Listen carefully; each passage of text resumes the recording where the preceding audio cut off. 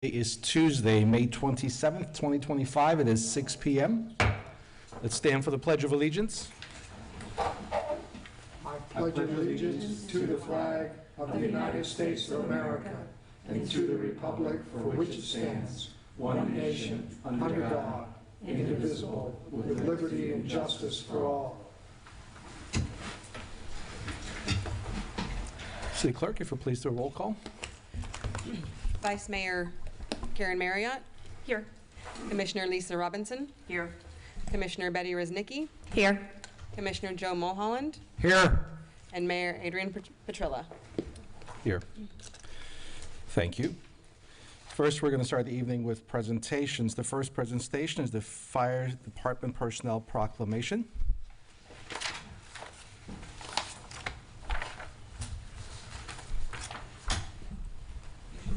Mayor, you should have all of it this evening.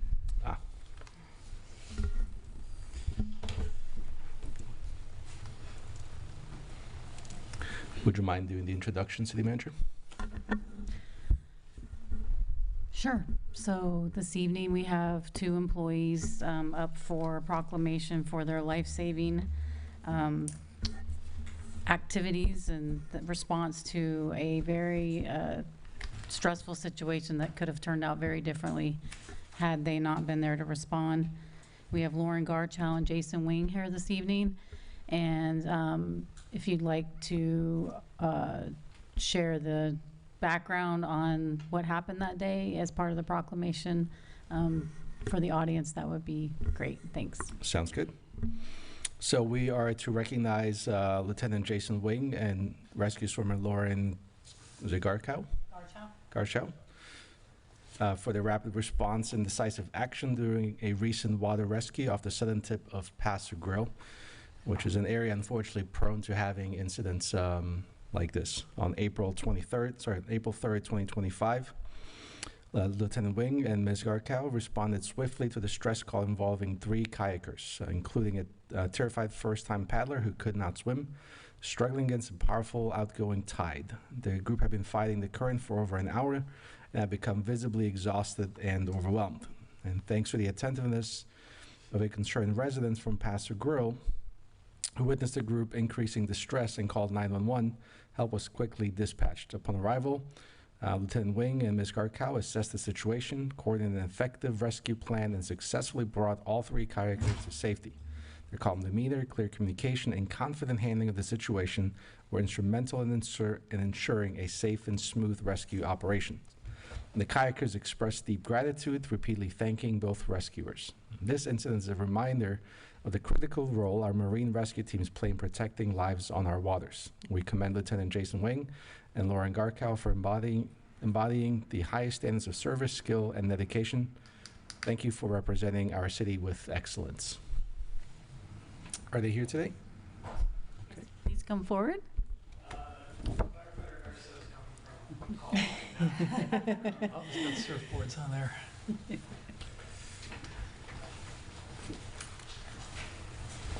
I'll read the proclamation in the meantime.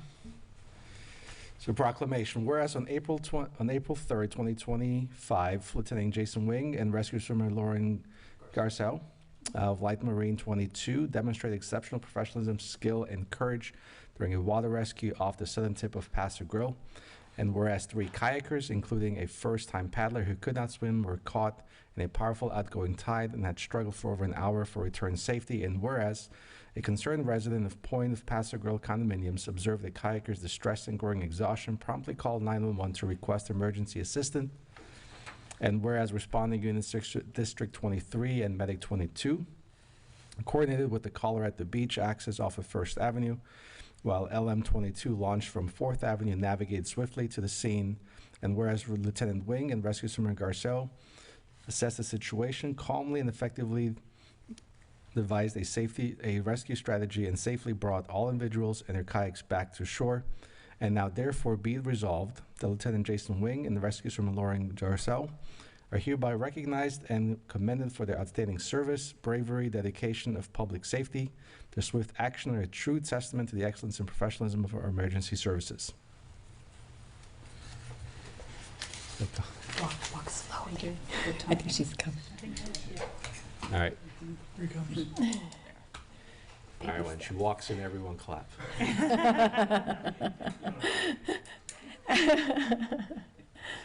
Or just stare.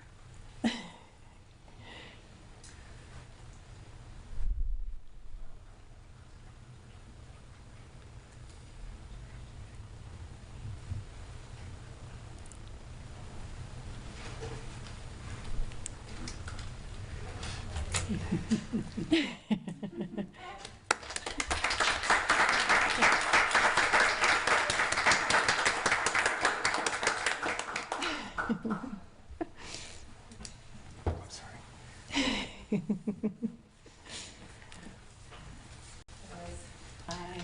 Good evening. Congratulations. Great job.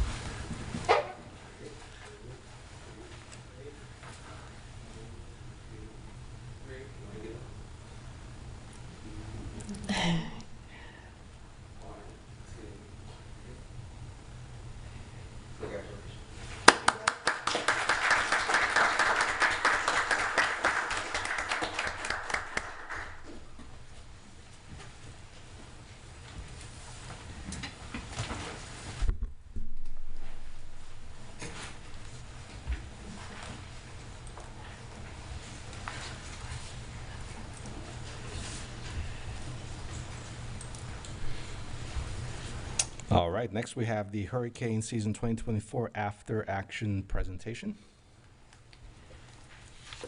Assistant City Manager. Good evening, everybody. Thank you very much for recognizing our wonderful first responders. So thank you very much for that. Adam Poyer, Assistant City Manager. What we wanted to do tonight was, obviously there's been a lot of stuff occurring since the storms came upon us last year. So we wanted to kind of give you a really high-level overview of some of the after-action kind of research that we've done and some of the things that we have either done, doing, or plan to do moving forward. So I will just kind of start this presentation by saying this is, again, very high level, but also almost constantly changing because we're still doing after actions with some of our external partners. You know, just last week we learned a couple more things that we need to implement prior to you know, really the heart of the next storm season. I know we're only a couple weeks away from the storm season, but there's certainly a lot of things going on. So we just wanted to give you kind of a high level overview of what's been going on. So we really looked at the after action in two different stages. One with our internal customers, which are our employees, and kind of how that went. And then we looked at the external, and we'll kind of cover both parts of that. So from the internal aspect of it, basically the fire department led an after action with all of our city departments. So each city department and their department director sat down with their staff, and they basically did a SWOT analysis. They looked at the strengths, the weaknesses, the opportunities, and the threats that they experienced during those two storms that we dealt with. So, and we did that to try to look at lessons learned and things that we can do, be more prepared for in the future. Hopefully we'll, and I should also say that too, we hope we never use any of the stuff that I'm gonna go over tonight, but we wanna be more prepared and ready to respond should we have to do this, you know, again. So really, like I said, the departments each led one of these sessions. The fire department then took all that information, looked for similarities, and looked for things that the staff could act on to make some corrections or to enhance our response. It was a very collaborative process, and again, we reviewed all of them once we obtained. These are a couple of the top themes from the staff analysis, and I'm not going to talk long on them because we're going to get to it a little bit in the employee staff recommendations, but a couple of the big major themes were the procurement, resource management, communications and coordination, and then personnel and staffing. And again, I'm going to cover each of those in a little bit more detail as we go on. From an external perspective, so our community members, business owners, people that were affected by the storm, you all are probably well aware because you appointed the members to it. We did set up a recovery task force, which tonight I really want to thank all the members that you appointed. They were phenomenal. They worked great with our staff. We had several meetings where we covered, and you'll see on these slides, I won't read them word for word, but we covered things like the preliminary assessment of our damages throughout our city. We really gave them a wide overview of everything that we experienced and things that we had done to this point. And then we did that same SWOT analysis with our community members to try to look at, again, similarities between the staff and the residents. So they did a great job. Really want to give them a huge thank you for working with us. So these next couple of slides, we just look at the strengths, weaknesses, opportunities, and threats. And what you see up there is kind of some of the responses that came from the community, some of the responses that came from staff, and then the ones that were kind of similar in both circumstances. So from strengths, community spirit, teamwork, certainly the rapid arrival of mutual aid. So that's, the state sending resources, the county sending resources. Almost anything that we asked for came here very, very quickly. Some things took a little bit of time, but certainly our external partners were tremendous to work for and to get us the resources that we needed quickly. Some weaknesses that were identified, communication, you probably wouldn't be surprised any of these storms, all these storms are different, all these events are different, and communication seems to come to the top a lot of times with some weaknesses. So obviously that's one of the areas that we're going to focus on, but that is something that came up. And then looking at some insufficient and vulnerable equipment that we had, previously purchased, and things that we want to look to do better when we make purchases moving forward.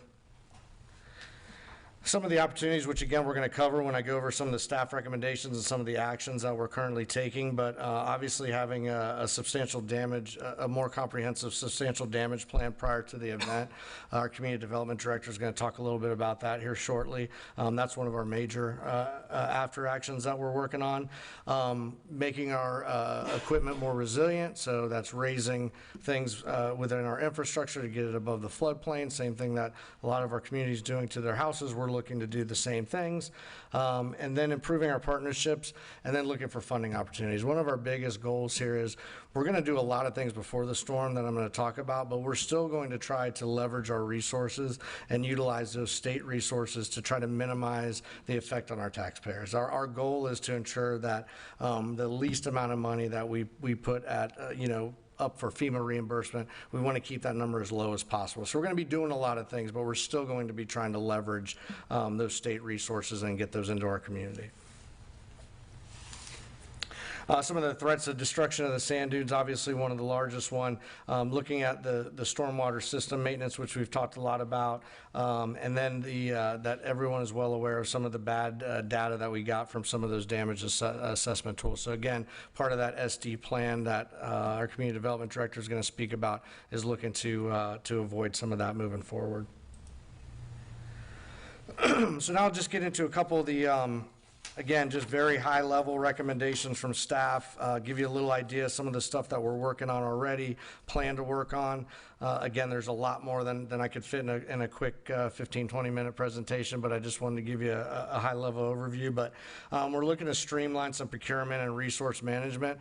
Having gone through the storm, we now know all of the things that we're going to need quickly after the storm. So we're trying to, you'll see a lot of RFPs, RFQs come out so that we can have all that stuff planned, similar to our debris removal and our debris monitoring that we had before the storm. We're going to do a lot of that before the storm. But again, I just want to emphasize that even though we'll have those in our pocket, our goal will still be to utilize state resources to minimize the threat to taxpayers' funds. So these are all kind of just secondary means to ensure that we have it should we need it.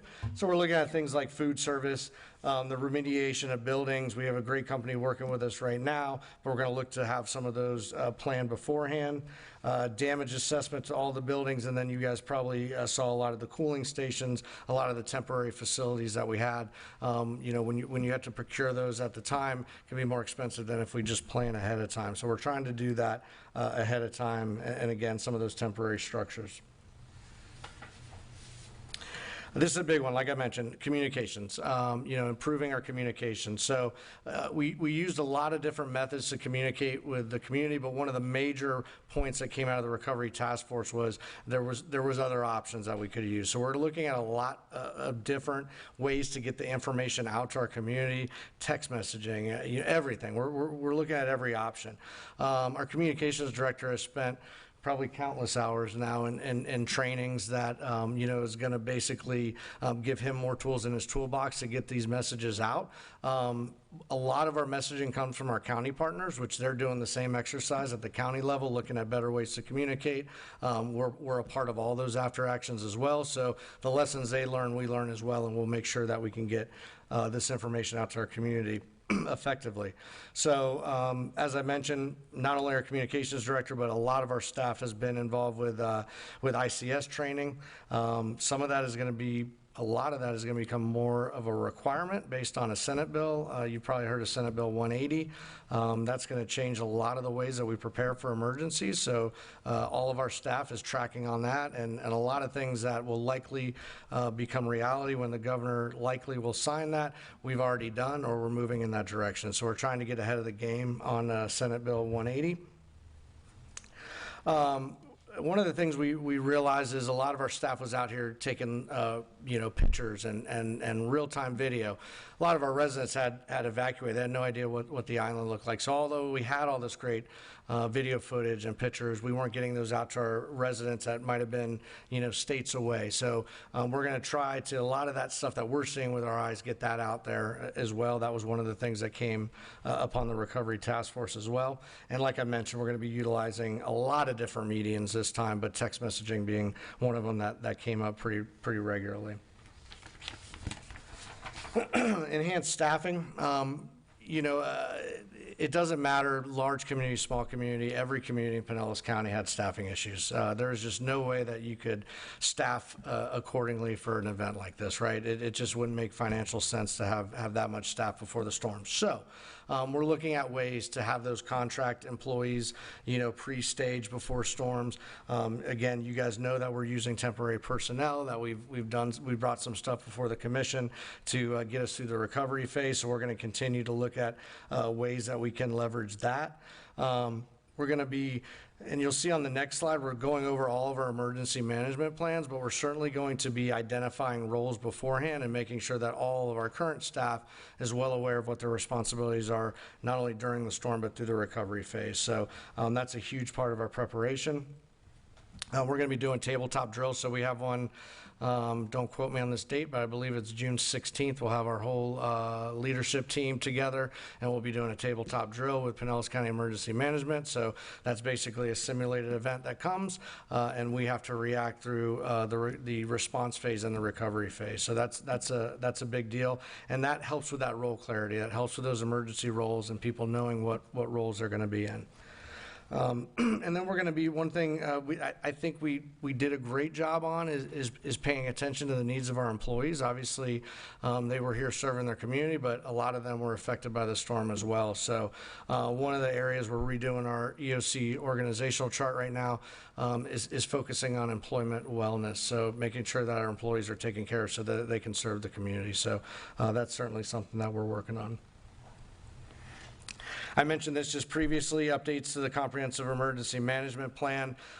So one of the things we did was several months ago, the director of Florida Department of Emergency Management gave us a contact with our regional rep. So we sent all of our plans to our regional 4 rep, and he reviewed all those plans and is now providing kind of feedback of ways that we can enhance those. So that's one of the ways that we're looking at redoing a lot of our comprehensive emergency management plans. Our emergency operations plans, as you likely know, our first stop is the Pasadena Community Church.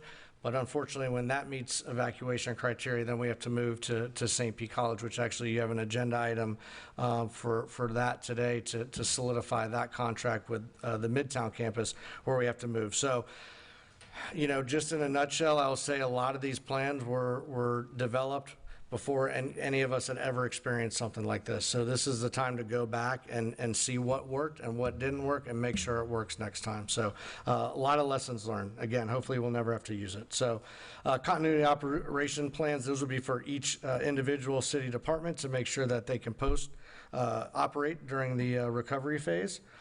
I mentioned the ICS training.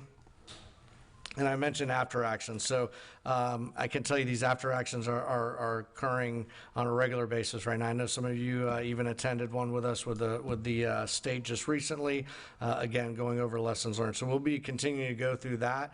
And then, like I said, a lot of stuff will be added to these actions as we continue to learn more. I'm going to pass this off to Laura real quick. Thank you. Hello, Laura Canary, Community Development Director. So I'm just going to talk a little bit about the Substantial Damage Administrative Procedures Plan. This was not something that we had in place prior to this season, but moving forward, we are going to have a plan in place. This is some of the things that you'll see in the SDAP, as what we call it for short, will sometimes be woven into the comprehensive plan, you know, as part of the bigger plan. But as we're going to take it forward, it's going to be a standalone document that's going to specifically talk about the damage assessment part of all of this. We will be bringing it back before you all as kind of as an informational, not formal adoption, but basically to walk you through the plan. It is in the early draft stages currently. So for purposes of tonight, we're just going to highlight the kind of main ingredients of what's going to go into that plan. So beginning with the pre-disaster planning, as part of that step, it's really just talking about and communicating the essential requirements of what those ingredients are that needs to go into this plan. Again, there might be some redundancy. You might see something in the comprehensive plan that speaks to the SDAP, but really anything damage assessment related should be captured in the SDAP plan. Also looking at any SOPs that maybe we either currently have or we're currently modifying, or maybe that we don't have yet that we need to put in place. When we received what's referred to as a template from FEMA that provides basically a starting point for an SDAP, it's kind of a fill in the blank, if you will. If you already have a policy in place or a procedure, then you just kind of fill it in accordingly. Well, frankly, we don't have a lot of those policies in place, or maybe didn't, so we're kind of figuring those out based on our experiences and then using that information to not only feed the plan, but also be able to put those in place so that moving forward, to Adam's point earlier, that we're just improving and constantly getting better as we proceed. The post-disaster immediate coordination, you know, it's kind of funny because even though it's post-disaster, at this point you're still not really doing any of the damage assessment. This is still kind of behind the scenes, identifying those hot spots, vulnerable areas that you maybe just think were really hard, you know, they were hard hit.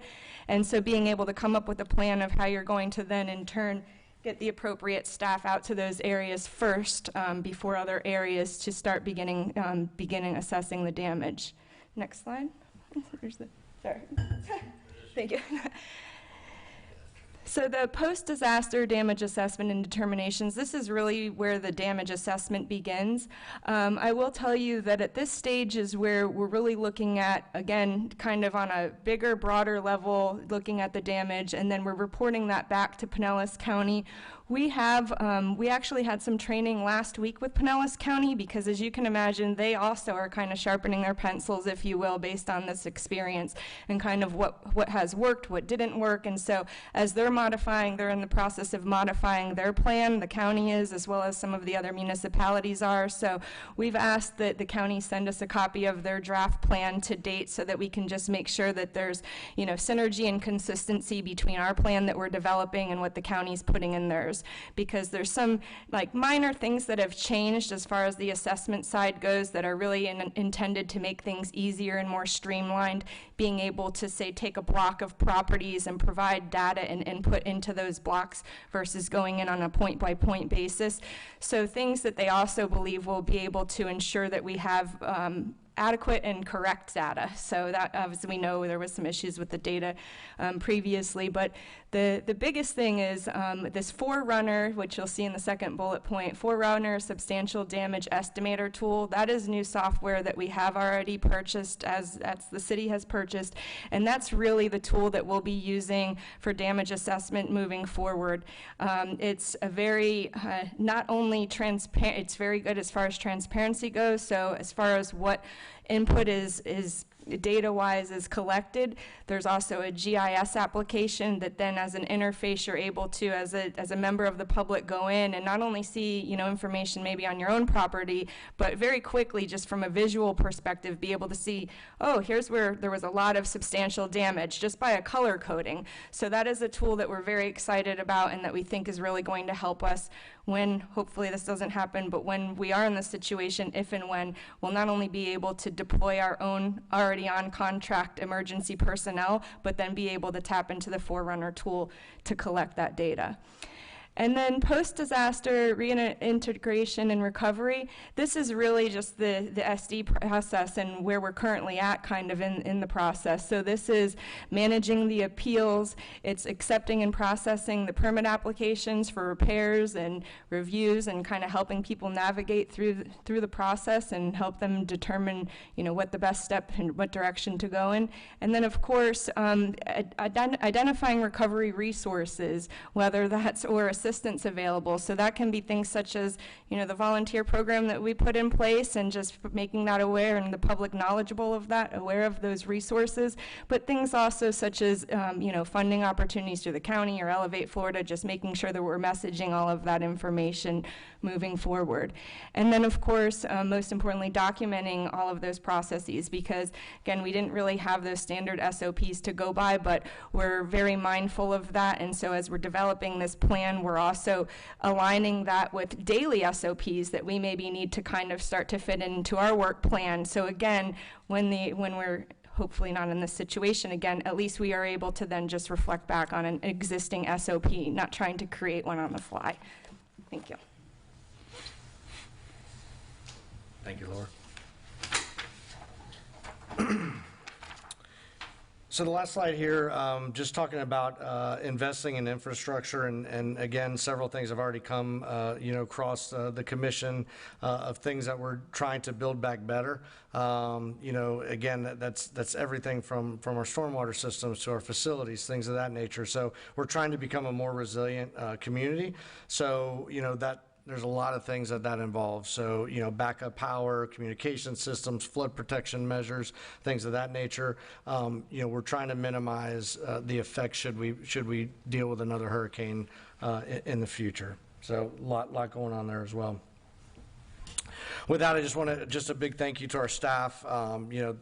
This really doesn't, it's not really a true reflection of all the things that they've been doing since the storm, and they're back to doing their blue sky jobs as well. So there's a lot going on. We're still right in the midst of recovery, but at the same time, all of our departments are working hard to better prepare moving forward, and I'm confident that they'll continue to better prepare, and every time we learn something, we make the changes necessary. So very, very appreciative of our staff, and with that, I'm happy to answer any questions.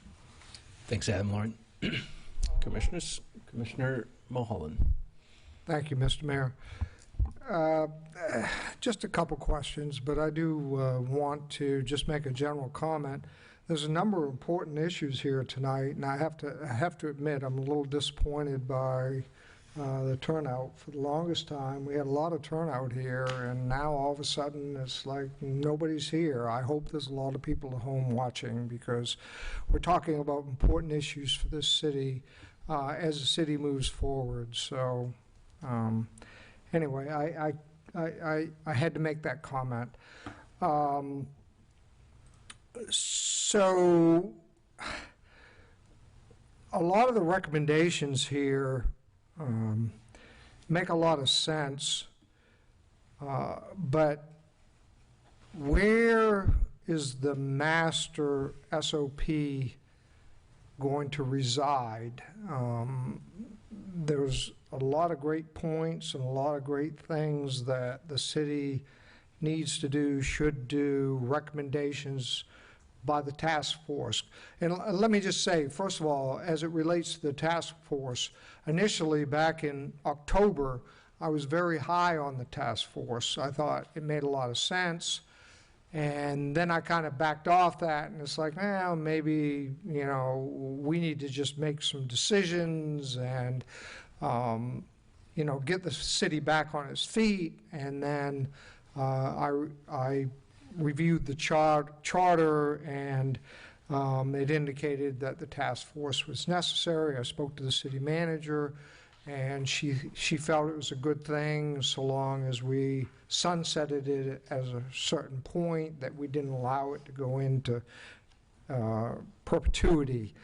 And I then became supportive of the task force again. So I do like what's presented tonight, but I still haven't seen or heard where we're going to have a master SOP for how the city government can run next year.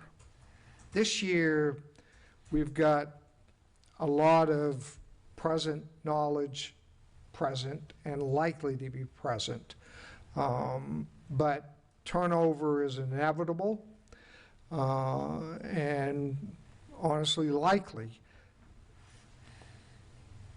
Where will the master SOP reside, and is there any thought on that about having a master SOP for the city as we move forward? Because clearly, even Pinellas County didn't have a master SOP for these type of events, and it's not unrealistic to expect that we could have these type of events or worse events moving forward. So I'd like to know, you know, the only thing I have any input on is the city. I don't have any control of the state.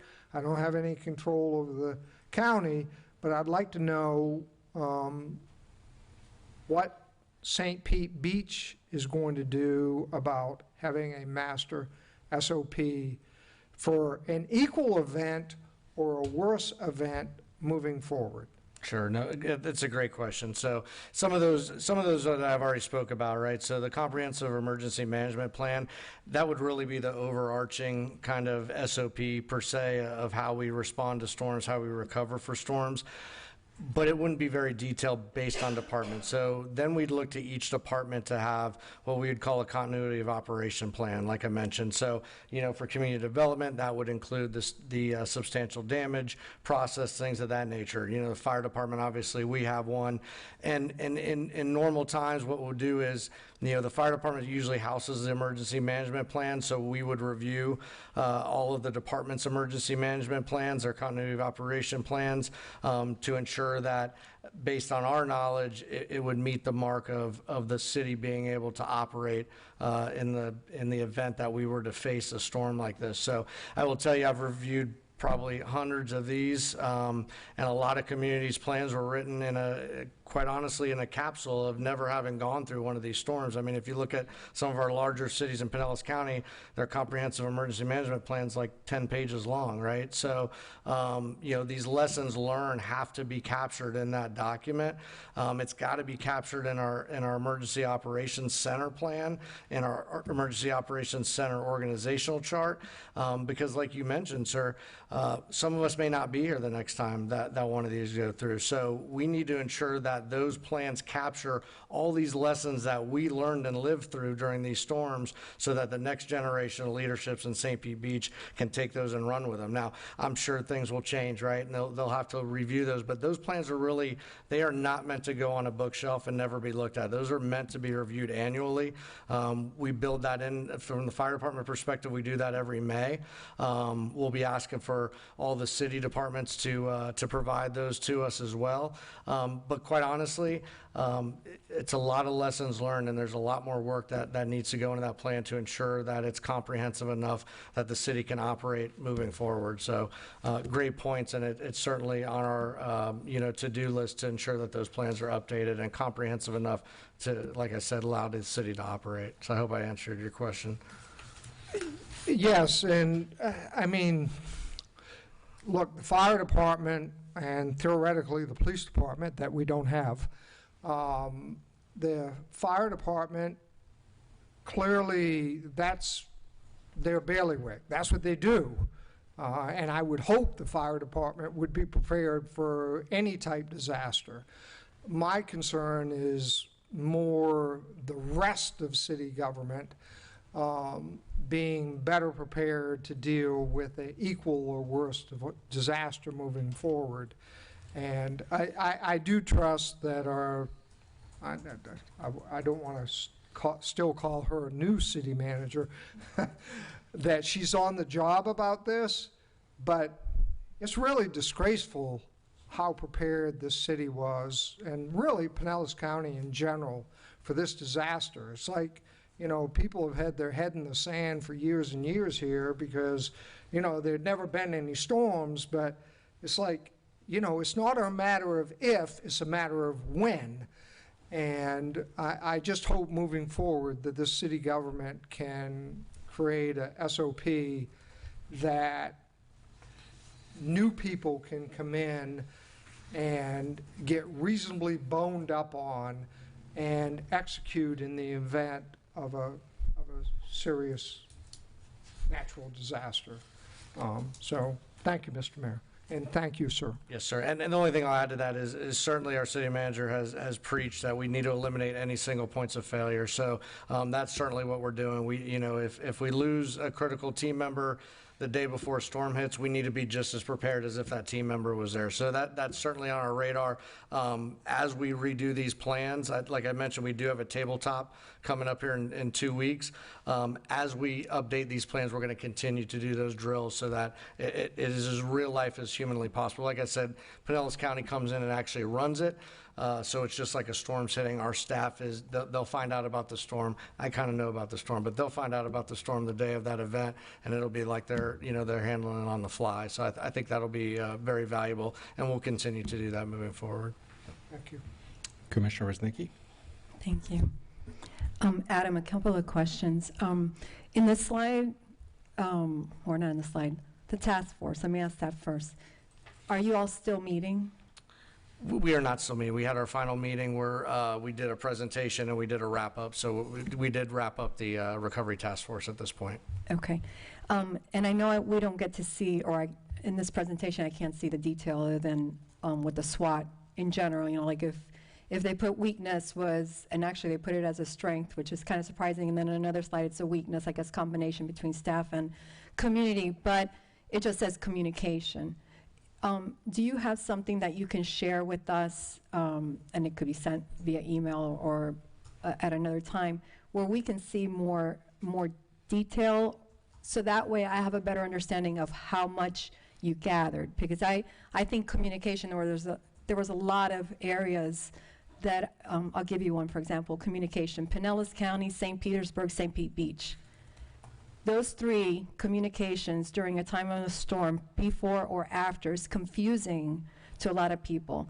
And maybe some who sit here with me during the storm getting text messages from constituents, or before or after, confusing Pinellas County emergency recovery versus St. Pete Beach recovery versus St. Petersburg recovery, because they'll see something on the news and they'll assume it's St. Pete Beach, but it's not.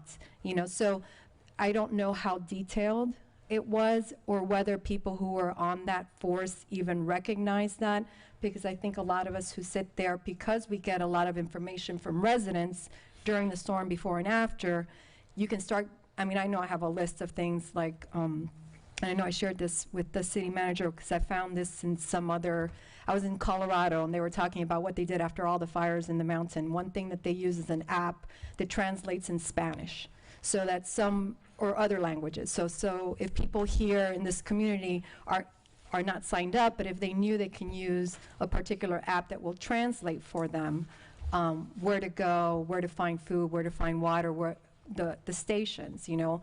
That was, you know, another thing that I saw myself I would go to the stations, load up my SUV, and then I would travel the neighborhood passing out water and MREs, right? Because some people didn't have cars. They were too far away from some of the neighborhoods.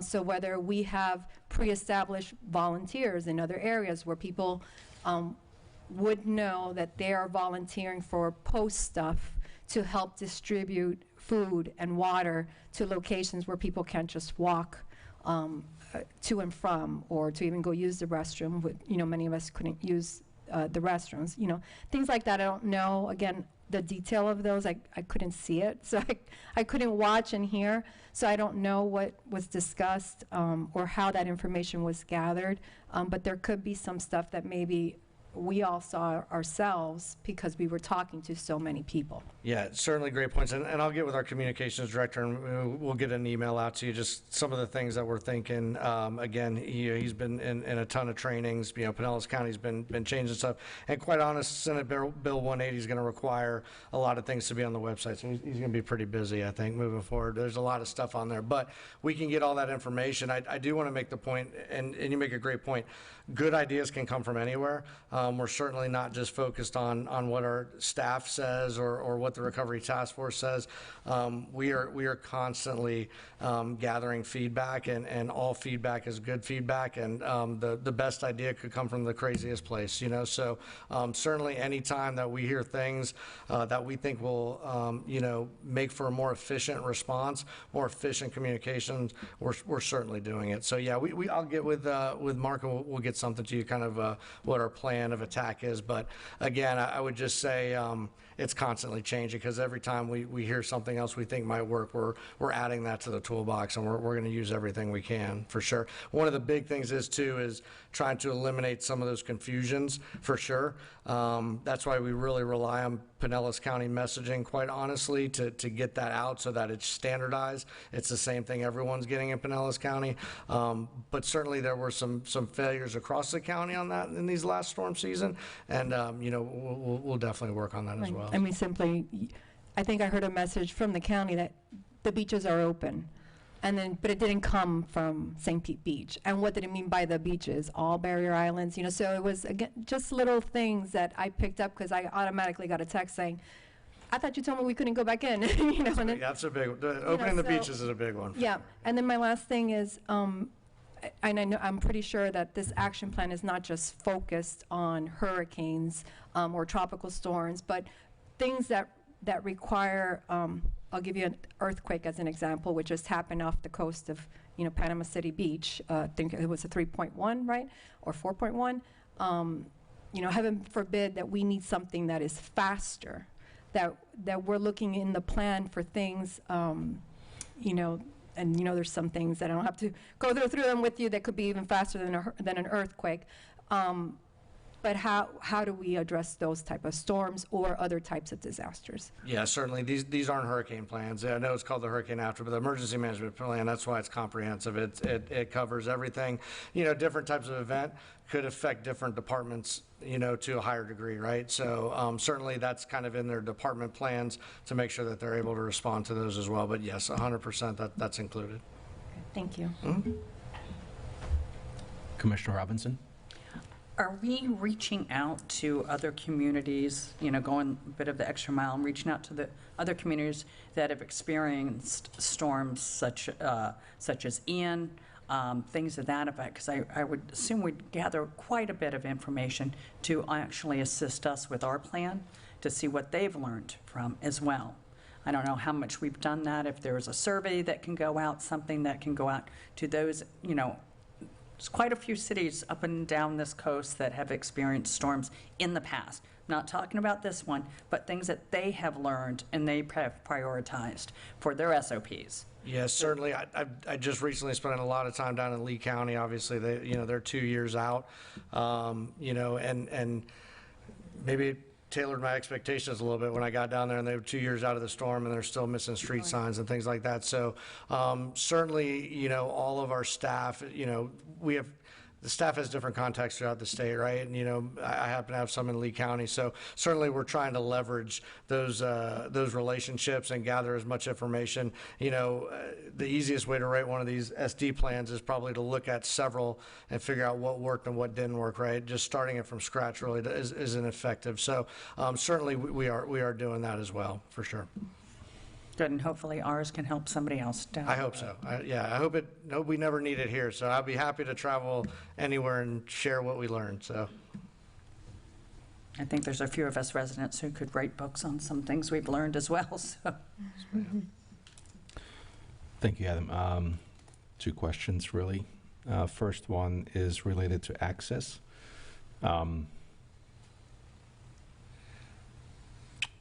We had your staff and your department out, and a lot of our community, public works and everyone else out, 5 a.m. the day of the hurricane when we still had 2 feet of water on Gulf Boulevard. And as I remember, we had Gulf Boulevard cleared by noon, an hour prior to the governor showing up. And yet the sheriff didn't allow our residents back on the island for 2 more days thereafter. What communications have we had with the sheriff to make sure that that does not occur again? So those communications would be above me. I know that topic of conversation has come up in several meetings. Better coordination. I'm sure at the city manager's level with the county administrator. The sheriff kind of works in a silo to some degree with some of this decision making, but certainly we're communicating the desires of our community and the things that we saw as failures or at least complications at the very least. Quite honestly, we weren't informed. When our residents found out, we were finding out, right? So we didn't have any advance notice. So I know for a fact that concern has been brought up to the sheriff because I was in the meeting where that one was brought up. As far as his decision making of when he opens, when he doesn't, probably more at the city manager, county administrator level. I don't know where that will go, but certainly we can voice, our desires of our community to try to get that better communicated. Has there been any communication or conversation at that level? With myself and the sheriff, no. I think if the city desires to express a position, it would be helpful to probably put it in writing ahead of the storms. Mm-hmm. I don't see the sheriff making any commitments ahead of an event, given all the variables that he would be considering before making a decision. But that was solely his decision. Oh, we're well aware of that, yes. Which then brings us to the second point, which I think is been brought up by several already, which is communication. So that goes back to, too many times there was communication that was issued from the county, and we found out about it on Facebook just like everybody else did, rather than a heads up. Have we had any communication with the county to maybe give us a heads up when something is happening? We're going to cut off your water was one, right? We're going to cut off your sewers, or we're not reopening the bridges, or whatever it was. I mean, it seemed that in many situations we weren't given any advance notice or even a heads up to say, look, here's what's going to happen. So in a lot of the after actions that I've been a part of, communication has been the number one concern. That exact issue got brought up several times. The county is certainly trying to revamp the way they communicate. I'll just give you an example. We have about 4 or 5 different meetings, one's with the city managers, one's with the emergency staff, one's with all community partners. And it was getting very complex and things were getting missed. So they are trying to kind of revamp each one of those meeting groups to ensure that's a consistent message, but it's all the messaging that needs to get out. So certainly just like we're working on internal communications, I will say the county has spoke about working on internal communications. They've talked about changing the meeting cadence, as far as the times that they do those meetings to ensure that we're better. Because, for example, one of them was like 3 o'clock every day. So if something happened at noon, then you're waiting hours before you find out, or even early in the morning, you're only meeting once a day. So certainly the cadence of meetings has been a high topic of conversation. I do expect that in fact, it has already been notified that it's going to change this storm season. Hopefully, it'll be much better, but certainly they are making changes to the communication matrix in the county. Right. Thank you, sir.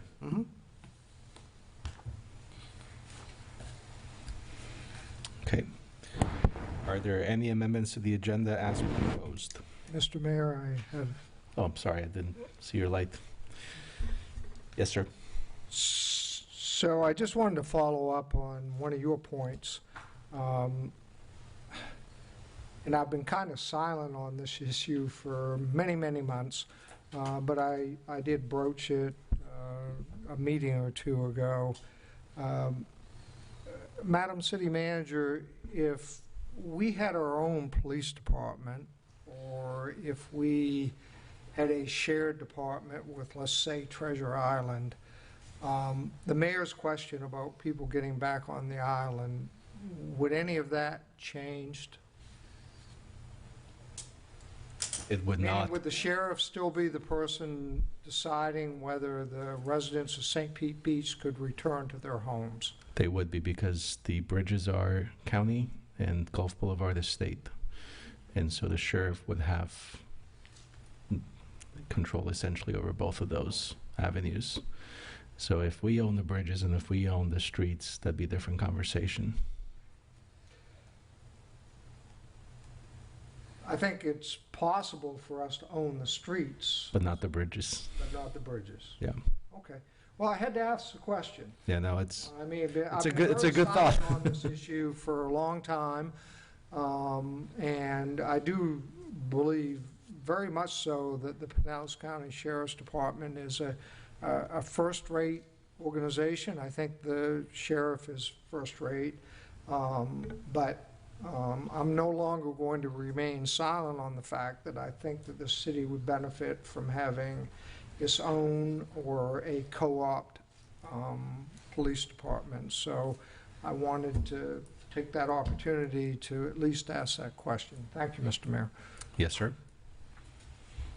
All right, are there any amendments to the agenda as proposed? I would like to pull item 4D. This will be action item 5B.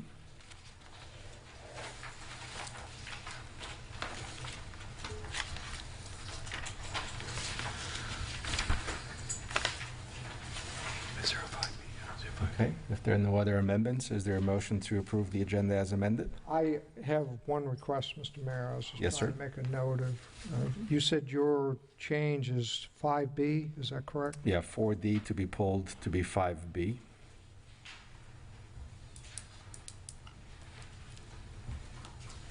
I would ask if we could add to discussion items limestone riprap. I'm sorry, that was limestone. Riprap. Okay.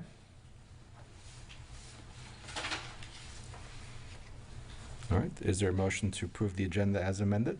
I make, I'll move to approve the agenda as amended. I second. City Clerk, if you please do a roll call. Vice Mayor Marriott, Yes. Commissioner Robinson, Yes. Commissioner Ruznicki, Yes. Commissioner Mulholland, Yes. and Mayor Petrilla. Yes, Motion carries. thank you. City Clerk, do we have any general audience comments? No. Okay. Is there a motion to approve the consent agenda? I make a motion to approve the consent agenda. Second. City Clerk, if you please do a roll call. Commissioner Robinson, Yes. Commissioner Ruznicki, Yes. Commissioner Mulholland, Yes. Vice Mayor Marriott, Yes. Mayor Petrilla. Yes, Motion carries. thank you. Next, we have action items. First one is 5A, preliminary plat case number 25040.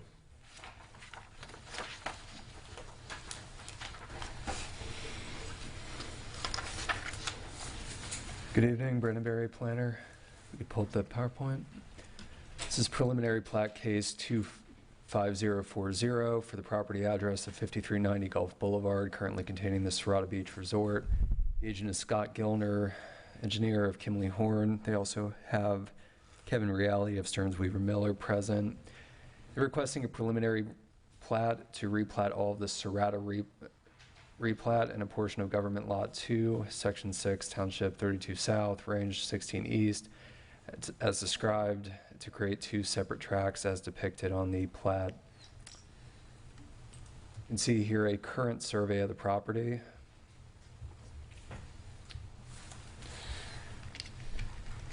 So this is the proposed preliminary plat showing easements and the proposed track lines. It is a simple split. There are 2 tracks that are proposed. You can see a jog in the property line at the frontage of the property. It then continues straight onto the mean high water line at the rear of the lots.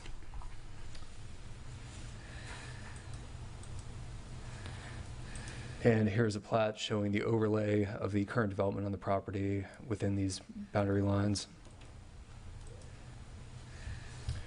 This was reviewed by a technical review committee last month. Zoning expressed some limited technical comments to be addressed at final plat. This is the preliminary plat, which is required by our code to move forward to the City Commission.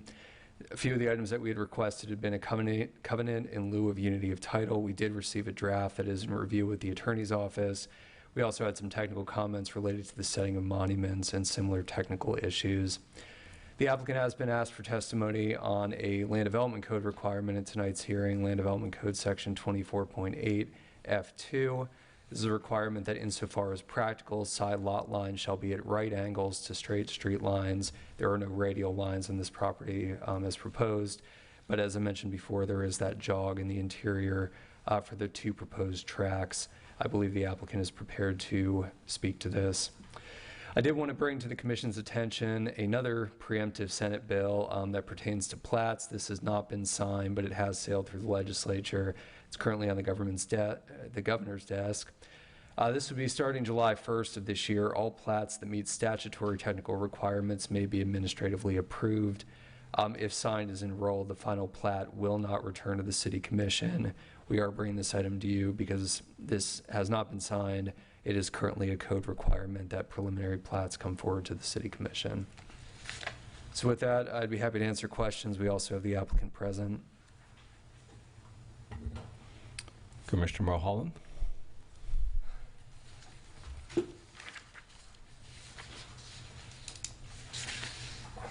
I've got a few here. When this development was approved, myself and I believe Commissioner Robinson was not on the commission, so I'm not going to speak for her. I'm going to speak for myself. I'd like to get up to speed on a few things as it related to their approval before we consider this, I guess you'd call it, variance request to the Land Development Code. Would that be a reasonably accurate statement? It's a preliminary plat. They're not seeking any variances. This is a preliminary plat request. Okay. And this question, some of these questions may apply more to the applicant than to you, Mr. Berry, but we can defer those. Wasn't it said during the CUP application that the financing was going to be self-financed, not outside financing? I'd I have ask a that. recollection of that. I wasn't here, so I'm just trying to get some background on some of this so I better understand this as we move forward with this tonight. I remember a condition pertaining to the item returning should the property sell. I don't recall what was said about the financing. The applicant may remember. Do you think the applicant could answer that question? I believe so. Okay, so I may want to return to this, Mr. Mayor.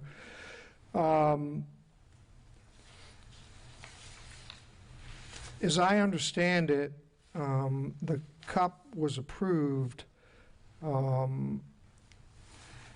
based on the predication that it remained as one development. Correct. Does this replat guarantee it to be one development?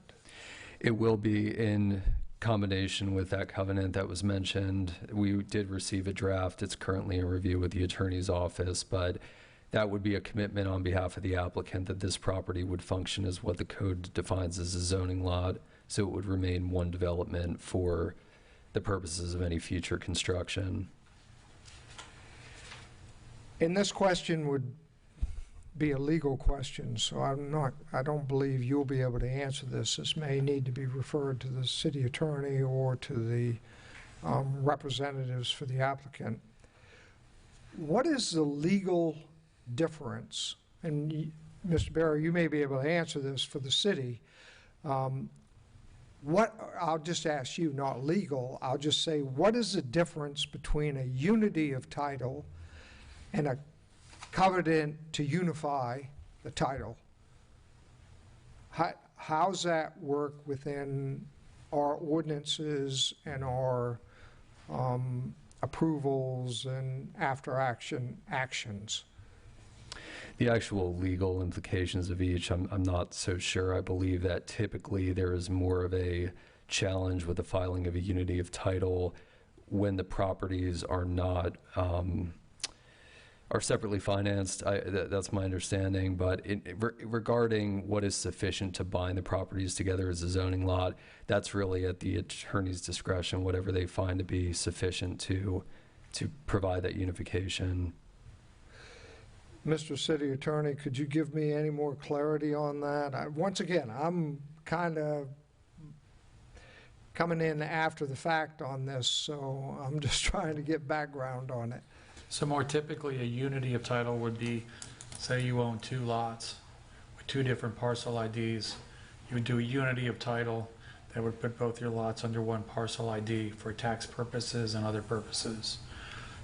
This one is a replat. It would be creating 2 parcels, 2 separate parcel ID numbers for tax purposes. So what we asked is in the conditional use, condition number 7, that they file a declaration of unified site plan covenant that says both of these lots will be considered one lot for zoning purposes. So it'll be one unified zoning lot, but there will be 2 separate parcel IDs if the replat is approved. So hypothetically, if the replat is approved, how does that, the difference between those 2 legal definitions, how does that potentially impact the city for decisions that the property owners may make a year from now, 5 years from now, 10 years from now? And I apologize for springing this on you in this way, and if you need more time, I certainly respect that. But once again, I'm just trying to get my arms wrapped around this. Well, this would, again, it wouldn't unify the title under one parcel ID number. They would be 2 separate parcels. But this says they would be considered as a single zoning lot for purposes of development. And that would be unless the city council or a future city council changes that. The things we added to the declaration is an exact replication of condition number 7. And I can read that if you'd like. It's a little bit lengthy. But from the conditional use, it says, prior to Hotel 1 site plan approval, the applicant shall prepare a declaration of unified site plan covenant or alternative document determined by the city attorney to be sufficient to declare that the entire property is regarded as and declared to be unified under one indivisible building site, also known as a zoning lot, for the purpose of development as defined in Division 2, Section 2.1 of the Land Development Code of the City of St. Pete Beach. And 2, constitutes a single zoning lot for the purpose of development. These terms ensure that any service, amenity, operation, or occupancy-based restriction, transportation management plan strategy, or other element which is essential to this CUP approval but not individually provided within each developed building on this property, is permanently maintained across the development. This requirement shall apply regardless of subdivision and/or later changes in ownership in some or all portions of the zoning lot for which development is permitted under this approval. I guess one of the practical implications of having a unified lot is that you don't have to meet internally the side setbacks and some of the other dimensional requirements that would otherwise be applied to individual lots. Then the other section I think you were asking about earlier is condition number 9. It says the positive finding of the Columbia Sussex Corporation's demonstrated ability to financially and technically complete the improvements and mitigation necessitated by the development is exclusive within the scope of this approval and is not transferable by right to another applicant except by authorization of the City Commission. Should the property sell during the scope of development requested herein, the City Commission retains the right to request re-evaluation via public hearing of the new applicant's capacity to complete proposed improvements pursuant to the LDC 4.4A6. And then those requirements are in condition number 4. The applicant is responsible for the actual and documented cost of any off-site improvements necessary to accommodate their increased sewer flows as determined by the city manager or designee. No building permit associated with this request may be issued until such improvements have been identified and corresponding payments or improvements have been provided. The applicant shall be responsible for the cost of the upgrades provided, which the city shall perform. Well, that was a lot. Yeah, I'm sorry it's so wordy, but So, based on a unity of title, which was what the CUP was passed as, if the developer that was, based on my recollection, they were going to rehabilitate the Serrata, they were going to develop a Hampton Inn, and they were going to build, while they didn't 100% commit to it, they were going to build a JW Marriott, I believe. Under a unity of title, if they wanted to sell Hampton Inn, would they have been able to sell the Hampton Inn? And I really apologize for asking these questions and, you know, without having any discussion about it, but these... Don't worry, I was going to ask him if he didn't, and I wasn't going to apologize for it. I'm sorry? I said, don't worry, I was going to ask him if you weren't going to, and I wasn't going to apologize for asking him. Okay. Well, So, but still, subdivision plats are done for the purpose of describing the parcel, either for obtaining financing or for the sale of property. So for ownership purposes, rather than development purposes, you can pursue a subdivision replat. So it's Hampton Inn, Marriott, those are kind of flags. They're management franchises sometimes. Sometimes hotel chains will actually own hotels. Other times the owner will remain the same, but they'll have a franchise management of the building of the structure. And there can be all kinds of financing mechanisms to build hotels or to obtain loans. Even if you have the financial capability, you may still want to get a loan. Even though I can buy a car, I still may want to take advantage of 0.9% financing and finance the car. Right, So that's but- another potential reason. but let's just say Hampton Inn is building 1.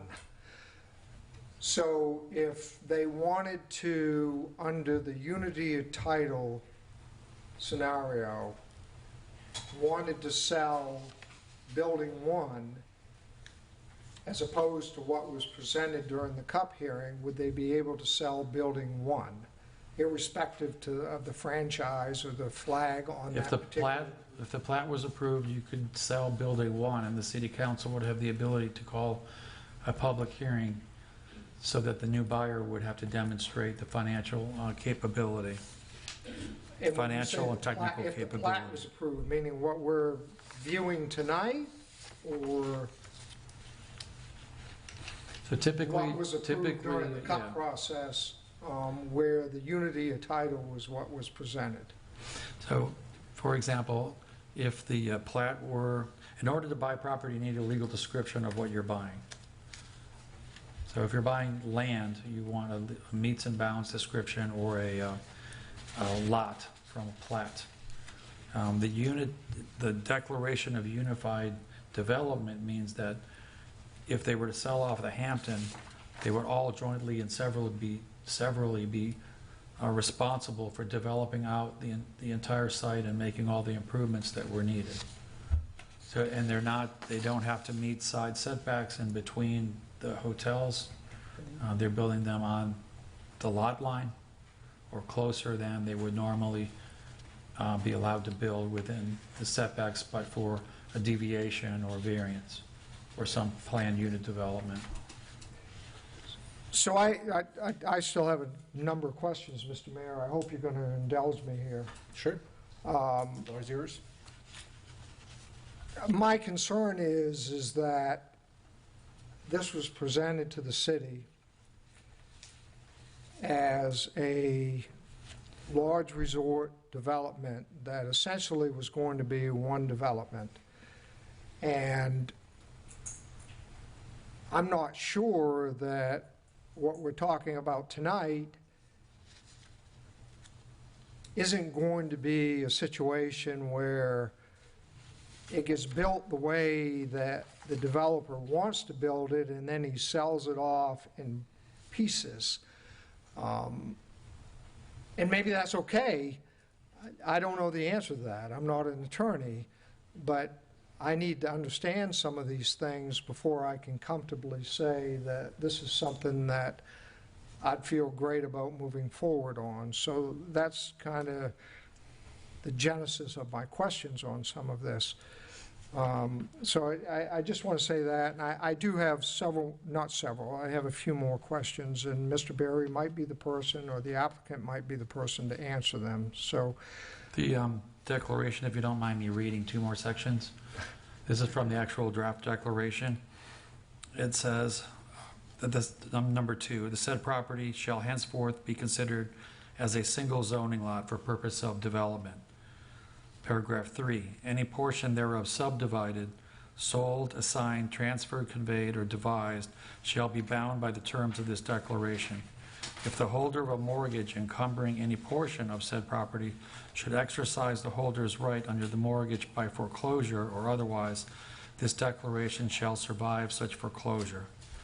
Paragraph 4, this declaration shall constitute a covenant to run with the land as provided by law and shall be binding upon the undersigned and their heirs, successors, and assigns of the undersigned and all parties claiming under them until such time as the same may be released in writing under the order of a duly authorized representative of the City of St. Pete Beach.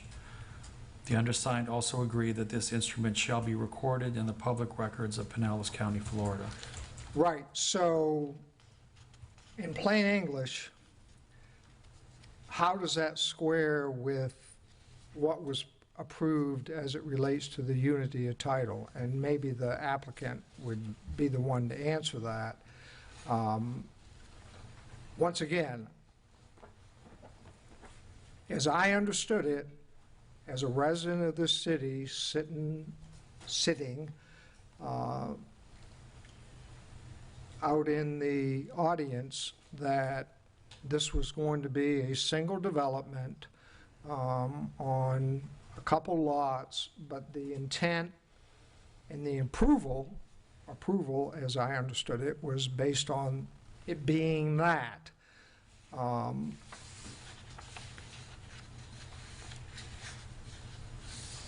I just want to be comfortable with the fact that if we were to make this approval that's presented to us tonight, that somehow what we're not doing, what we're potentially doing is, it's like, okay, go ahead, develop it, and Building 1, which is now the Hampton Inn, is now up for sale, and is no longer part of the broader full development that was approved by the CUP in the spring of 2024.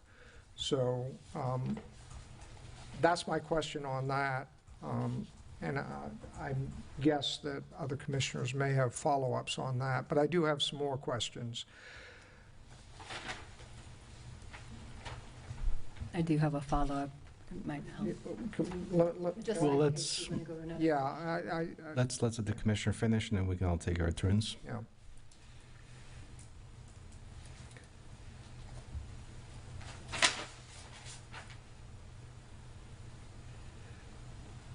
So, Mr. Berry, on your summary to the commission, it was noted that easements should be, all easements should be depicted on the plat moving forward. And it's, from what I saw of the plats, although I had to use my magnifying glass to see them, to be perfectly honest with you, it looked like utility easements were on it, but there was no other easements.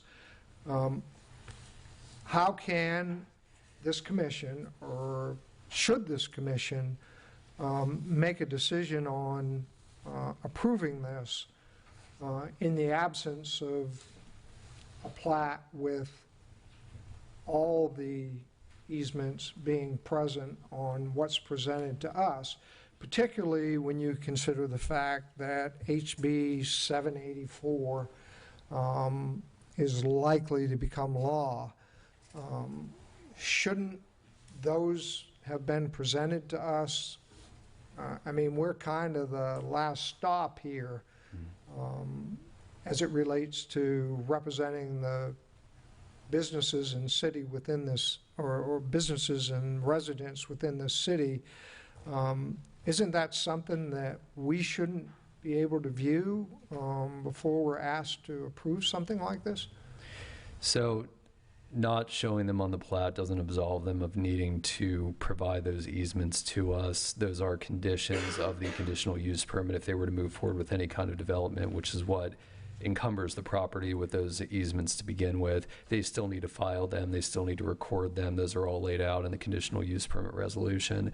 I had asked for the easements to be shown on the final plat. Specifically, at the time, the expectation was this would be brought back to you. You would see those easements. If that Senate bill takes effect, it would be administratively reviewed. The intent of that was really just for future reference. It's much easier to pull up a plat and see the 6 easements that encumber the property than to do a title search and look for each of those documents, especially 20, 30 years from now. I don't know that it's necessary. Not showing them on the plat doesn't mean they don't exist. It's just a benefit for visual purposes to pull up the plat and see where the beach ordinance, where the mean high water line easement, and all of those are located. Before the final plat, they would have to show them under 177.091-16. They have to show the location and width of proposed easements and existing easements identified in the title opinion or property information report. All easements and their intended uses must be shown on the face of the plat or indicated in notes or legend. And that, again, that's part of the state statute, and that wouldn't change under Senate Bill 784. They would still have to show those before a final plat is approved. The only thing that 784 does was change. The final plat wouldn't come to you, it would just go to staff for administrative approval. Right, well, that was my question. Show them to who? I mean, theoretically, aren't we supposed to be the higher authority in the city? You are right now, and this bill would change it to an other high-ranking city department or division director with direct or indirect oversight responsibility for the municipality's land development, housing, utilities, and public works programs. And there would be no public hearing for plats, preliminary or final.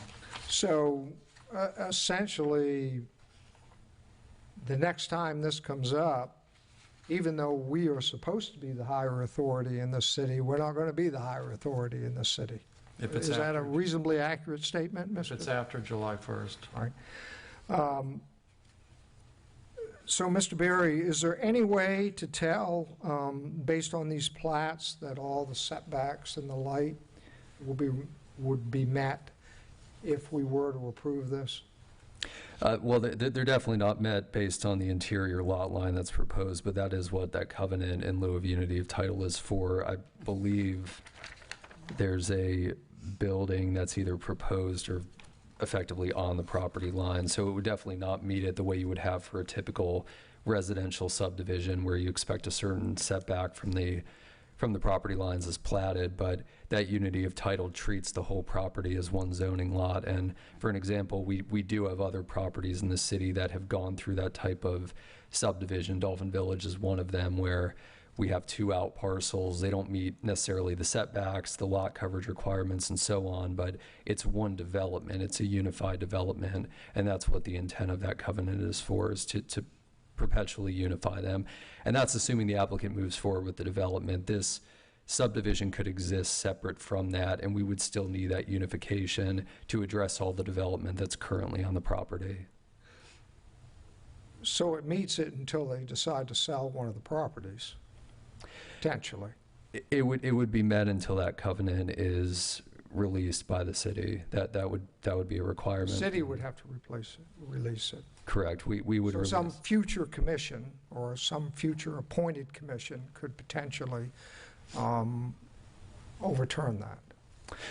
They could, but in terms of the current development standards that we have, based on what is currently on the property, there are buildings right at the property line. They would likely need to replat based on what was approved through the conditional use permit last year. That was a complete maximum development. There's no way to rearrange or sell off part of the property without violating the city's current code. So that's what that covenant exists to prevent. So I think I have one more question for you, and then I will have a question, a follow-up question. I've already broached this potentially with the applicant if they're willing to answer it. In your brief to the commission, you talked about land development section 24.F, or 24.8F. It's also my understanding that, and I know you may have it in front of you, that the land development code addresses lot lines shall be at right angles. Does that sound reasonable to you, or that is in the verbiage? It does say shall, insofar as practical. And shall. Mr. City Attorney, when we use the word shall, that means it must. Is that, am I reasonably correct in that statement? Shall is mandatory. Subsection 2 does say a bit of a qualifier, insofar as practicable, insofar as practical, the side lot lines shall be at right lines.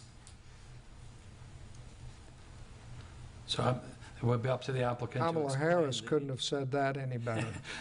The applicant will have to explain why it's not practical to make it a right line. Okay. And then, I point out that the building that Brandon was talking about is the existing building.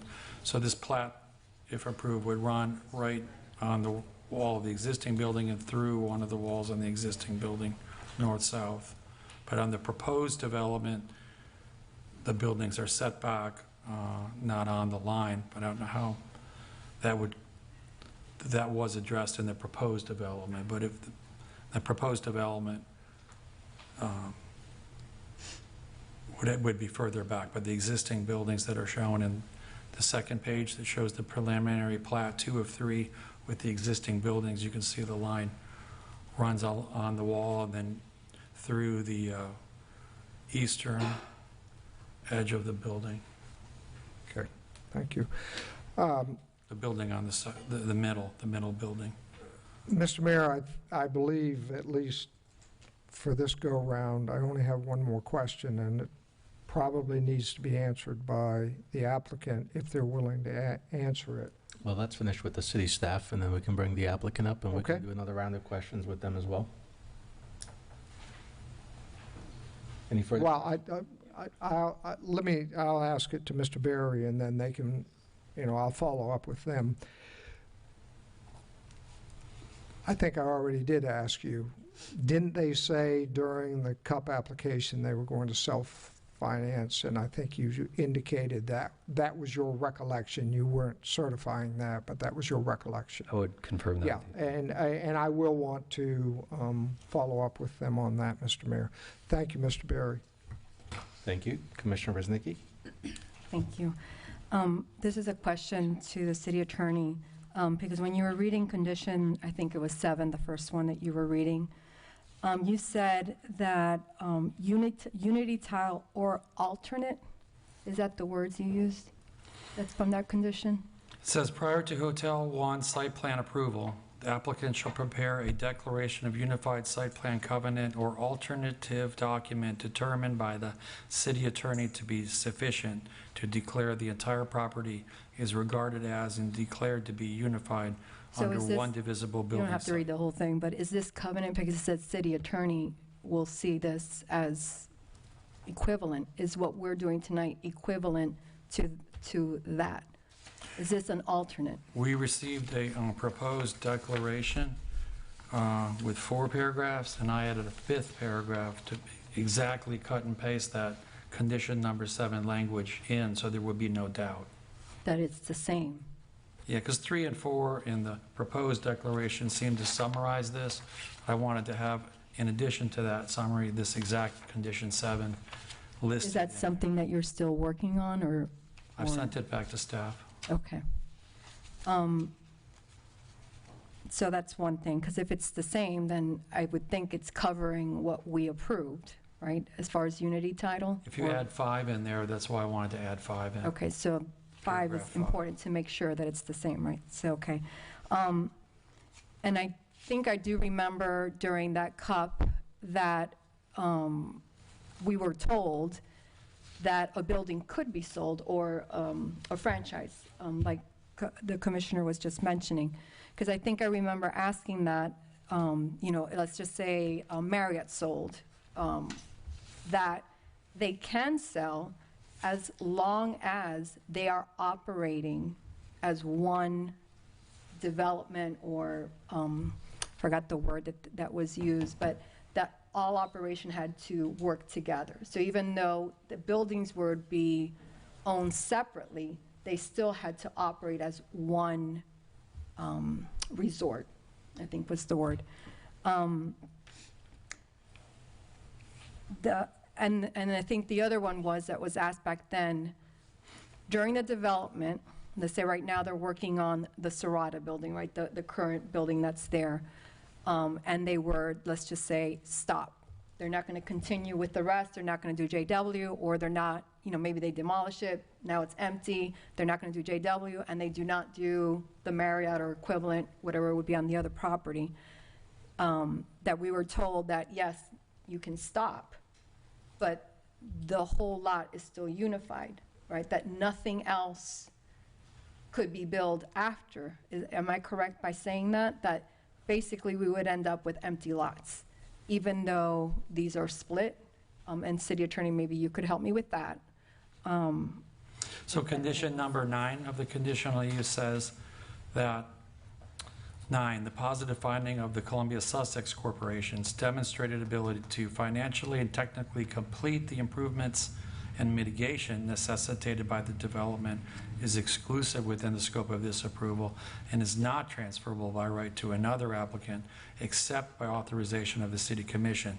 Should the property sell during the scope of development requested herein, the City Commission retains the right to request re-evaluation via public hearing of the new applicant's capacity to complete proposed improvements.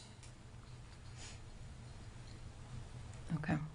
So it would come back to the commission at that point, but they couldn't just get a permit. I mean, If it it'll does still sell, be a you condition. can request that they come back and demonstrate financial and technical ability to complete the improvements necessitated by whatever amount of development they've gotten as far as. Okay. But that is in that condition, the one you just. Condition number 9 of the Serrata CUP. Okay. And this one is, why the plat's not straight, and I would like the applicant to explain, because I know, Brendan, you don't have the answer to that, something that you were hope, or that we all are hoping to hear. And I mean straight lines, not 90-degree angles, like why it's not in that fashion. I know you can't answer that.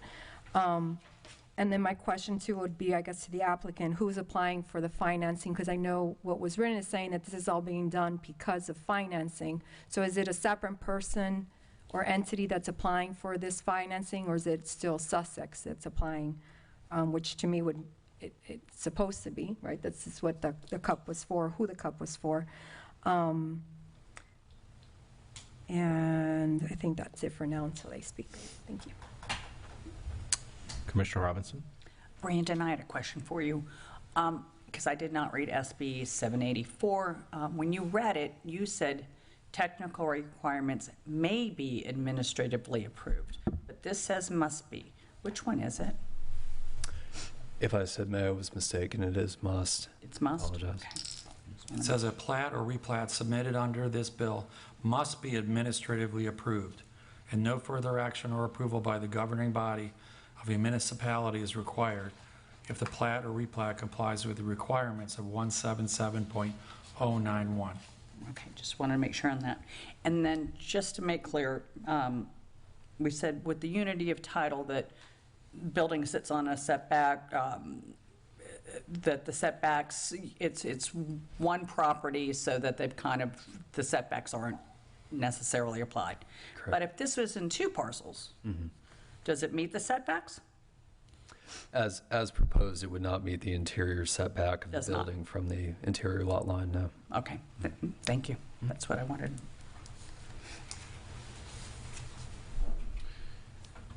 Commissioner Marriott? Yeah, just a quick question for you, Brandon. Is there anything about this replatting that to you changes anything about the previous conditional use approval?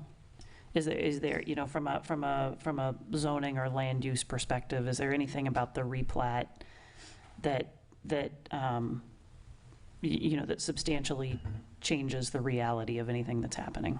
Sounds like you're asking for his opinion on something when he should be providing technical evaluation. I'm asking for his technical expertise on if so let me rephrase this. Is there anything that you see from a technical perspective that negates, by doing a replat, that negates anything that happened in the previous conditional use? Not as long as the covenant's executed. That had been the main item that I'd asked for when this came in for technical review committee review, just to make sure that whether development moves forward or not, there is enough land area, there isn't, you know, something that holds these properties, these tracts together for Okay. development. And if that is something that the attorney's office is comfortable with and staff is comfortable with, I think it serves that purpose. Okay. And I guess it's probably more common that people come in asking for plat assemblies than plat splits. Would that be, or is it's some of both? That's, well, with residential in St. Pete Beach, it tends to be more sided toward the split. Towards the split, okay. But for commercial, assembly is more common. Okay. And are there situations in a residential area where somebody would, I guess in a residential area, if someone were asking for a lot split, they would generally be going to sell off one of the lots or build two houses? Yes. But if somebody came in and wanted to split a lot and leave one house built in the middle of it, would we allow them to do that? If there's something to covenant them together. Now we saw that in one case recently, but typically this type of potential separate future ownership post-development, not addressing the condition that's in the conditional use permit, but that's extended to certain types of developments. Like I mentioned before, you see it frequently with shopping centers, with condo hotels, things like that, where there might be a lot line drawn around a building. There's no parking, there's no drainage, there's none of the facilities that they need as a development, but there's a unifying document that ties everything together. That's typically not extended to standalone residential development in the same type of way. We have one or two situations in the city where that's occurred, but it's not common. So if it were a multifamily condo, that is something that is allowed by statute, and we see from time to time. Okay, thank you.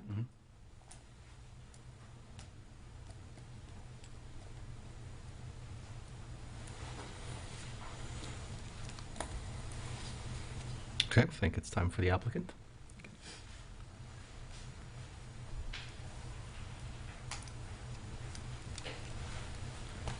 Good evening. For the record, Kevin Reale, 401 East Jackson Street, West Stearns Beaver Miller, 401 East Jackson Street, Tampa.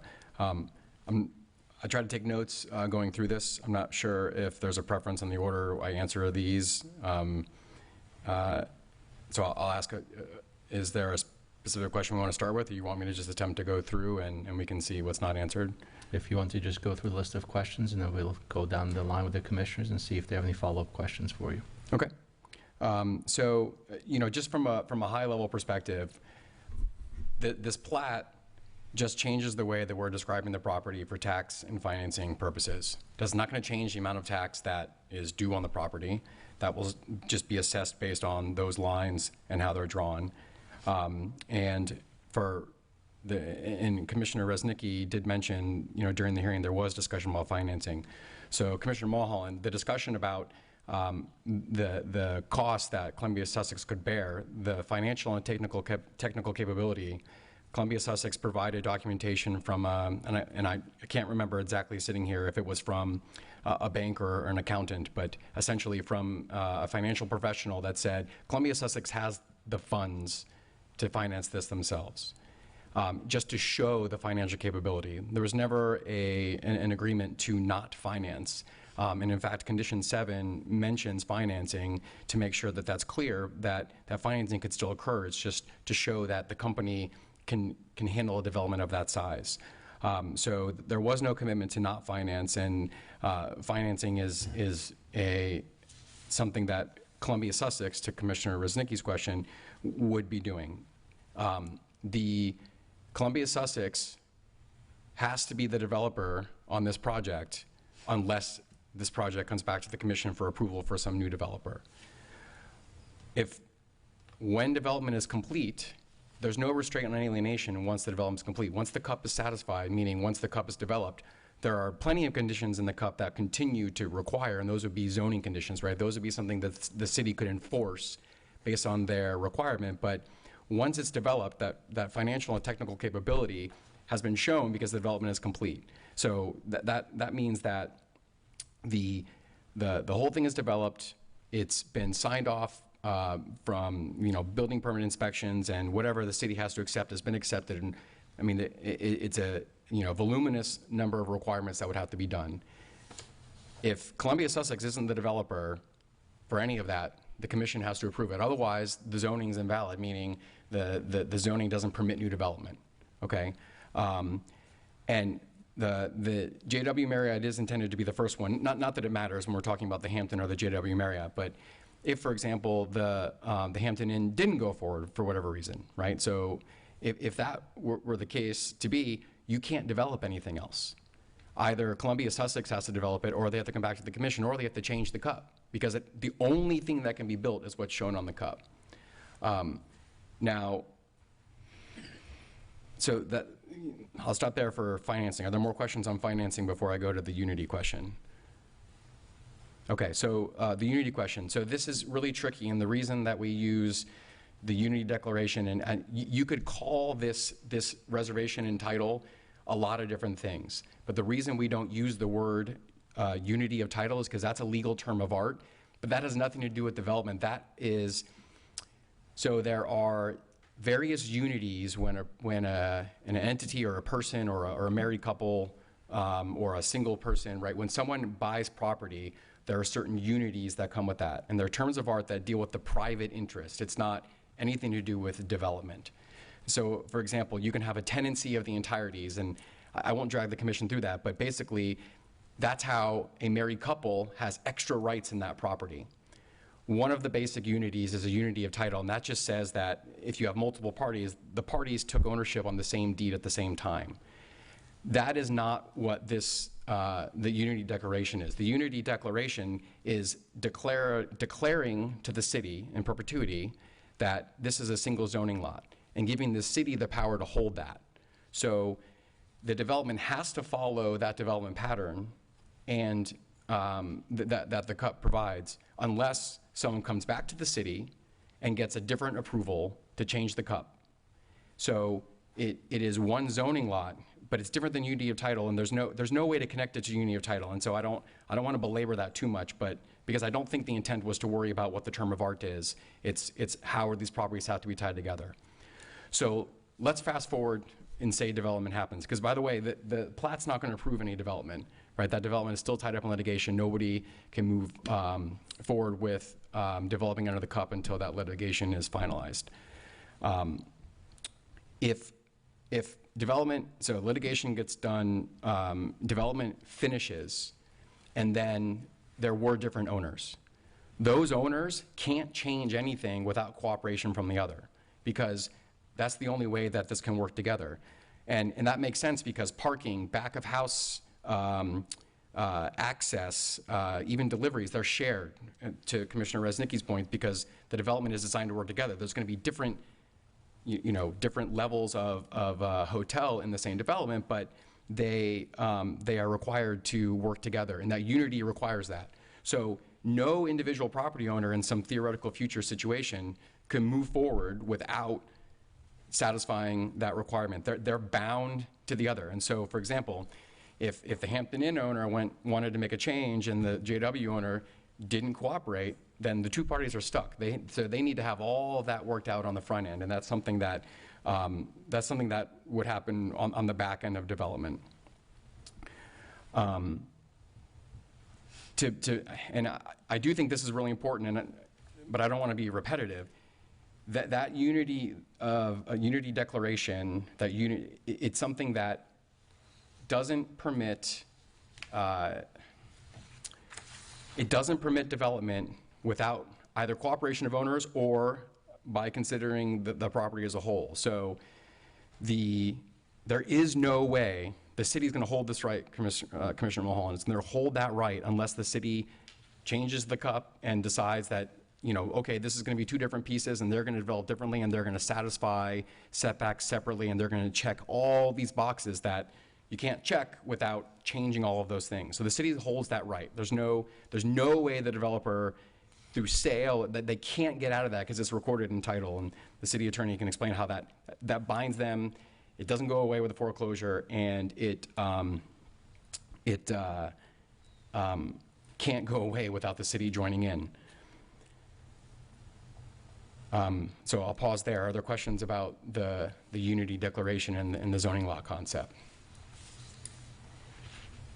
Okay, and so the unity document, though, and the condition that is listed in the CUP also doesn't act as a restraint on alienation. That's a legal term that basically says the city can't control selling. They could say if you sell, you can't develop because it's a unique zoning condition. But if, in many years when Columbia Sussex, if they're able to complete the development, if there is some transfer, that's not something that zoning would control. Zoning controls the development and then the ongoing conditions that will be required to be satisfied in perpetuity. For easements, so the easement requirements are for what exists in title today. The easements that are proposed with the development, they'll be recorded separately as a separate easement document. That's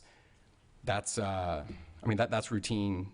And the way that happens is you can't get your building permits or your CO'd, and Brandon might be able to answer that because I don't know what the trigger is, but you can't satisfy your development. You can't get through permitting without those easements. And the last one would be the splitting. So I agree with you, Commissioner Mulholland, that it says shall and it says insofar as practical.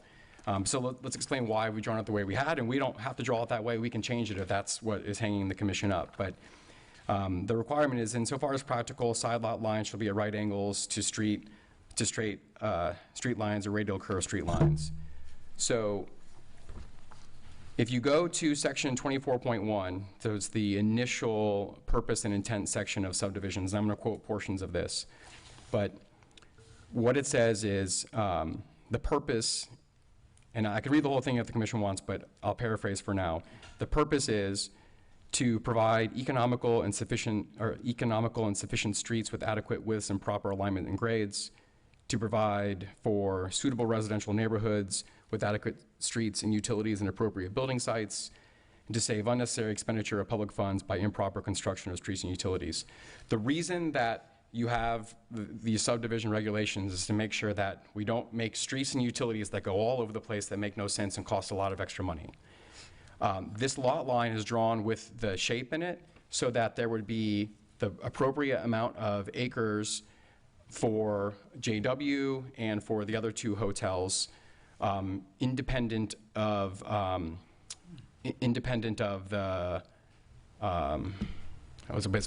just by the acreage count.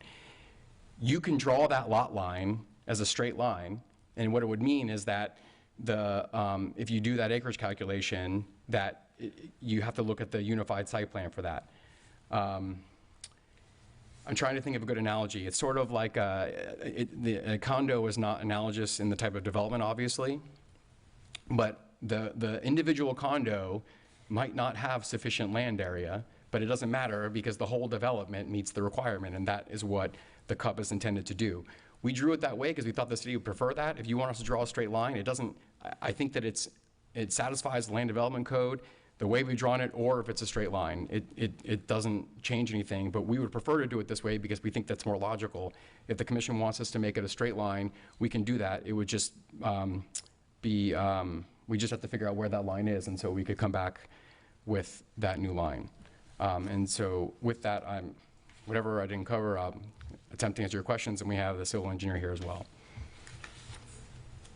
Can you explain that more logical part? So it takes the number of transient lodging units in the JW and sets it to the 75 unit per acre by acreage. We just thought that was the easier way to subdivide it, but if you did that square based on the cut plan, it would go through a building to do that. And so we drew it this way to accommodate the access. There's other ways that you could draw the line, but because of the unity, it could be a straight line, and you would just have, you would just not individually meet the density requirement, but that doesn't change anything because you don't meet setbacks individually. You don't meet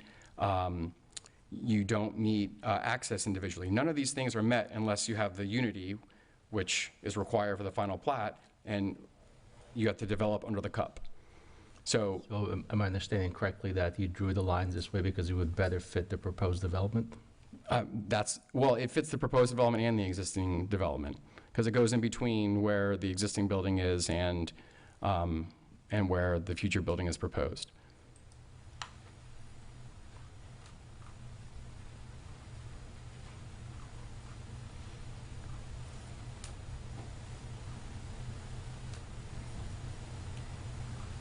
Okay. Guess next question. Did you have anything else on your list, or was that the last one? No, I'm. If anything is not clear from the questions that were asked, I've tried to cover everything that I took. So notes what size are those two lots, the way that you're proposing them? Scott, can you talk about that?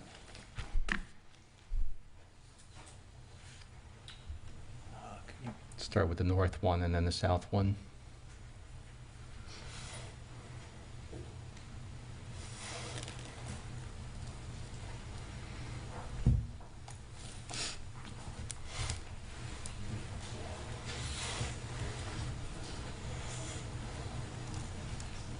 Can someone go to the display, the overhead? Yeah. Oh.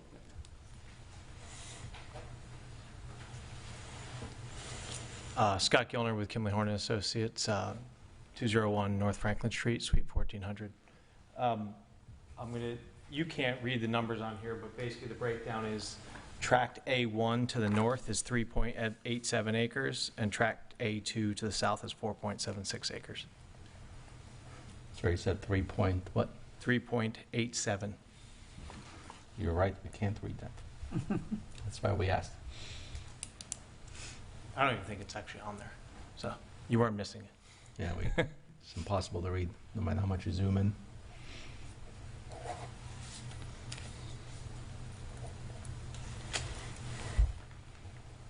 Okay. Any further questions for the applicant? Commissioner Mulholland? Just trying to understand this a little bit, because once again, I've been looking at this through a magnifying glass, and this doesn't help much. So how many units per acre for parcel A under the proposed replat? So the units per acre is still 75 or 74.99 units per acre. And then, Well, it's not per the replat, it's per the CUP. Just, I'm sorry, sir. it's not per the replat, it's per the CUP. The CUP is what approved the acreage, the density. So the replat does not change the units per acre? No. Okay. Nothing changes with it. That's why we were saying the unified plan, because you're really not even looking at 3.87 or 4.76. It's really the sum of 4.76 plus 3.87, X number of units, because that's what the unified plan does. So how would that potentially change if you become compliant with the land development code and use right angles? It wouldn't do anything. Wouldn't change anything? Nope. It's simply just splitting the lots into two. But it does make the lot lines go through a building, is that not correct? Yeah, but it still doesn't do anything. Say again, I'm sorry. It still does not do anything different to the plan for the CUP. So if nothing changes, why do we even need to do this? We don't normally do this. I've never presented on a plat in my career. So one of the, I've spoken with Columbia Sussex about it. One of the reasons is it's really mainly about the JW Marriott. There's units on the JW Marriott parcel now, today. So when you're trying to finance it, you have to separate it out. We're going to demolish those units. So it's a little bit odd for a bank to say, yeah, we'd like to finance that, but we're going to go knock down a bunch of buildings that take away the equity you have in the property then to go build it again. So it's something that separates out that piece. That was part of the discussion of why we wanted to separate it that way. Thank you. It's just part of the redevelopment. Commissioner Reznicki? Just to follow up on what you just said, because, again, if this is all about finance, and you're saying that the line didn't matter, but wouldn't it matter for finance if it went through a building? Wouldn't the bank have an issue? Well, we wouldn't draw it through the building. We would probably draw it, the main line there, the longest portion of it, we would probably just carry that to the road. And they would still have the same number of units on the property that they're financing. So the bank's going to... Small building wouldn't matter, that's there. Or actually, no, that's a current building, so there would be none. Yeah, that wouldn't change, yeah. So that whole area where the shape and discussion is located is access. So it's just changing access, and again, the properties have to coordinate for access and parking, so that's not going to matter for the financing, which is why we can make it straight. We just thought the preference was to follow that. So if you make it straight, would you still have to come to the commission? We always have to Because come to the commission. It's still got to be a replat. Yeah, under the current code, preliminary plat and final plat go to the commission. Okay, thank you. Yeah, if your question is, are we asking for anything special here? No, this discussion about the shape was brought up by the city attorney after TRC. Brendan and I discussed it very, very briefly, but it's not something that we had taken into account, and so we had to go back and figure out how, how to approach it tonight. And we came forward with it anyway because we still think that it's more logical, but if the commission prefers it to be straight, we can do that. Commissioner Robinson? Well, I'm probably going to beat this dead horse, but I still don't understand if our LDC says that you need to do the right angles to straight streets or radial to curved streets, why you would even present it like this. Well, yeah. And then secondly, I believe as a, it was I think the word you were looking for, Commissioner Rosnicki, was integrated resort, a single integrated resort. And now we're looking at it being divided into 2 parcels. And I know that, you testified to have financials to undertake this project, and now we're looking at, this is for financing purposes, so obviously that wasn't correct at that meeting. No, that is incorrect. We showed financial worth. The condition even discusses financing, so financing was always an option. But this is for financing purposes now. Correct. Okay. Yep. I just want to make it clear, Gulf Boulevard is never 90 degrees north-south, so every line on the page is never going to be square. I think that's an important part as you go through it. So as you look at this, there's always something that's not going to be square. Well, this is a big zigzag, what you've proposed here. I mean, It's still not going to be 90 degrees to where it was. So, I mean, I think that's part of it. We can certainly pick out something that we can go straight east-west, but we're still not going to be 90 degrees to the street. So I just want to make sure we understand that. But you'd be since Gulf Bowl- closer. Yeah. It'd be closer, sure. So you're wanting to split the lots so that you can get financing, so that you can move forward with the development? Correct.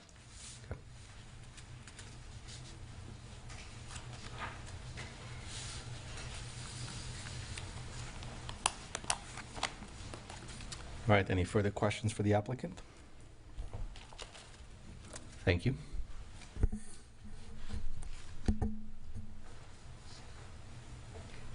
I do have a public comment. Certainly. John Kurzman. Thank you.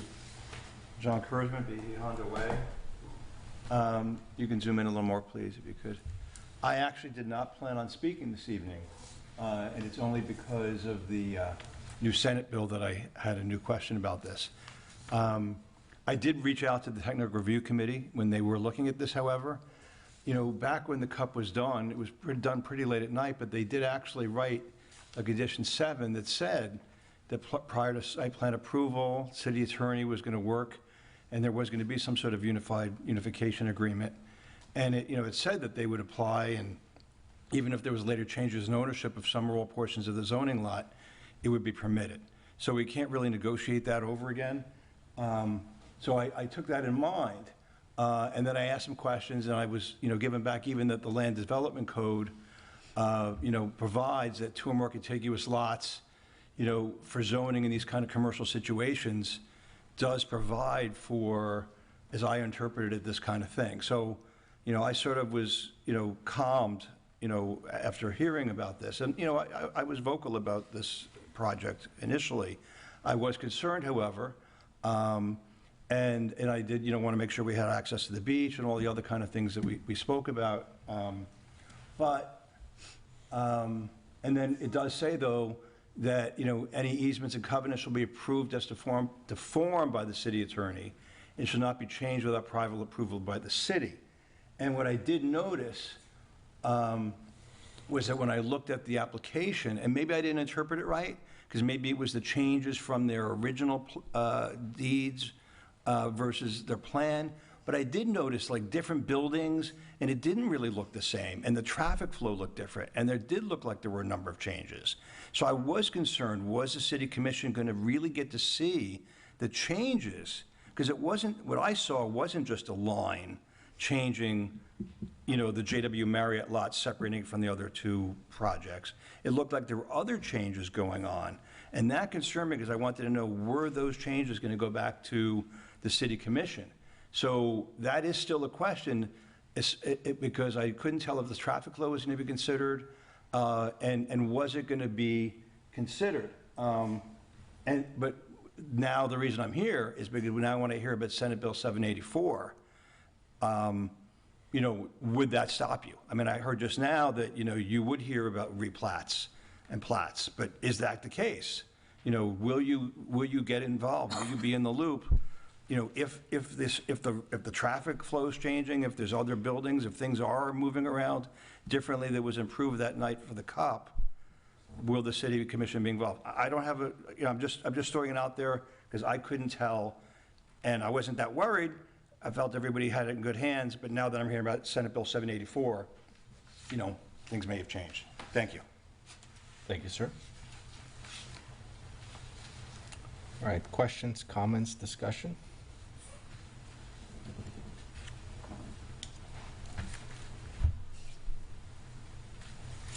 Commissioner Marriott? Yeah, I just have a follow-up question for the city attorney, and this is a question that has a whole lot of hypotheticals in it, so. So if we approve this replat, this plat split, and it's still joined by a development agreement that unifies the lots, if the developer, for some reason, decided they weren't going to do it, they weren't going to do any part of it, and they wanted to sell those two lots off separately, that would still have to come back. Would that come back before the commission for us to release that unity of development on the two lots? Or if it never gets developed, does that you know, like what happens to that unifying document if development doesn't happen? So as explained by the applicant's attorney, there's a couple concepts. You can't do a restraint on alienation, so they could sell the property, but if they're going to do something different in the development sense, they have to come here and amend or revise, withdraw the CUP, put in a new CUP, something to that effect. If they're going to proceed with this development, this city council has retained the right to require that the new owner come in and demonstrate financial and technical capability. Okay, thank you.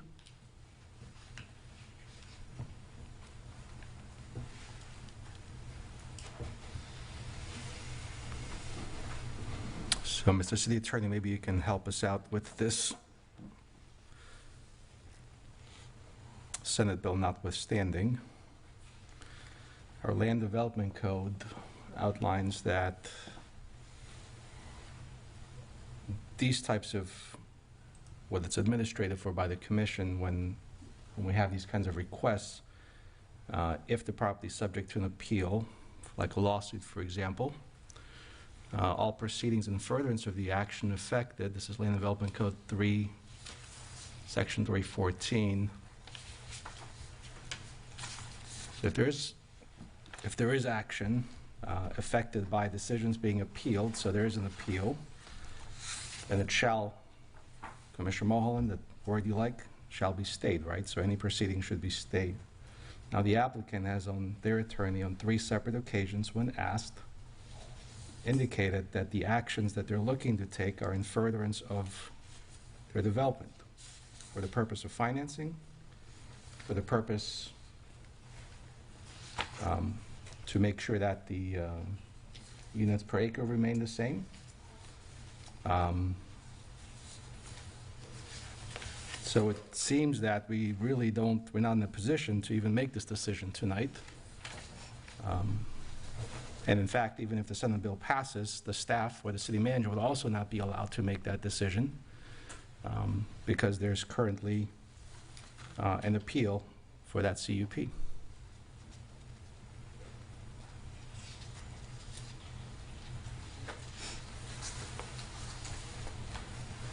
So I can read you 3.14 Appeals C. When an appeal is filed, all proceedings in furtherance of the action affected by the decision being appealed shall be stayed, unless the city manager certifies after the notice of appeal has been filed with the city that by reason of facts stated in the certificate, a stay would cause imminent peril to life or property. Is there imminent peril to life or property if we do not take a decision tonight?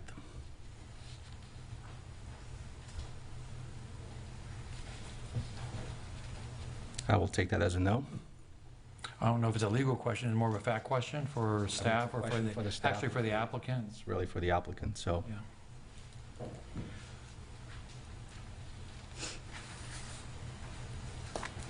No, but the plat doesn't approve any development. if the cup was abandoned, you could still make the request that we're making today. This is a ministerial function. I think the question really is how the commission feels about the shape of the lot line. No, the issue is that if there are... The cup was abandoned, then we want to look at the existing structures. And so when we are subdividing lots and there's existing structures, you don't want to create a non-conforming structure, which would be within a Yeah, so setback. We have a unity document, so even if it went through the middle of a building, it doesn't, but even if it did, the unity document would still treat it as a single zoning lot. The unity of document goes along with the CUP. Yeah, so let's get to the, thank you, sir. So let's get to the heart of it, right? The issue is that if there's an appeal filed, which there is an appeal that's filed to the CUP. It's an appeal in circuit court that's pending. It's been fully briefed, but there's been no ruling. We're just awaiting a ruling by the It's court. still pending. Correct. Okay. So the appeal has been filed, it is pending, we don't have a decision, right? So I can see why the language is here. And so, again, if we're following the land development code, we shouldn't even be undertaking this. If you feel that this is related to the development for the reasons you've stated previously, I asked the applicant specifically 3 times. He affirmatively answered in all 3 cases that that is the reason why they're here. and the case number is Circuit Court case in the 6th Judicial Circuit, case number 24-08 AP, just for the record.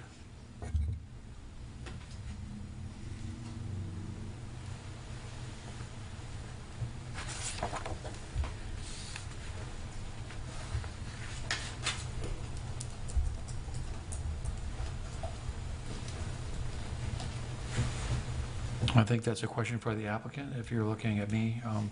I'm telling you the plain reading of, well, this is as I see the land development code, the plain reading says if there's an appeal, then we don't make this decision. It doesn't even come before the commission. Then you could continue it until the appeal is concluded. I wouldn't deny it. I would just, it says in this section of the code that it should be stayed. We hope to have a ruling soon. We've been hoping to have a ruling for a few weeks. Sure. So I mean, again, that's what it says. I think that's what we should do. Now, I'd also say that if and when they come back, I'd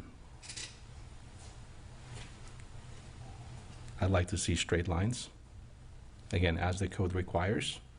Because again, even if Senate bill passes, that still doesn't absolve the city staff for implementing and following our land development code.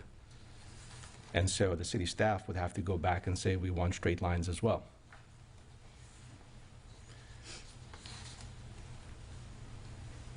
That's in section 24.8, parent F, parent 2 of the Land Development Code, just for the record.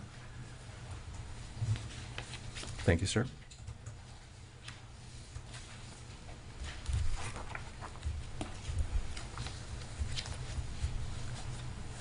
For the record, Commissioner Resnicki handed me a note that says if we can take a 5-minute recess, just so that there's no, We can take a anyone, bio break. so that no one ever thinks that we're having any for kind me. of communication that is, I'm only the messenger. okay. Well, I'm not sure who the note is from, so. Okay. So, do we have consensus that this should be stayed until such time that there is a resolution to the appeal? If that is how it's read, which you're reading it from the code, I would agree, and I agree that straight line.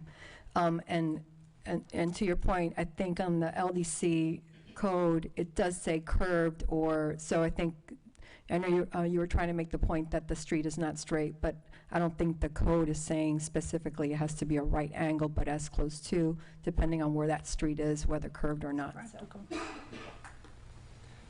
I concur. I concur as well. I think we need to follow the Land Development Code. Commissioner Marriott? Yeah, that's fine. Okay. There's no vote required on this. I think It would be helpful to have a vote to continue it, either, if there's no date certain, at least a vote to continue the item until a revised plat is submitted with straight lines as close to the right After angle, resolution of the and appeal. let the circuit court proceeding be concluded. If we vote to continue it and then that Senate bill passes and it becomes administrative, does our vote to continue make any difference? It just still then becomes administrative, correct? If the bill becomes law on July 1st, then it will become an administrative approval Okay. done by staff. Regardless of what we, yeah, okay. And the staff would still have to follow the land development code.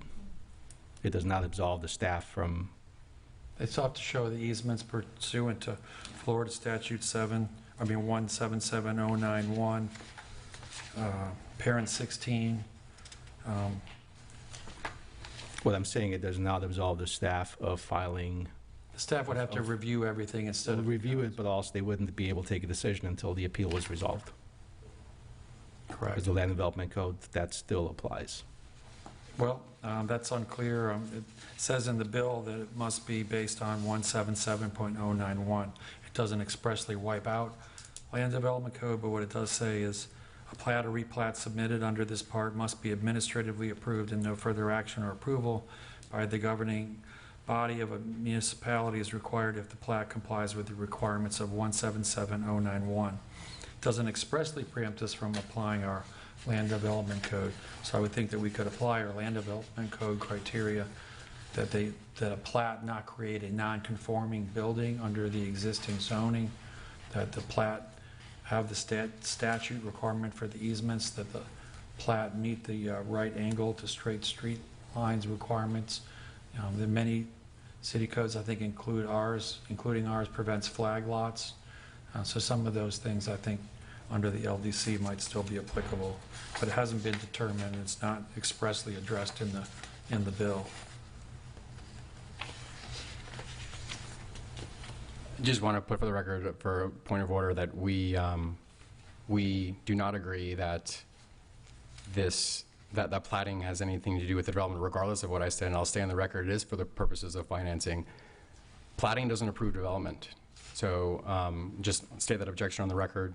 If we do end up applying administratively, we will proceed under the state statute and understand the commission's direction on that, on the way that the lot is drawn. Thank you. Financing wasn't the only issue you cited in furtherance of the development. It was one of the ones you did. Okay, is there a motion to continue this action? This, what are we at? Is there a motion to continue this plat case?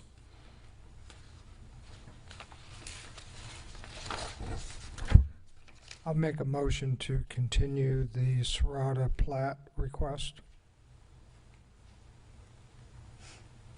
Second. Until such time. Until such time that the appeals, I believe it's the appeals hearing has been heard.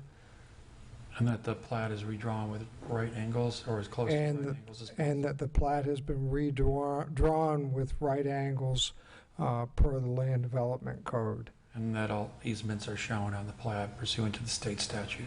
And that all easements are shown on the plat pursuant to state statutes. Now, I know why nobody else wanted to make that motion. You had a good coach. I second. City Clerk, if you'll please do a roll call. Commissioner Mulholland, Yes. Vice Mayor Marriott, Yes. Commissioner Robinson, Yes. Commissioner Ruznicki, Yes. and Mayor Petrilla. Yes. Motion carries. Thank you. Next, we have item 5B, formerly 4D. Can we have the bathroom break just for 5 minutes? It is 8:13. We shall resume at 8:25 sharp. Thank you.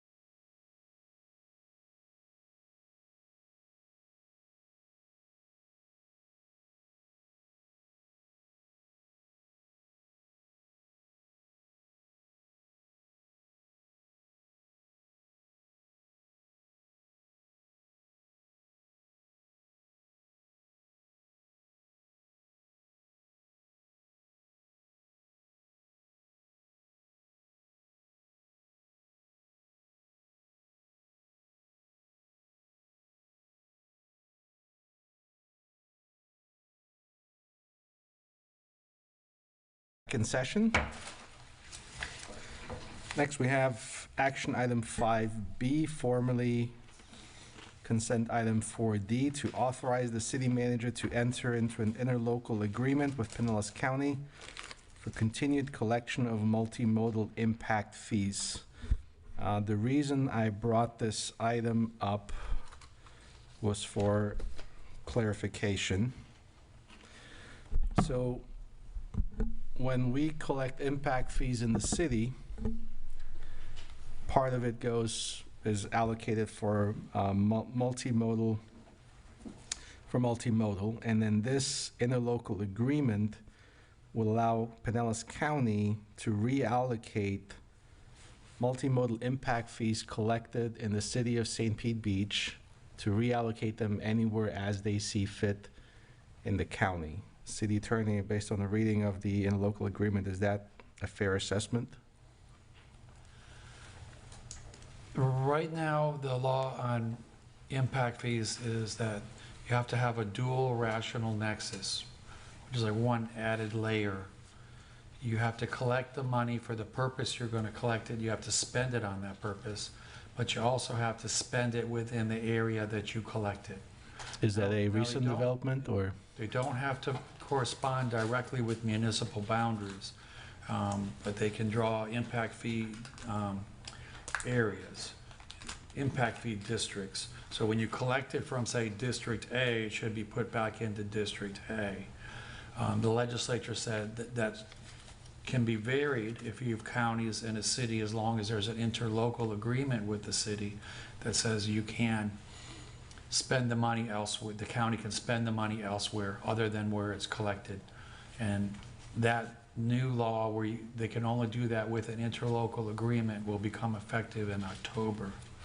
So right now, I don't think we have an interlocal agreement that expressly says that.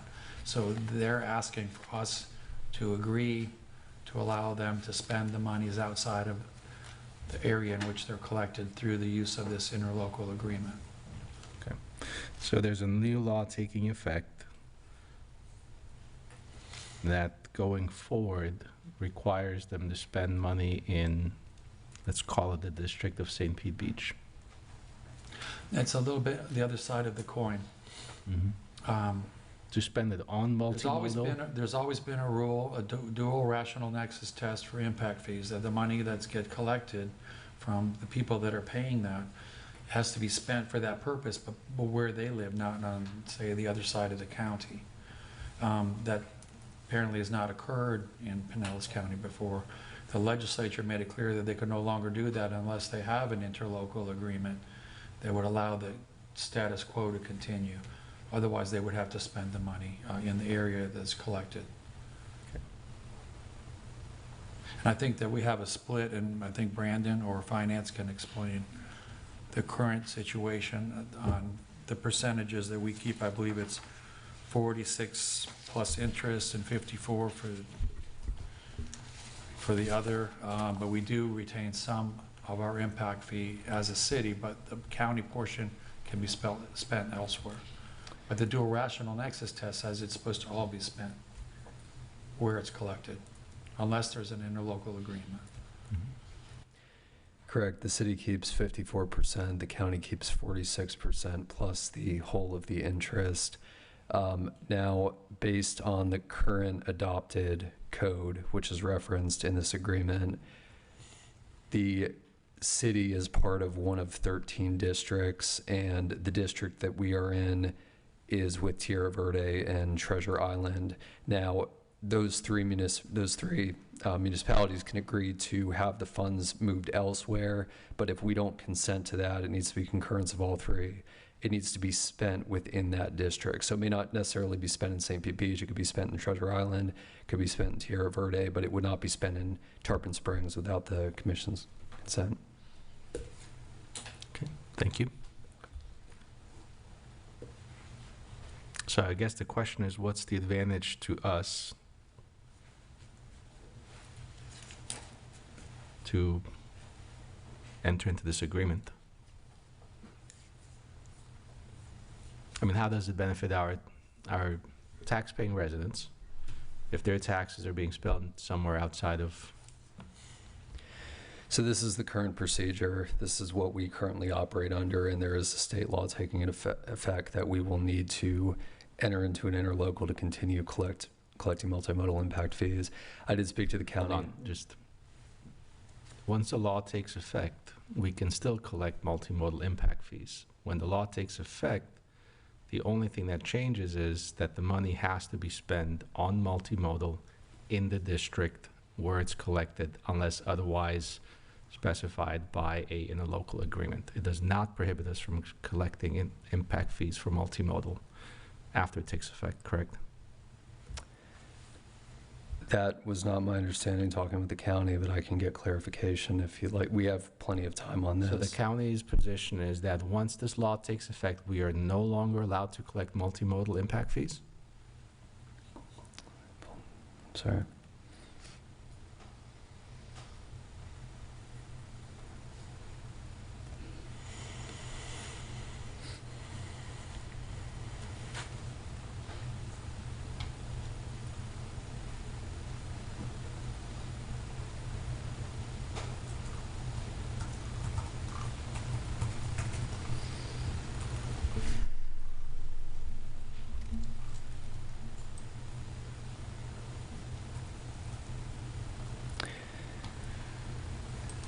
And I can get additional clarity from the county if needed. I did ask on 2 weeks ago to ensure that this is necessary to continue collecting multimodal impact fees due to the Senate bill requirement.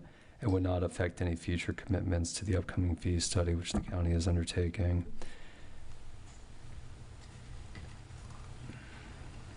So, again, just to restate my question, the county's position is that if we do not sign this agreement, we would not be independent of them, be able to collect multimodal impact fees? The answer was, you are correct. The purpose of the interlocal agreement is simply to meet the requirements of the bill so that all parties can continue collecting and expending multimodal impact fees under the existing ordinance. That did not answer my, I know you're reading what they said, so I'm not putting this on you. Mhm. So we'll take it back to the city attorney. Because I think that answer is vague and crafted in a way that could be interpreted more than one way. And so then does that Senate bill prohibit us from collecting impact fees for multimodal? Doesn't prevent you, no. Okay.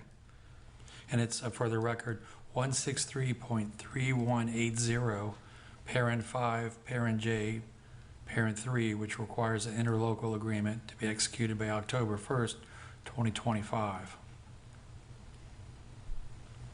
Okay. So you have the summer to work out something with the county or have them. Okay. So, but again, I want to make sure, because the reason I brought this up is because of the language that was used, just like in that answer, and the way that it was pitched to us, that there is no change. We're just codifying something that's already going on. And that is technically correct, right? We would not be changing the way that we're currently operating, which is that money is collected here and then spent elsewhere. It is just that the new law prevents that from happening unless we have it in writing. And so this is trying to perpetuate, the current status quo, which is money's collected here and spent elsewhere. Mm-hmm. So, My understanding. so yes, technically, nothing would be changing, except that the law would actually require a change to the existing the way we operate if we didn't do anything at all. The law would require that how the money is spent changes. Mhm. To continue the status quo, you would have to do this interlocal agreement. Otherwise, you'd have to make sure that taxpayers aren't being charged twice for the same impacts. Yep, okay. Commissioner Mulholland? Mr. Barry, you had mentioned Treasure Island, Terra Verde being in our district. I think that's what you said, that is those three municipalities that's in this district. Have they taken this up yet? Are you aware? That I'm not sure. I don't believe so. We just received this a few weeks ago. I know it's been sent off to all the municipalities, but So potentially, if we were to do something different, they may choose to follow us, or they may choose to say the status quo is just great, so let's just keep it the way it is. Would that be a reasonably accurate statement based on your opinion? that could be, and to the mayor's point, I took this to be, my understanding was this was a requirement to continue collecting impact fees under the current Chapter 150 of Pinellas County. I'm happy to get clarification on that and talk this over with the staff and the attorney. We do have time, so. Did you say, I believe there's 16 total districts in Pinellas County? 13, I believe. 13, okay, I apologize. Tierra Verde would not get a say because they are not incorporated, so the county makes that decision for them. Okay. So Treasure Island is the only one that would have to have their commission sign off on the in-local agreement. Okay. And I guess this question's for really any of us in the room. Is this not an opportunity for us to use some leverage to get more of our money coming back to us? It seems like the county probably would like us to just roll over and approve this and say, oh, we just love it the way it is, but as long as I've lived in the city, I haven't really, I don't believe I've ever heard anybody that lives here that believes that we get fair revenue distribution from the county. So I think if we have an opportunity that we have a certain amount of leverage that the state has given us, and Lord knows they've taken a lot of leverage away from us, that we might ought to, try to utilize that leverage to get a better deal, as Trump would say. But if that were the case, how would we do that? Does the city manager negotiate with the county? Do we disapprove this and the county comes to us and says, well, we'll give you a better deal? I doubt that's going to happen. How would that work, Madam City Attorney, or I'm sorry, City Manager or City Attorney? You have a Before they view on get that? into that procedure, how it would actually occur, let me just read from the statute. As amended, it says, if you have an interlocal agreement, the interlocal agreement must, at a minimum, provide a method for the proportionate distribution of the revenue collected by the county or municipality to address the transportation capacity impacts of a new development or redevelopment, or provide a method of assigning responsibility for the mitigation of transportation capacity impacts belonging to the county and the municipality. And then it goes on to say, by October 1, 2025, if an interlocal agreement is not executed pursuant to the paragraph, the fee charged to a new development or redevelopment shall be based on the transportation capacity impacts apportioned to the county and municipality as identified in the developer's traffic impact study or the mobility plan adopted by the county or municipality. And the developer shall receive a 10% reduction in the total fee calculated. So there's a lot to unpack there. Unless we in an interlocal agree how to divide the revenues to address the transportation distribution, then it would be based on the applicant's traffic impact study, whether they're impacting the city or the county and who they're impacting more. And then also the developer gets a 10% discount. So I think I comprehend that. But it's my understanding that not every developer has to do a traffic impact study. And if that's the case, how would those fees be distributed if we decided to tell the county we weren't going to play ball with them? Mm-hmm. Does anybody know the answer to that, or educated guess, or how would those fees be reallocated in How the much- absence of a mandatory traffic study. How much did we If don't collect? have an interlocal agreement, we'll have to require traffic impact studies for new development. And we can do that irrespective of the size of the development? Well, also then you run up against Senate Bill 180, so you can't be any more restrictive. So maybe we would lose money, maybe the county would lose money. Who's going to save money is the developer. And so there's also the proportionate allocation between the county and the city that can be negotiated. Well, I don't really see the the developer may save 10% based on the developments that I've seen come before the commission. Every single one of those impact studies, traffic impact studies, had 100% of the impact on St. Pete Beach because none of them actually showed any impact to the county. In fact, they were explicit in going, saying, here's South Pasadena Boulevard. Look, there's no impact to South Pasadena Boulevard. Here's the Bayway. Look, there's no impact on the Bayway. So that would come 100% back. So if we were at a 45-55 split, 55 to us, even at a 10% reduction, that still puts us at 75% versus where we are today for those instances. Now, whether they're, so really maybe we're making a lot about nothing here, but the question is, how much did we spend last year on multimodal impact fees? How much did we generate from that? Did we generate anything from that? Are we having a conversation about $0, or are we having a conversation about $10 million? Because that'll make, that'll...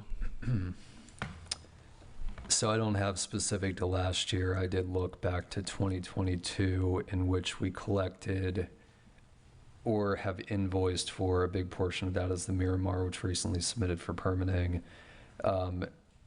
Back to 2022, with that payment, we will have collected $146,600. The city's portion of that is $79,200. And that was for the Miramar? That was the Miramar as well as other development. Not that we've had much new construction, but we have had some changes of use. And that is specifically the multimodal impact fees? Correct, yes. And you said that was going back to 2022, so that's 2.5 years worth or something? Three and a half years, beginning of 2022, yes. Okay. Okay. So we're talking at $75,000 to the city? 79,000, yes. 79,000, okay, okay. And then roughly, well, we don't know yet, so that's not... Yeah, I mean, the next 10 years is going to be your biggest development impact. So it's hard on this. You were in a moratorium for 7. We had one development, but you're about to go into your largest development peak in the next decade.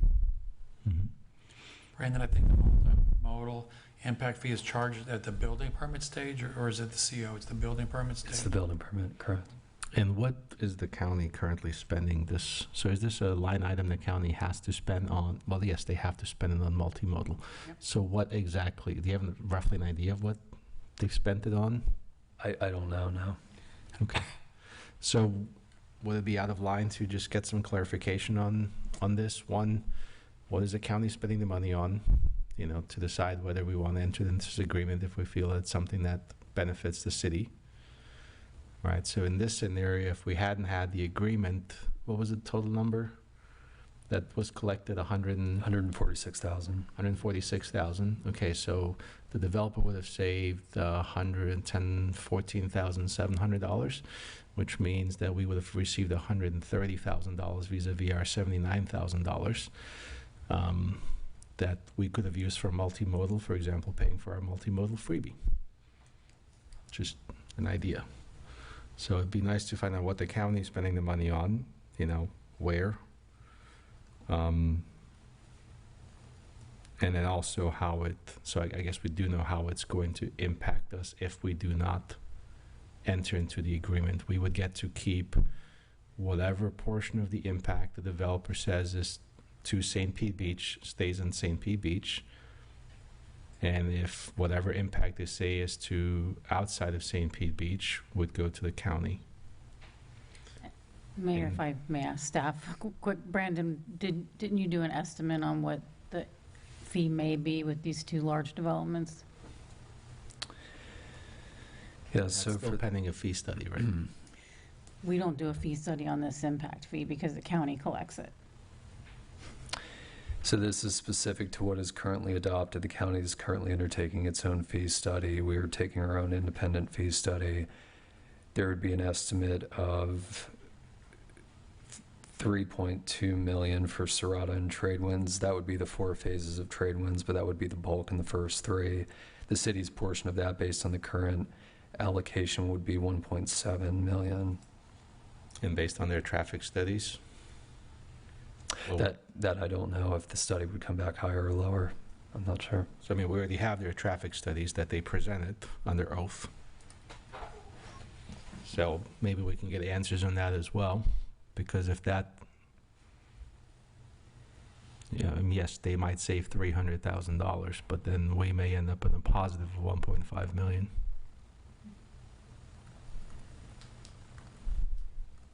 Are we restricted as a city as to what we can spend that money on, or does it have to be spent in a specific, can be spent on capital improvements? Can this be spent on stuff outside of? It's to be mobility. Okay. I mean, we're spending a little over, well, $600,000 on mobility every year, so it's not like we don't have a place to spend it. I'm just saying if something were to happen, all of a sudden we no longer have. Rational nexus, you have to spend it on what you're collecting it for, and it has to be spent in the area you collect it. Okay. My understanding, though, that was also for roads. Are roads included in? Mobility is roads, transportation, alternative transportation. Excellent.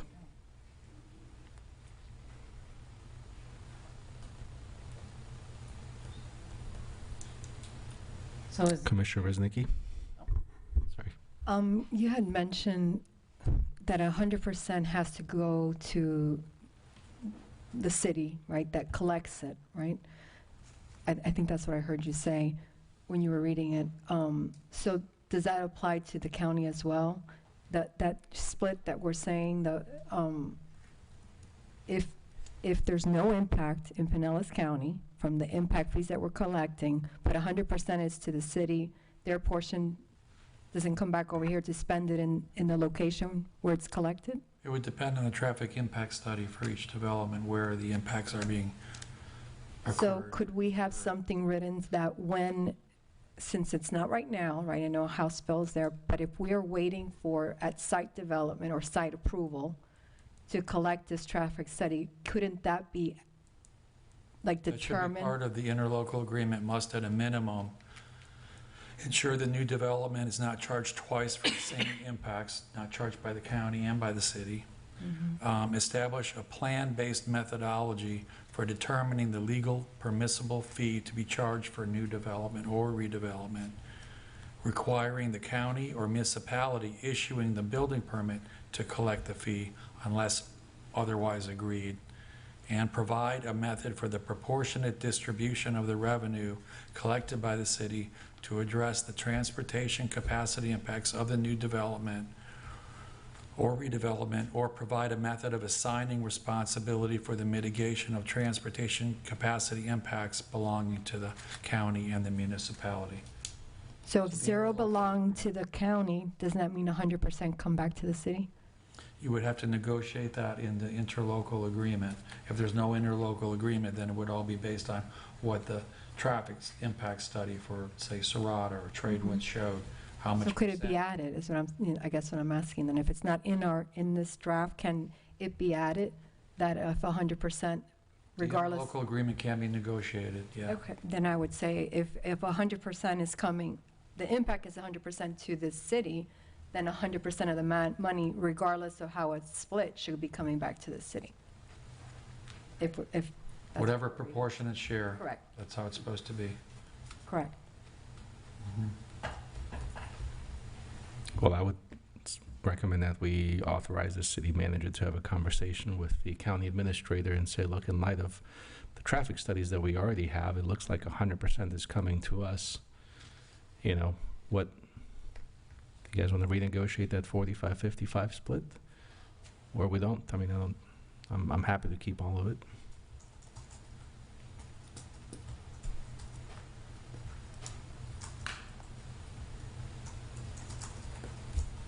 Do we have consensus on delaying this until we have further clarification and the city manager has an opportunity to speak with the county administrator? Yes. Okay. Yes.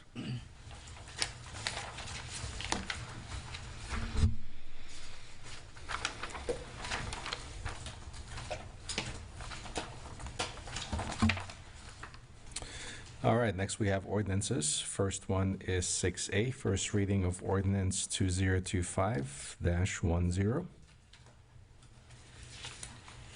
Madam Clerk, would you like me to read the ordinance header? First reading of ordinance 2025-10. Amendments to the Land Development Code, Division 26, sign ordinance. An ordinance of the City of St. Pete Beach, Florida, for the purpose of adopting amendments to the Land Development Code, Division 26, Sections 26-1 through 26-42, entitled Sign Ordinance, to ensure content-neutral sign definitions, standards, regulations, and requirements, and adopting amendments to the requirements for permitting, enforcement, and maintenance for new, existing, and non-conforming signs in all zoning districts, providing for codification, conflicts, severability, correction of scrivener's errors, construction, publication, and an effective date. We could pull up the PowerPoint, please.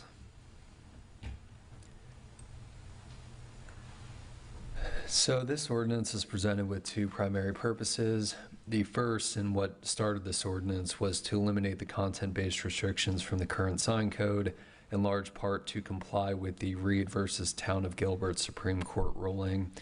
As you all know, cities cannot restrict messages in most cases on signs, but this ruling came a little bit further to say that regulation through the categorization of signs can also be looked at as a content-based regulation. So looking at something like differentiating between a real estate sign and a garage sale sign, despite the fact that they're made of the same material, they're both temporary in nature, making a differentiation based on the potential content of those signs. Effectively, if a city employee has to read a sign to determine what it's classified as, that itself could be a content-based restriction. So that was the primary purpose, to update our code to get away from that, based our code more on events, based on the use of the property rather than the type of sign. The second was to just simply update and modernize the sign code. In 2 square miles, we currently have 15 different sign districts. In a lot of cases, the differences between these districts are very minor, 2 feet in height, a small difference in square footage. So our intent was to pare down these 15 sign districts to 4 district groupings based on low, medium, high intensity development, and then 1 for primarily residential zoning, and those very, very few non-conforming commercial uses we have in those districts. Under this, we're also looking to extend sign types citywide based on their uses. So for example, going back with what we talked about with the content-based restrictions, rather than have explicit theater marquee signs in different districts, those uses, so a theater, regardless of its location, would be permitted a marquee sign. Commercial uses would be allowed sandwich board signs, which I'll get into a bit more detail on. The intent of this, and I'll get into the balance, and the overall intent of the ordinance was to balance slightly more permissive sign code against accelerating compliance with the current sign provisions, which would have been lowering the threshold for bringing deteriorated signs into compliance with what is proposed to be the city's new sign code. In meeting with the city attorney, this was an item that unfortunately was lost under Senate Bill 180. That is something that would need to be stricken from this code, which I'll get into detail in a minute on. So to go through the history, this did start back in 2023. There was a city commission discussion and then a workshop. Early this year, staff was provided a code draft for review. We went back and forth with our consultant, Philip De Maria, who was present.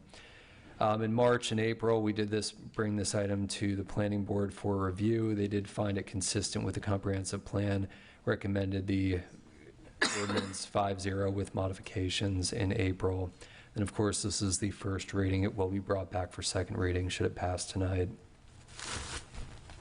So looking at the major non-dimensional changes, just a summary of those changes in the code. The major ones and the ones that we shared with the Chamber of Commerce and businesses was that we would allow pole signs that placed within a landscape setting. The city code currently, by and large, does not allow for pole signs, new pole signs. Only freestanding monument signs are permitted. So this would allow for pole signs that placed within a landscape setting as an alternative to a monument sign. The intent is to entice but not require quality design signage by excluding architectural elements from calculations. So looking at the Sunrise Resort condos sign at the top right of the screen, we would be looking at the sign area, the actual content of that sign, to base that parameter on, rather than the other architectural embellishments of the sign. There had not been any direction from the commission when we reviewed this back in 2023. I understand that was largely under a different commission regarding the design of the signs, but this is something that we feel could entice higher quality signage. Differentiating temporary signs based solely on whether the event is predictable or unpredictable, going back to those content-based regulations that were addressed earlier on. This would allow, and this is something that we are happy to take City Commission feedback on, this would allow for unlimited temporary signs in the month prior to an election. So the city would effectively not regulate temporary signs based on number in the month prior to an election. Currently, our sign code limits 1 sign per issue. So with a special election, you may only have 1 or 2 temporary signs in a front yard. With a general election, you may have 20 to 30. So for all intents and purposes, that is unlimited. Staff doesn't have any stance on this. Those are the 2 options that we've read and that are common in other municipal codes throughout the county. So we wanted to bring both those items forward to you for review. As I mentioned before, the reduction of the damage threshold would be struck based on Senate Bill 180. Another item would be prohibiting artwork containing a commercial message unless the message qualifies as permitted commercial signage. So if you were to have an artistic mural and there were to be a portion of that mural that contained commercial signage, that would be treated as the wall sign or the attached sign based on the regulation in the city's code. The overall artwork mural would not, and I'll get into that in more detail in a minute. And then finally, this was a planning board recommendation to allow relief to businesses with well-maintained, non-conforming signage after a disaster and allow 1 banner for operational businesses during the local state of emergency. There were some concerns with the planning board that businesses in the process of renovating their structure, when they could not occupy the structure, would be cited for having non-conforming signage. They would need to take it down, even if it were to be well-maintained, not have been damaged by the storm. They wanted to see some relief to businesses that were maintaining their signs, that were actively working toward renovating and getting back open. They did not want them to be subject and have another item that they had to address during that renovation. They also wanted those operational businesses, once they recover, once they reopen during the local state of emergency, to be allowed a banner, some kind of temporary signage that would allow them to announce that they're open, to advertise that they're operational. So that is an amendment that we added in based on the planning board's recommendation. Just to briefly summarize the major dimensional signage, so the height, area, setbacks, there were not any major modifications made. Looking at the downtown and institutional zone grouping, currently the sign code allows for 3. What is proposed is 2 to 4 based on frontage, plus the signs that would be allowed based on use. As I mentioned before, businesses would be permitted an A-frame sign. That's a currently allowed sign type that counts toward the 3. That would be a bonus sign that a business would be allowed to have based under this. So they would not actually lose that sign, even for those that would only be permitted the 2. Looking at the commercial and resort zones, currently it's 3 to 4. It would be the same standard as for the downtown and institutional. It would be 2 to 4 signs based on frontage, plus signs allowed based on use. Theaters would be allowed a certain marquee sign. All businesses would be allowed an A-frame and so on. Looking at freestanding sign height, the height would be increased slightly in the downtown institutional zone. Currently, the range allowed is 5 to 8 feet. Proposed would be 10 feet. In the commercial resort zones, currently allowed is 8 to 12. Proposed would be 15. One change that would be intended to reduce sign clutter would be for those multi-tenant businesses. When you have multiple businesses within one frontage but within the same depth of the site, they would be limited to 1 sign, not to exceed every 200 feet of frontage, they would be allowed one freestanding sign. So those businesses where you might have one development in the front and another development in the rear, they would not each be allowed a freestanding sign. They would be allowed one for that frontage.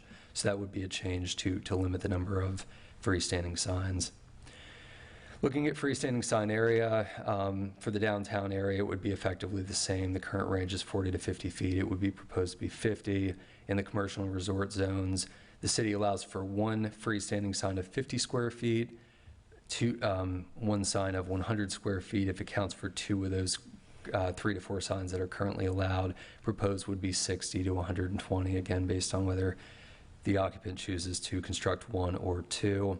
There would be no changes at all to wall signs. It would be 1 square foot per linear foot of building frontage. That is currently in existence, and it would be proposed as well. So there were some items that were discussed both by staff and the commission at those early meetings that were not addressed. One of them was electronic message board signs. There is currently in our code an amortization for nonconforming signs that was set to take effect in 2027. That is unchanged.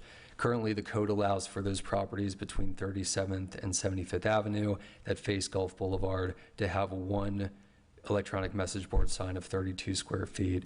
Any electronic message board sign outside that range that's larger than that would need to be removed by 2027. That's not being modified or taken out of the code. The size of those signs is not being modified or proposed, at least currently, for modification. Looking at non-commercial artwork specifically, so murals that do not contain any kind of commercial message, that was not something we directly addressed. I know it was brought up in those early discussions. This is something that we could explore separately. It's not necessarily something that needs to be addressed through the sign code, but it's something we could talk through in the general context of the design codes and the other elements of our code.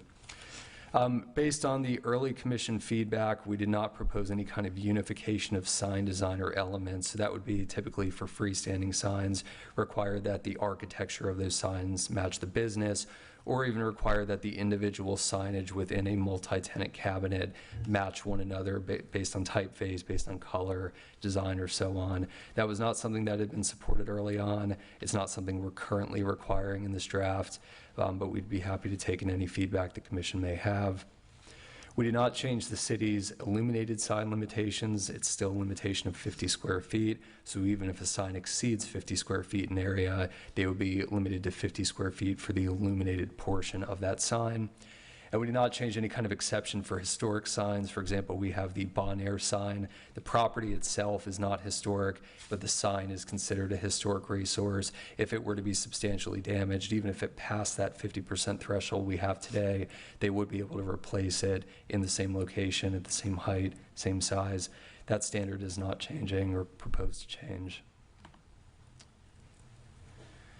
So when this had been drafted, as you could see, it's effectively been a 2-year process at this point. These regulations were written to be considered as a package. Staff was proposing a slightly more permissive standards for those businesses that are currently compliant or would become compliant with the sign code based on what was drafted. But our intent was to accelerate compliance with the sign code when a non-conforming sign needs to be repaired or is damaged. For those signs that are 20, 30 feet tall that don't meet the current code, wouldn't meet the proposed code, our intent was to lower that threshold from 50 to 25% for deterioration in order to accelerate that compliance. That is something that is going to need to be removed based on Senate Bill 180. It is a more burdensome amendment. So if this were to be passed as drafted, that would be an incentive potentially for a business owner to come in and make their sign compliant. They would be allowed that additional square footage, that additional height, but it would not be a requirement. It would not be that lower standard that had been originally proposed, and this was based around. Based on how we drafted the ordinance, how we went through these content-based changes, it would be very challenging to separate out the content-based amendments from the other elements of the code. But if there are certain standards that you have concerns with, if you feel a sign is too tall, if you feel it's not tall enough, you have concerns about area, those are things that we could relatively easily modify. But reverting the code while keeping those content-based amendments would be a challenge just based on the way it's written. So we're asking tonight for a motion to approve with modifications, or deny the first reading of this ordinance with the staff recommendation to restore the deterioration threshold for nonconforming sign compliance from 25% back to 50% as it exists today. I'd be happy to take questions.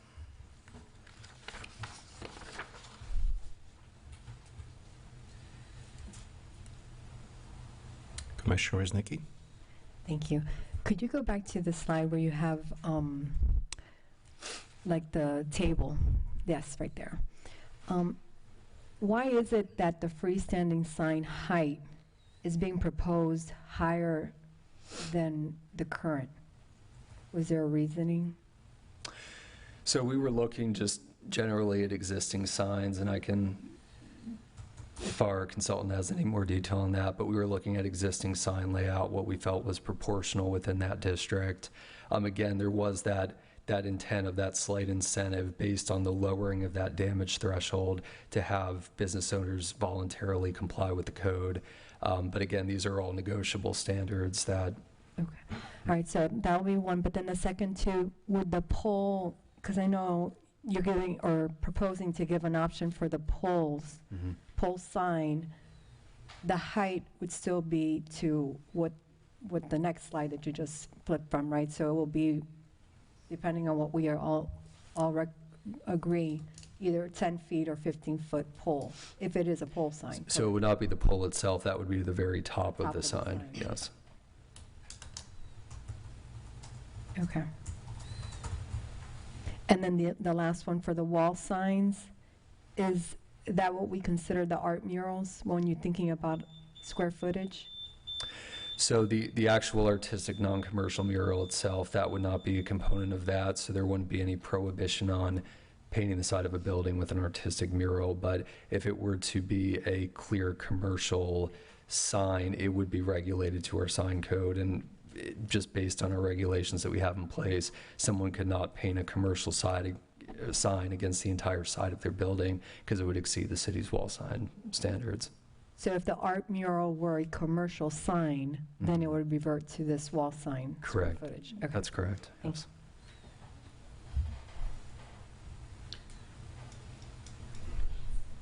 Questions, comments? Commissioner Marriott? I have just a couple of comments. Thanks, Brandon. I think that this is I think the business community will welcome the sign code becoming simpler, where it has been pretty complicated. And so I think this is a really great step towards making it much easier for people to understand. And so when somebody is opening a business or trying to get a sign, it will be much more clear what they can do, which I think is a really good thing. I did have a couple of questions. One, in the definitions, it talked about a sign being abandoned if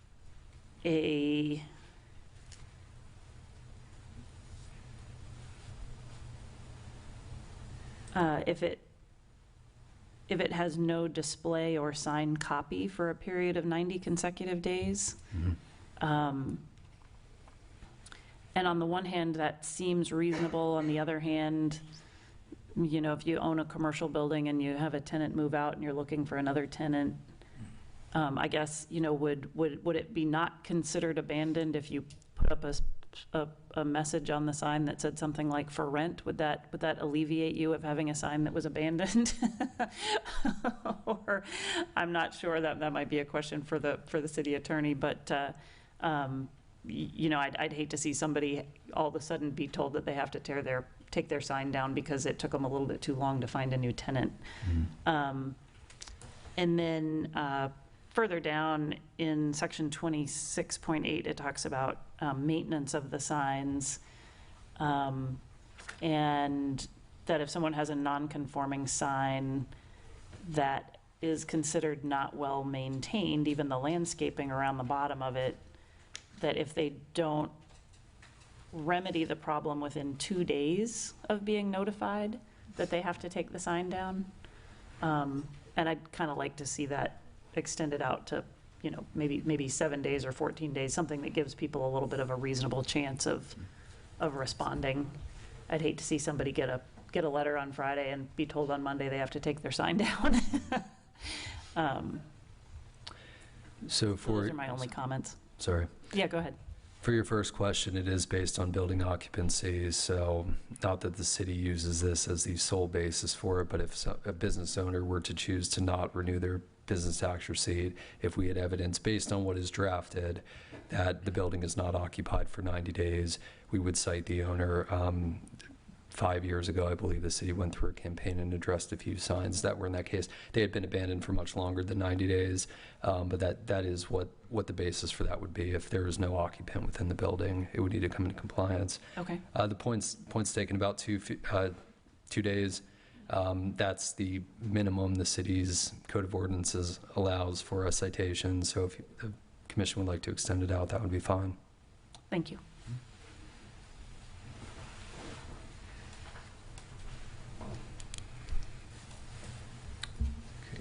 So, I participate in those meetings and workshops, and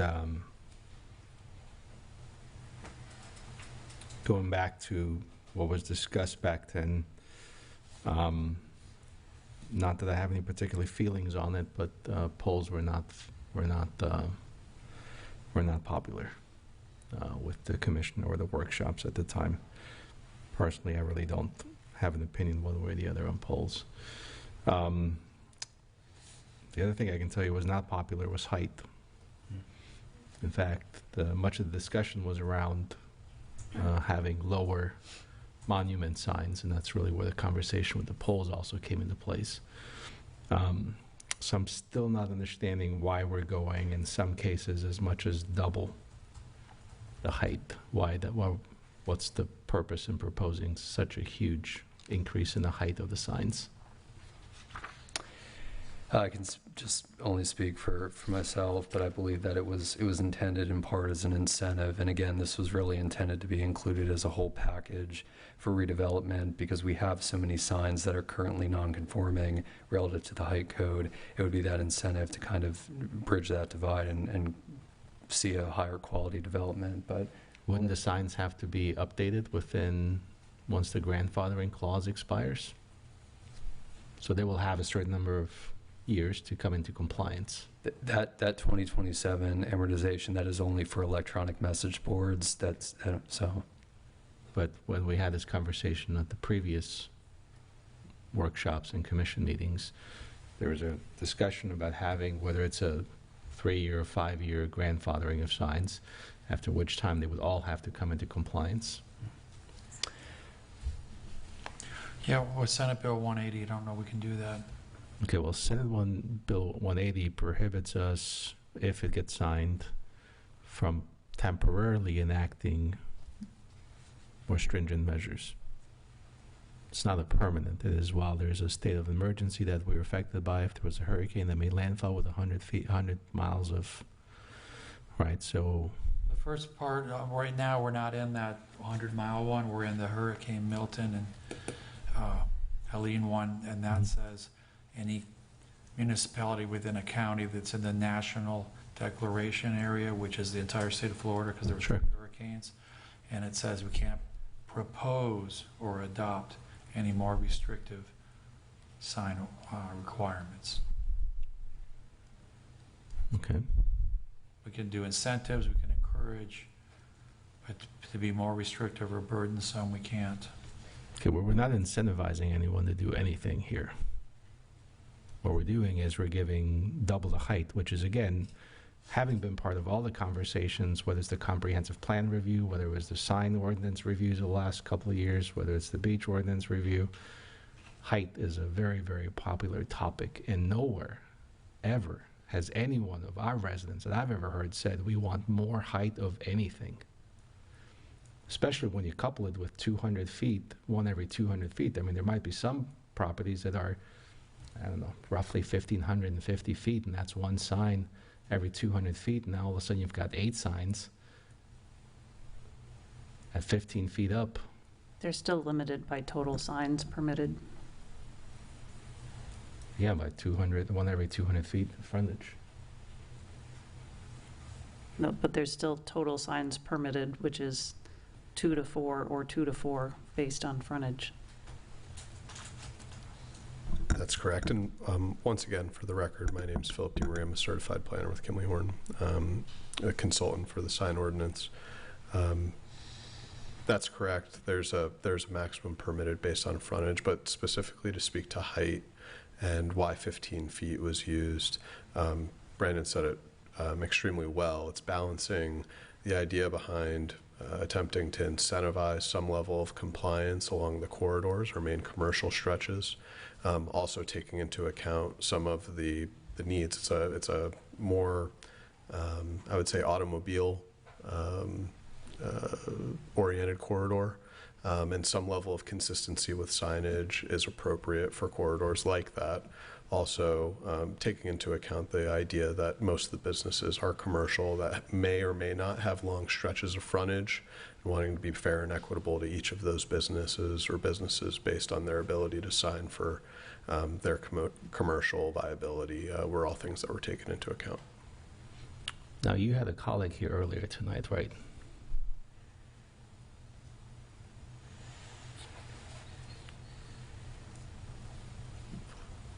A gentleman that works for the same firm I do, yes, sir.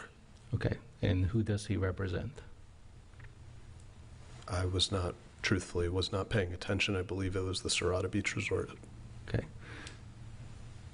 Now, this seems to directly impact that property owner in a huge way.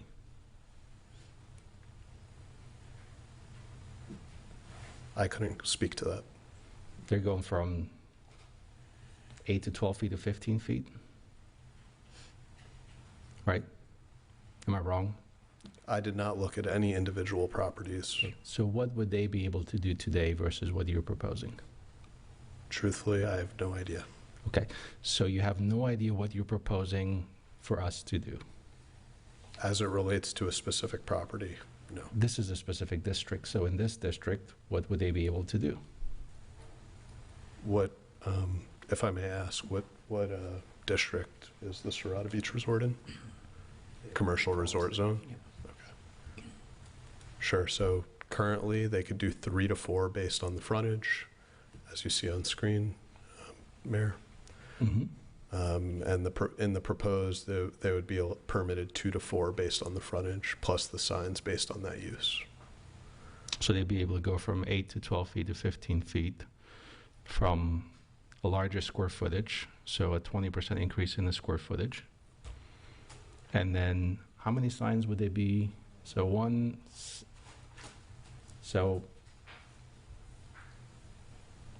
we don't know what their frontage is. We want to look at exactly what does this impact look like in a specific use case.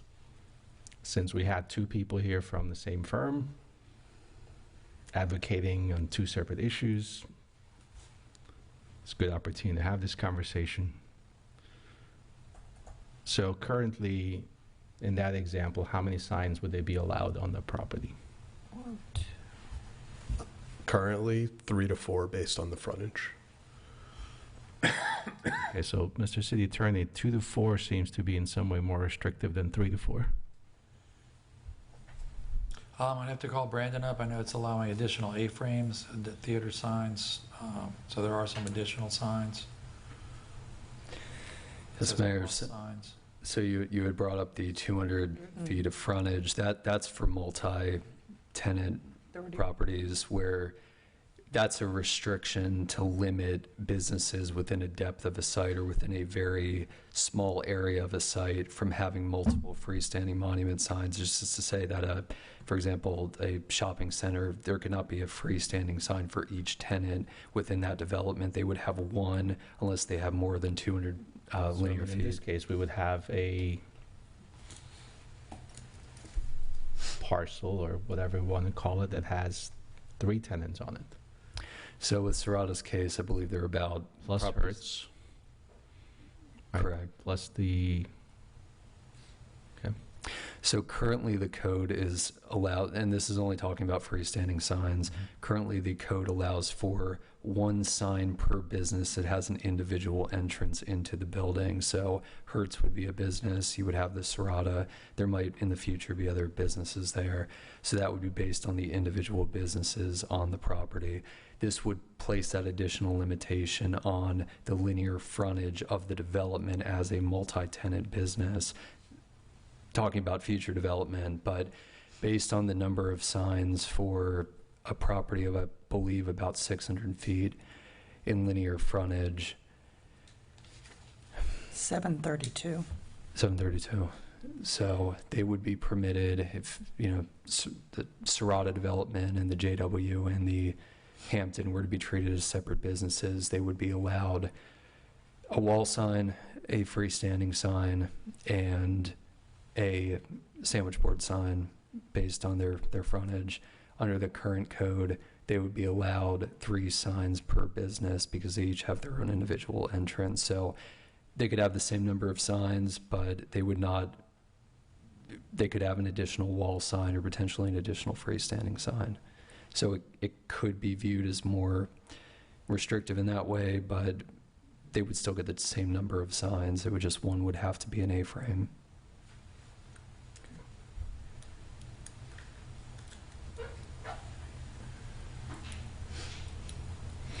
And then so I'm 100% on board with you with, emergencies, being less restrictive in those areas, giving business owners, more time, right? Let's have those, we're open signs, whatever else is necessary. That's perfectly fine. But those are temporary measures to help businesses recover. I don't see, again, we've had these conversations in the city about height, about density, about intensity of use, right? Littering the landscape with more signs, with greater signs. Again, we're looking at 20% increase in a square footage, plus a 100% increase in a height in some cases. So I'm certainly not in favor of either one of those two. I see what you're saying with the number of signs. Knowing some of the attorneys that represent some of those developers, I would expect them to show up and make the case that it's somehow more restrictive, so I don't know. And then the other one that you brought up was the 1 sign per issue versus the unlimited signs 30 days prior to an election. Can you help us? What's the thought process there? Or you just left that up to the commission to provide guidance, or is that?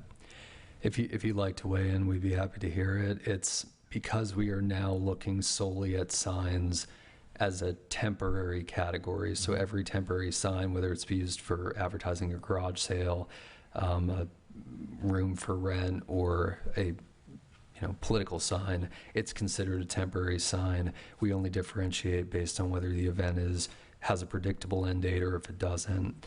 So to that end, to ensure that there's adequate political speech and that we don't make anything more burdensome, especially because that's, what started the temporary signs, or what started this Supreme Court case to begin with.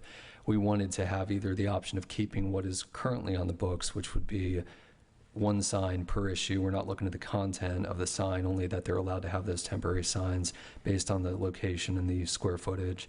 Or we just don't, in that 30 days, we just don't look at the number of temporary signs that are otherwise compliant on the code on the property. That's how other cities, I believe Naples does that, a few other cities in Southwest Florida also do that, where they just, the 30 days, you're allowed an unlimited number of temporary signs. I don't think that would not be a more restrictive standard than what we currently have. We'd be happy to keep the current standard.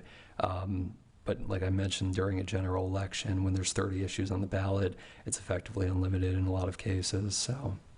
So this goes back to the 1 bad apple scenario, which we just had a great example just a couple of months ago.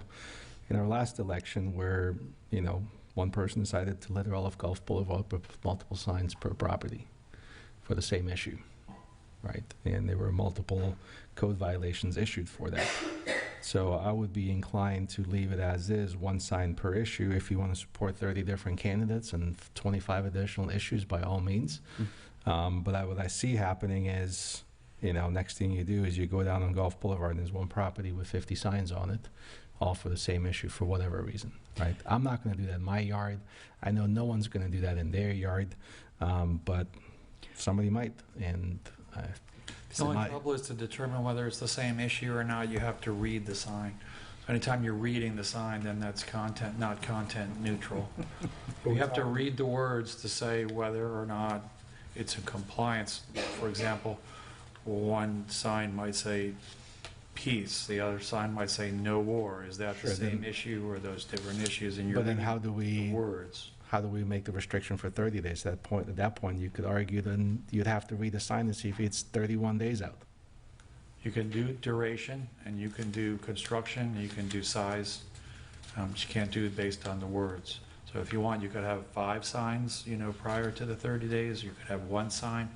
I think the intent of staff was that you may want to post a sign for a presidential candidate, sign for the gubernatorial candidate, sign for 2 city council candidates, sign for a county commissioner, and they're all in the same election, so you wanted to have enough room to be able to put signs for... Sure. Again, I'm asking, the question is from the staff, the recommendation. Well, their question is, do you want to keep it as is, 1 sign per issue? Right. Or do you want to have it a free-for-all? And so... Or anything in between. Well, I'm simply saying, my argument is let's leave it as is, 1 sign per issue, but... You can't say per issue. You could say 1 sign per yard. That's not... So we allow 1 sign per yard. Based on what's drafted, there would be an allowance for 1 sign per yard year-round. It can say whatever the owner wants it to say, but in the 30 days prior to Election Day, they would be allowed 1 sign per issue is what the code currently says, but the regulation of the content of that sign is off the table, to my understanding. So if they wanted... So the 1 sign per issue is currently in the code is probably unconstitutional. That's why we're trying to get rid of these content-based restrictions. I'm just saying that's not the options we were given. Well, we shouldn't have anything that's content-based, so we'll have to review that again. We can bring it back to you. Or if you want to make a decision now about how many signs, but you can't say how many signs per issue, just say how many signs per property. 30 days prior to an election, you're allowed 1 sign only, or you're allowed 3 signs, or you're allowed 5 signs, or you're allowed unlimited signs. Those are all possible options, including a garage sale, or you're for sale, or your house is for sale. That counts as a sign, and it's lumped in with the political signs. So if you just give 1 and your house is for sale, you're effectively saying you can't have a political sign unless you take your real estate sign down, because you only get a number of signs. Again, if you have to read it to determine if you're in compliance, then that's not content neutral. No, I understand that, and I'm just trying to understand why that's an option that was presented to us tonight. I think it's the wrong option. It shouldn't be presented. Commissioner Marriott? I wanted to add a couple of thoughts about the heights of signs. As a business owner, I've followed these discussions for a long time as well. And I think that one of the reasons why you're seeing this increase in height is because a lot of the prior conversations talked about going to only monument signs, right? It would be ridiculous to have a 15-foot tall monument sign. It would also be a little bit silly to have a 5-foot tall pole sign. And so, and the reason for adding some pole signs back in as an option is that there are a whole lot of the small businesses in St. Pete Beach that are, small buildings, small businesses close to the street.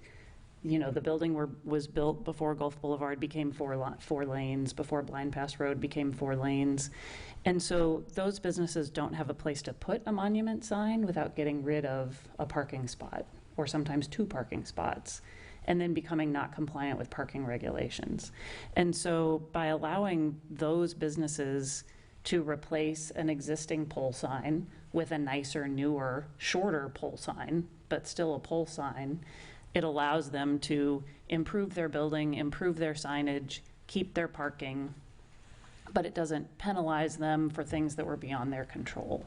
And so, I think we should be mindful of that these sign codes cover a whole gamut of businesses, from very small businesses in 500 square foot spaces all the way up to big hotels in the large hotel district. And so that's why I don't have a problem with the additional height that is given for the freestanding signs.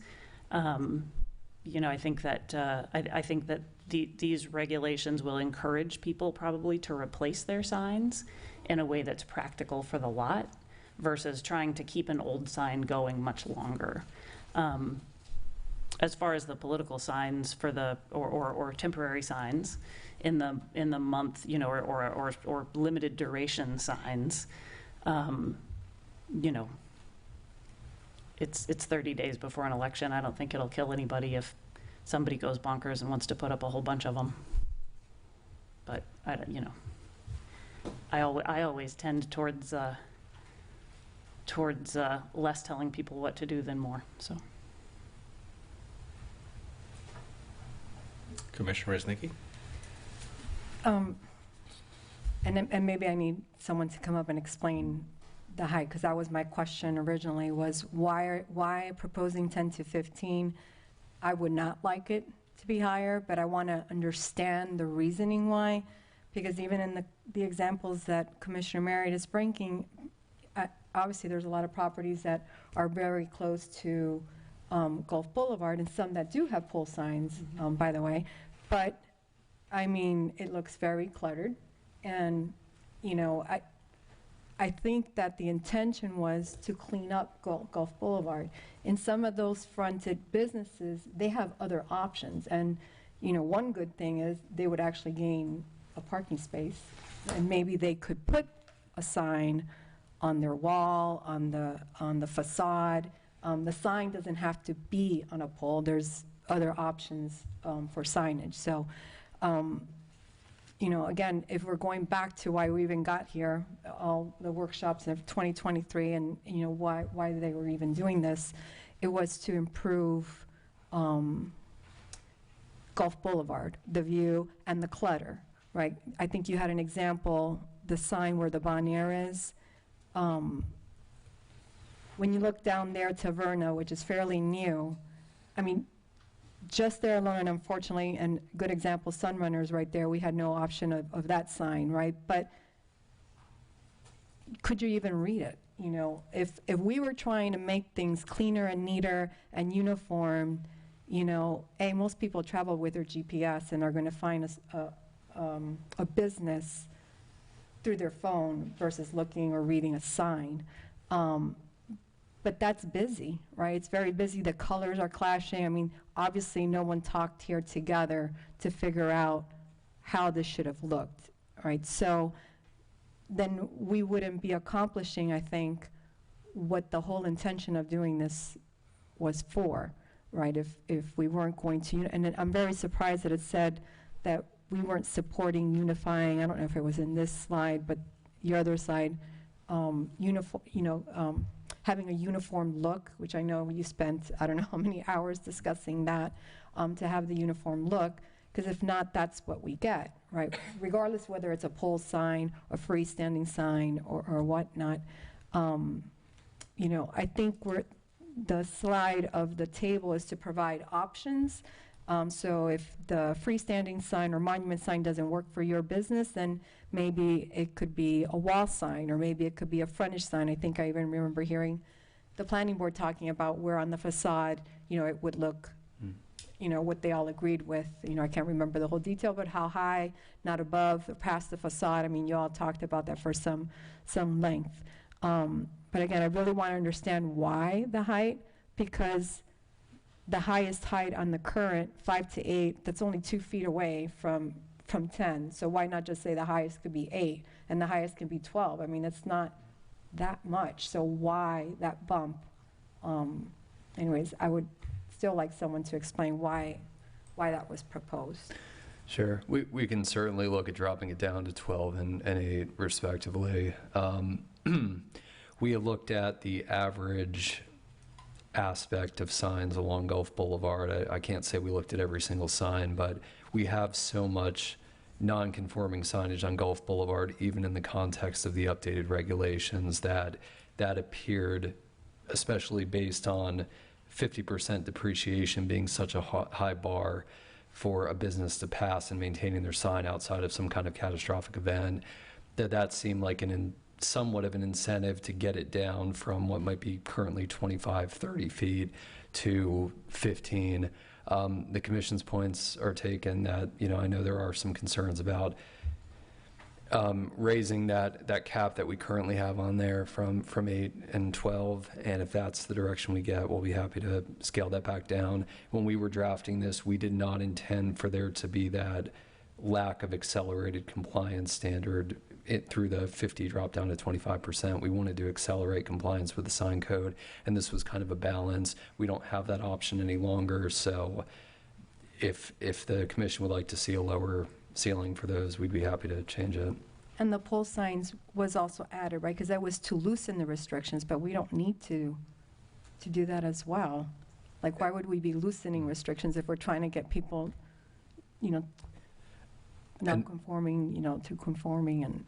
And that truthfully may have been my misunderstanding from the workshop. I didn't understand there to be a lot of opposition to the pole signs, but if that's the case, if the commission no longer wants to see those, we can modify that back to monument only. That's not a greater burden because it is what is currently in the code. Right. And again, maybe it was, like even the examples of the businesses that are really close to Gulf Boulevard that have pole signs, it's basically just a pole. There's no landscaping. It's just a pole straight into the asphalt. So does that mean that if they were to put the pole, they would have to put a planter or something to make it landscaping? So then they would be losing even more space. So is it that we're thinking they probably won't do it because they would actually have to build more in order to get that pole sign back in there? So is that more restrictive? Yeah, I don't believe so, because currently the city, by and large, doesn't allow for pole signs anywhere. So allowing for pole signs and requiring them to be placed in a landscape setting, I wouldn't view that to be a more restrictive requirement, just because the option is not currently there. They wouldn't opt to do the pole sign then, right? Because if we had pole signs, then they couldn't build the landscaping, a garden or a container or something to make it landscape. I mean, they're literally in asphalt, so how would they make it in landscaping? Wouldn't that be So the pole signs considered right now are non-conforming. Correct, but I'm saying, but here we're saying we would add, right, pole signs. I'm not saying we're agreeing, I'm just saying what we're being given is to loosen the restriction by allowing pole signs, That's as correct. long as they have landscaping. But if the location doesn't have that landscaping capability, then we're requiring them to put landscaping where we know they can't. Correct, and it might not be an option for all property owners, just like a freestanding monument sign isn't an option for some property owners today. They can go with a wall sign, a blade sign. Some allow for the A-frame sign. So not every property owner would necessarily be entitled to every type of sign, but for those that have that option, it would be an additional option to them. Okay. And the last one, the temporary signs, currently it is 30 days, right? You can only have temporary signs for 30 days. Correct. Okay, and that wouldn't change, right? We would still say 30 days regardless of, I know we're discussing issues and making sure we're not saying that it's what the purpose is, right? Just, you have a temporary sign, we saw that it was placed, and then we start counting 30 days. Okay. So based on the current sign code, the closest thing that a residential property has to a year-round temporary sign is it's called a free expression sign, like the city attorney brought up. It can basically have any non-commercial content on it. That would remain. Even have commercial, anything. Based on the current, right, based on the changes being made, that would be allowed, but it would still be one sign per property year-round. It would be the same standard. Residential or commercial, right? Correct, yes. Okay. Yeah. Thank you.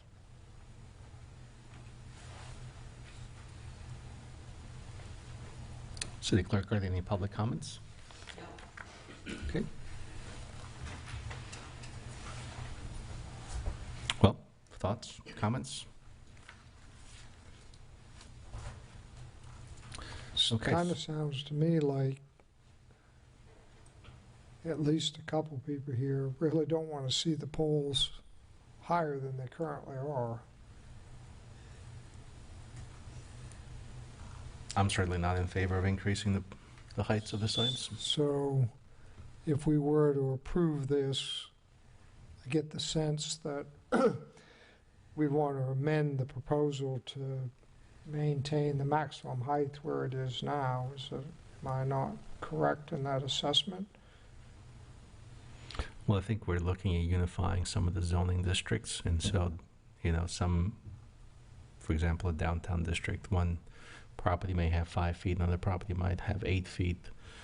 I think based on what Commissioner Reznicki said, I would not be opposed to this. It's just maintaining an 8-foot across that district, which is the maximum height, and then for the other one, bring all of them up to 12 feet, for example.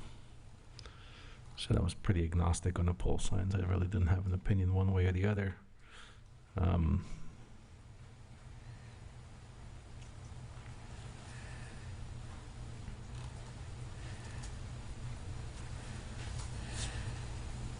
So do we have Commissioner Robinson? Well, I'm agreeing on the reduced, the current height, I should say, not proposing anything higher. The pole signs are kind of a tough one. They're not exactly the most attractive of the signs that we've seen so far, for the most part. Trying to make them more attractive is a good thing with the landscaping. So I would say anything to make them more attractive. I mean, some people here, businesses don't have much in the way of options.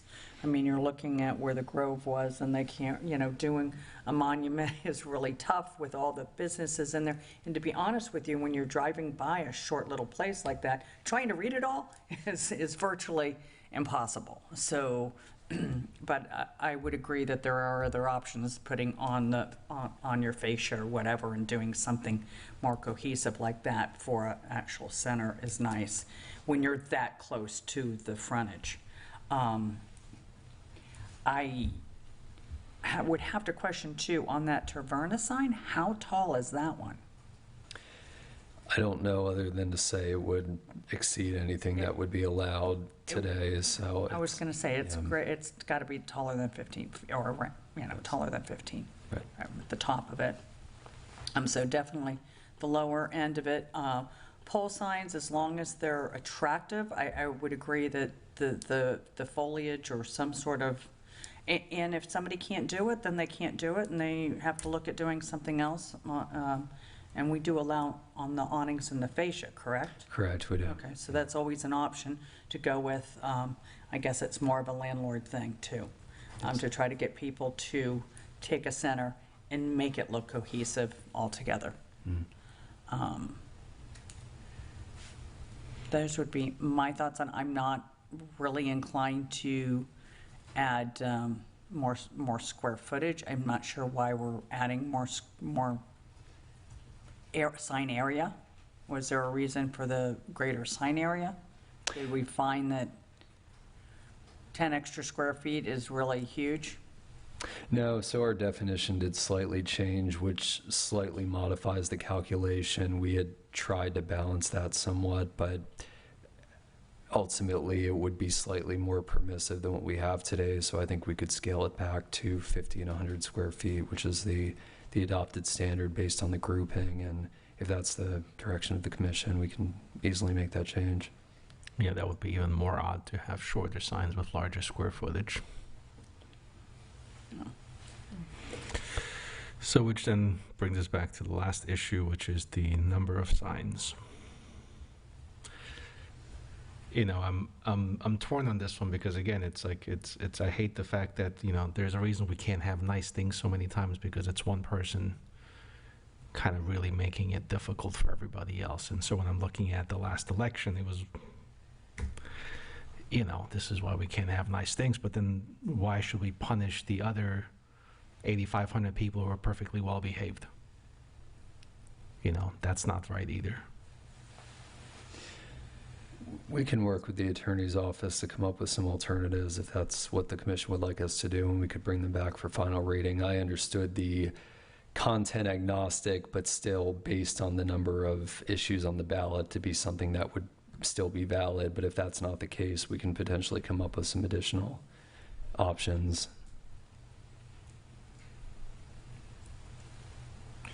I guess you could separate number of issues just to count issues, but you can't correlate them to one issue per sign. Mhm. And to that point, if we allow for one temporary sign year-round, that's the only sign we allow outside of election season. It can say whatever the occupant wants, but if there are 20 issues on the ballot, they're allowed 21 signs. We would just count based on that if we kept that standard. If They it's could all have the same presidential candidate. Correct, exactly. No content restriction. Okay.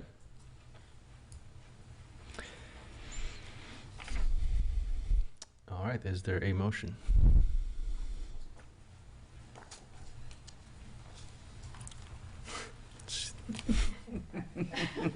Well, it's so confusing. We're saying to make a lot of changes. Right. We're motioning to approve, I mean, I don't approve, but with, Approve at first reading would to reduce height back to existing height, to reduce square footage back to existing square footage, or whatever the preference is of the motion maker. Looking for a second, and then it will come back for second reading for further discussion.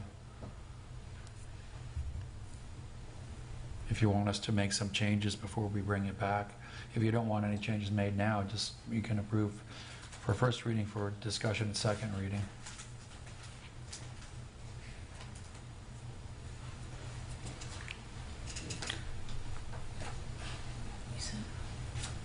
And one thing that might be relevant is how many non-conforming pole signs there are that we're really talking about. If you need additional information, you could ask staff to bring additional information that might help your decisions. no, we can't, I'm sorry, I don't have my line up, but we can't, we're removing pole, well, we were removing pole signs. You're asking to lessen, right, that by. Well, right now, I guess pole signs are not allowed, right? So any pole sign you have right now is a non-conforming sign. So we're trying to get those signs to come into compliance. One way would be, I guess, to have allow for a shorter pole sign. Or if you want all pole signs gone, you'll just have to wait till they decide to take them out and replace them with some other kind of sign. And a question, if a business, let's say there's, and I'm trying to visualize a lot of businesses, right? But if there's a business that has like real difficulty because they can't just figure out where to put the sign, if we had no pole signs, could they still come for, I hate to call it a variance, but for, I guess it would be, like, can they ask like for some kind of assistance because of their situation? We do have sign variance provisions. We've processed those, and those would remain an option. Okay, so then someone who could not have it could possibly come for a variance because they just have no place to put anything else but a pole. So if we were to not allow pole signs by right, but to leave it as an option only through a variance, I think we would have to amend the code to do that, the draft, but I think we could probably make that work. Because I'm only thinking of someone who doesn't have, you know, like a facade that they can put something in front, or don't have walls on the side, and, you know, that they might need something because they only have a certain little piece of land that they can put a pole in. So your suggestion would be to have it be a sign type only when they exhaust all other options, it would need to come forward for a variance? Okay. If that, you know, because then that way, we would know if there's just somebody who's struggling, right, that they just, they can't put it anywhere else. And can poles be placed on the tops of buildings? No, we don't allow above the roof line signs. So this would still, if we add this, we would not allow poles on the tops of buildings, right? Because you could still have 10 height on top of a building. Right, no, It's just a pole. we could write, so we would not put pole signs in our prohibited sign type section, but we just would not enable them with any of the district groupings. So someone could still apply, but they would not be eligible for a rooftop sign, which is a prohibited sign, so. Now, I would prefer that we say that, you know, not on the roofs, but that they come forward. Like someone requests and has exhausted everything, and they need to come forward and present why a pole sign would be their only option. Okay. I think pole signs are the most expensive kind of sign to put in. I don't think you're going to see anybody who doesn't have to have one trying to put one in. Right. You know, Like I'm saying, it's just, you've exhausted everything, you don't know where to put it, and you've only got, yeah, I mean. 2x2 foot Yeah. area where you can stick. And there are people in that situation, and what I'm saying is that those are the only people who are going to put in a pole sign. Mhm. So, I mean, I guess it's fine to make them jump through the hoops and take an extra 3 months to get their permit because they have to get a variance, but it's, anybody who doesn't have to have one isn't going to have one Right. because they're the most expensive sign to put in, and especially with low heights, there's no benefit to having one unless that's your only option.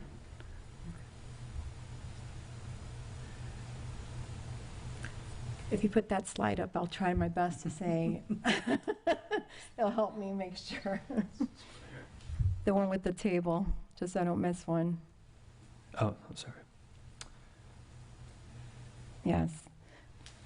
So I motion to approve the first reading of ordinance 2025-10 with the changes in the total signs permitted, the free back to, I believe, current is what we were kind of all nodding. Freestanding sign height to current and freestanding sign area to current as well. And also to not add the pole signs unless brought back through some type of variance. Is there a second? Second. City Clerk, if you'll please call roll. Commissioner Robinson? Yes. Commissioner Rosnicki? Yes. Commissioner Mulholland? Yes. Vice Mayor Marriott? Yes. And Mayor Petrilla? Yes. Thank you. Before we go any further, is there a motion to extend this meeting to, let's say, 11?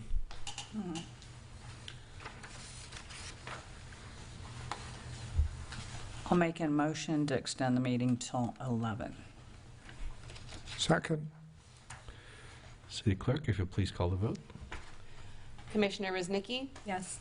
Commissioner Mulholland? Yes. Vice Mayor Marriott? No. Commissioner Robinson? Yes. Mayor Petrilla? Yes. Motion carries.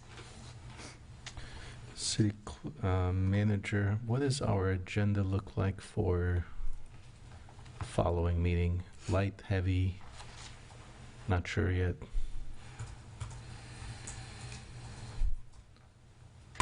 Sorry, Mayor, if you could ask that question again. What's our agenda look like for the next commission meeting in 1st of June? First commission meeting in June. My question is Beach if... on that? Isn't Beach on that? My question is just the, how much time do we need on the Paso Grill? It's actually a short presentation, and it's combined 10 minutes. I think we're going to combine B and C, the 8th Avenue and the Paso Grill as one presentation. Okay, because there are things that we do have to discuss tonight, because they're time sensitive. This one, I wasn't sure if it was or not. What time sensitive is it? It's not time sensitive, it can be moved. Remove it. Okay. Do we want to move this one to the next commission meeting, or do we want to take 15, 20 minutes, or however long it takes? It should be even less than that. Perfect. Yeah. Okay. I'd say do it. 1.5 speed? If we're moving on then to the first reading of B and C, I can read the ordinance headers together. Please. And we'll take separate votes. The first reading of ordinance 2025-08, amendments to the Land Development Code Division 40, Community Redevelopment District, 8th Avenue.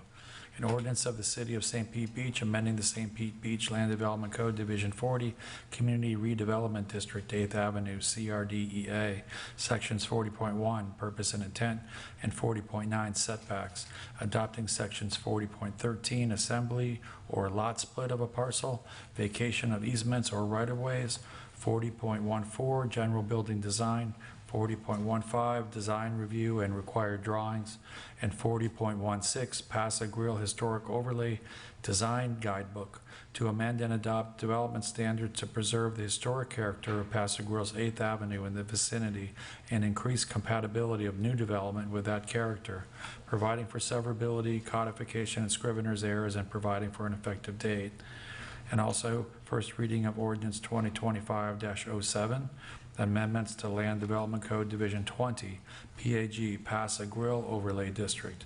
An ordinance of the City of St. Pete Beach amending St. Pete Beach Land Development Code Division 20, Paso Grill Overlay District, renaming to Division 20, Paso Grill Historic Overlay District, amending Section 20.01 Purpose and Intent, 20.02 Definitions, 20.03 Permitted Principal Use and Structures, 20.05 Allowable Conditional Use, 20.06 Prohibited Uses and Structures, 20.07 Density, Intensity, and Assembly of Parcels, 20.10 Reduced Setbacks for Contributing Structures granted as Certificate of Appropriateness, 20.11 Minimum Building Type Requirements, 20.12 Subdivision of Lots, and 20.13 Applicable and Building Type Assignment, repealing Section 20.13 Residential Development Option for Single-Family Homes, and adopting Section 20.13 Applicability and Building Type Assignment,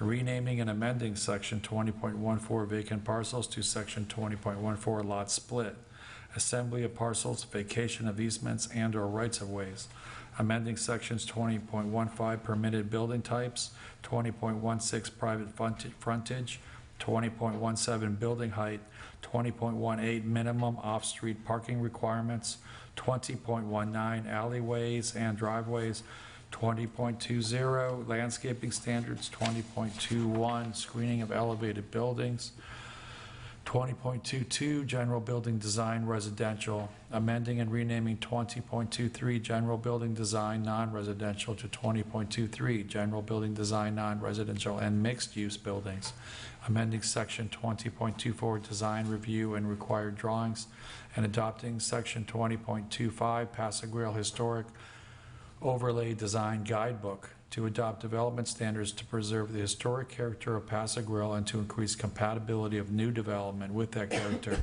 providing for severability, codification, and scrivener's errors, and providing for an effective date. Thank you. If we could bring up the PowerPoint. This is largely a reiteration of the PowerPoint that was shared with you back in January, so I'll be brief. This amends only Division 20 and Division 40, which are the overlay and the zoning, respectively, for the majority of the properties in Paso Grill. It does not amend Division 28, which applies to historic preservation. That would apply to any structure on the city's local historic registry located anywhere in the city. It's not specific to Paso Grill, although we obviously have the highest volume of historic structures in that area. So again, these amendments reflect a two-year process to better align the district standards with the purpose and intent to provide more robust design standards with qualified review and prevent unfettered lot consolidation that does not respect the historic layout and character of the 8th Avenue and the overlay. This has an extensive history looking back to 2024, which the amendment started even before that. There was a workshop in February and March of last year to talk about these two ordinances. In October, there was a workshop between the Planning Board and the Historic Board. The Commission had a workshop, of course, in January of this year. There was a recommendation from the Historic Board, 5-0, in March and April on these two ordinances.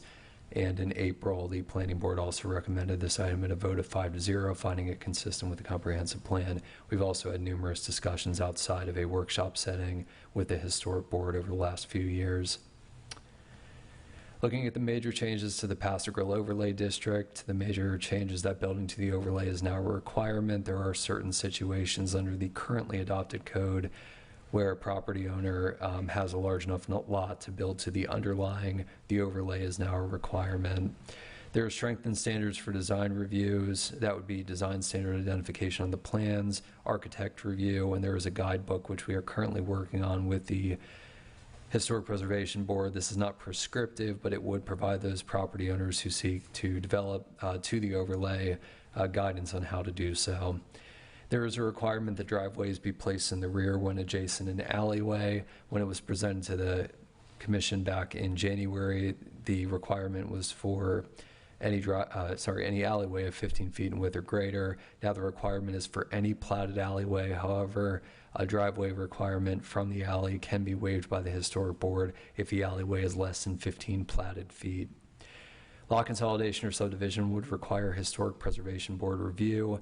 And while what was presented in January would prohibit all accessory structures in the front yards, they did want to make an exception for pools specifically because there is that focus on having the driveways in the rear of the lot. Pools would now be allowed in the front yard provided that they meet these setback requirements. Looking at the 8th Avenue district, there is an implementation of design standards. Despite it being part of the historic district, there are currently no design requirements along 8th Avenue. We are adding in the Passer Grill overlay design standards to the 8th Avenue based on these amendments. Maximum height would continue to be measured from from base flood elevation. If the structure is required to be elevated, that would be for standalone uses in this district, standalone temporary lodging. For those structures that can be built at grade, this would be a reversion of the definition back to what was in effect up to 2015, which is that if the structure can be built at grade, if that first occupiable level is built at grade, such as a mixed-use development or a standalone commercial, maximum height would be measured from grade. That would have an effect of about 7 feet on the east side, of about 4 feet on the west side of 8th Avenue. There would be a requirement to screen rooftop mechanical equipment. One of the only casualty of Senate Bill 180 when reviewing with the city attorney was that the design review was going to be required. It's now strongly recommended. A property owner could move forward with development without the design review. However, we would still take the item to the historic board as an informational item. It would just not go through the design review process. And then a requirement that was included back in January that maximum building length not exceed 80 feet. And the historic board review any lot consolidation. Those are unchanged. Looking at next steps, we're currently working with the Historic Preservation Board on creating a design guidebook. We do have a consultant who's been working with the board on creating that, and this month we'll be discussing it in more detail, discussing the purpose statement, reviewing some other municipal standards such as those for Key West, and then of course we'll bring back this ordinance after the final draft of the guidebook for your final action. So we are asking for separate motions on these two ordinances. 2025-07 is the overlay. 2025-08 is CRD 8th Avenue. Happy to take questions. Thank you, Brendan. Questions, comments? Do we have any audience comments?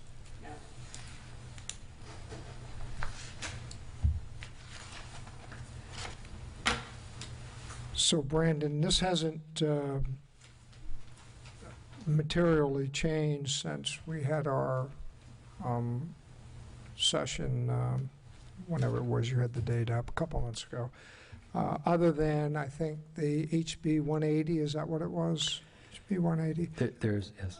That's caused some minor modifications that we didn't discuss when we had our meeting 2 months ago. Would that be an accurate statement? There were a few elective changes. One was allowing pools in the front yard, and the other was previously any property with an alleyway of 15 feet was required to have a driveway off the alleyway. It's now been reduced to any property abutting an alleyway, but the historic board can waive that requirement for properties with an alleyway of less than 15 feet.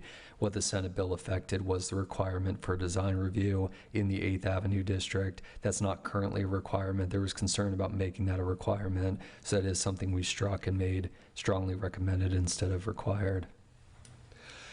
Did I understand it right where I think your last slide, you indicated that this or these two will not come back for second reading until the design guidebook is done? Is that correct?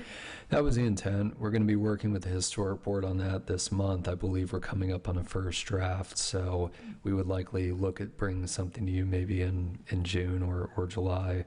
The intent of that is we want to have those guidelines in place for property owners who are looking to develop to the overlay, given that it's now a requirement. For those who don't want to hire an architect, they can work through the design guidebook and work with their engineer to come up with a design. Well, I just want to comment that I've been following this now for quite closely for about a year, and I want to thank you and the Historic Preservation Board. You folks have really worked hard on this and pulled a lot together here, and I know it's taken a lot of effort to do this. I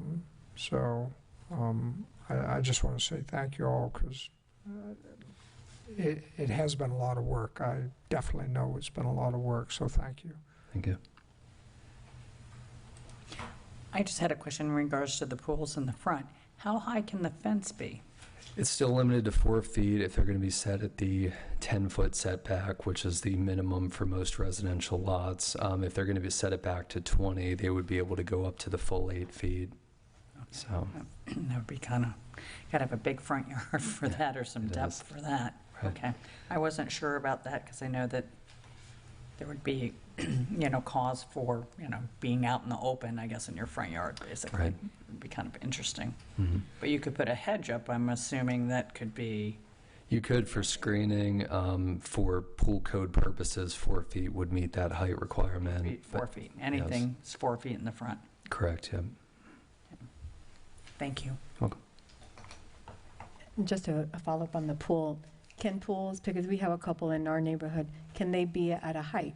Because some pools are being built at the second level, so they could have a frontage pool at a height, correct? So they're allowed to be elevated 2 feet above grade without any kind of waiver. One of the considerations in the Paso Grill overlay is that there needs to be a defined frontage, there needs to be a facade of the building, so a pool can't be the frontage element. It can't just be a wall with a pool on top. There does need to be that frontage design, and that's something we'll express through the design guidebook.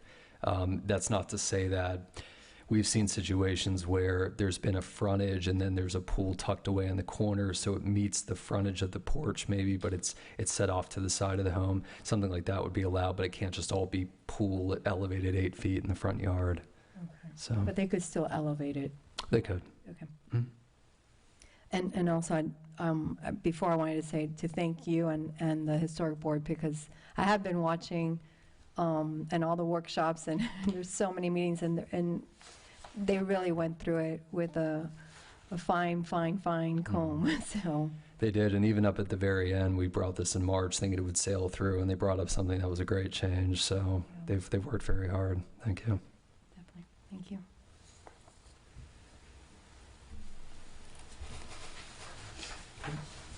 Is there a motion? I make a motion to approve the first reading of ordinance 2025-8. Second. Commissioner Mulholland, Yes. Vice Mayor Marriott, Yes. Commissioner Robinson, Yes. Commissioner Woznicki, Yes. Mayor Petrella. Yes. Motion carries. You want a motion for the next item, Mr. Yes, Mayor? sir. I make a motion to approve the first reading of ordinance 2025-07. Second. City Clerk, if you'll please call the vote. Vice Mayor Marriott, Yes. Commissioner Robinson, Yes. Commissioner Woznicki, Yes. Commissioner Mulholland, Yes. and Mayor Petrella. Yes. Motion carries. Yeah. Thank you.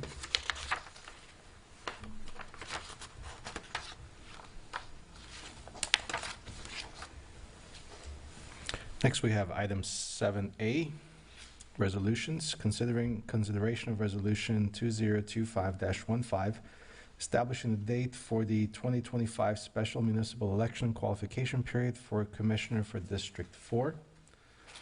This comes as a result of District 4 Commissioner Mulholland tendering his resignation effective June 16th, 2025.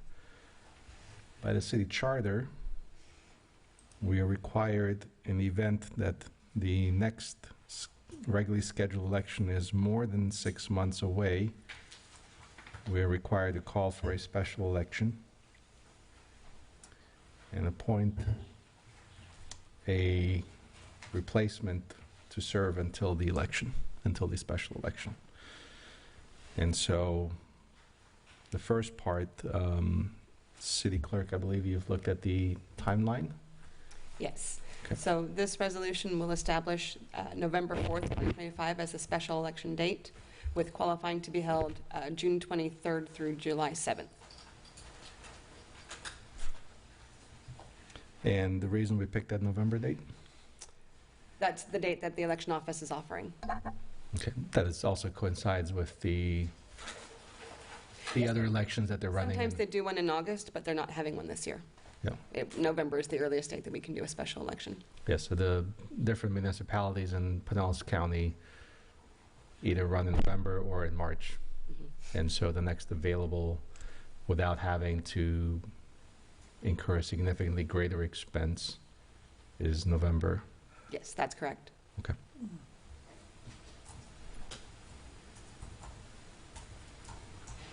All right. Any comments, questions? Audience comments? Laura?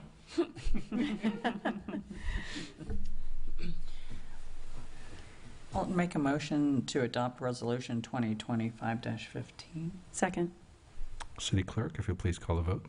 Commissioner Robinson? Yes. Commissioner Isnicki? Yes. Commissioner Mulholland? Yes. Vice Mayor Marriott? Yes. And Mayor Petrilla? Yes. Motion carries. Okay. And then the next item, 8A, ties into this last one, which is a discussion and direction on the communication strategy for District 4 appointees. So we've already talked about the special election, having a qualification period for that. And so the next step is to determine how we solicit and select a replacement, how we make an appointment to replace the District 4 commissioner. So I was here last time this happened. So I can tell you what we did last time, and I will, based on that previous experience, make a few recommendations, and then y'all can tell me yes, no, maybe, or present different ideas. So my, again, we have Commissioner Mulholland with us for one more commission meeting. Because of several, so the option that we have is, the way that we did it last time is we solicited, people to be nominated for the open seat.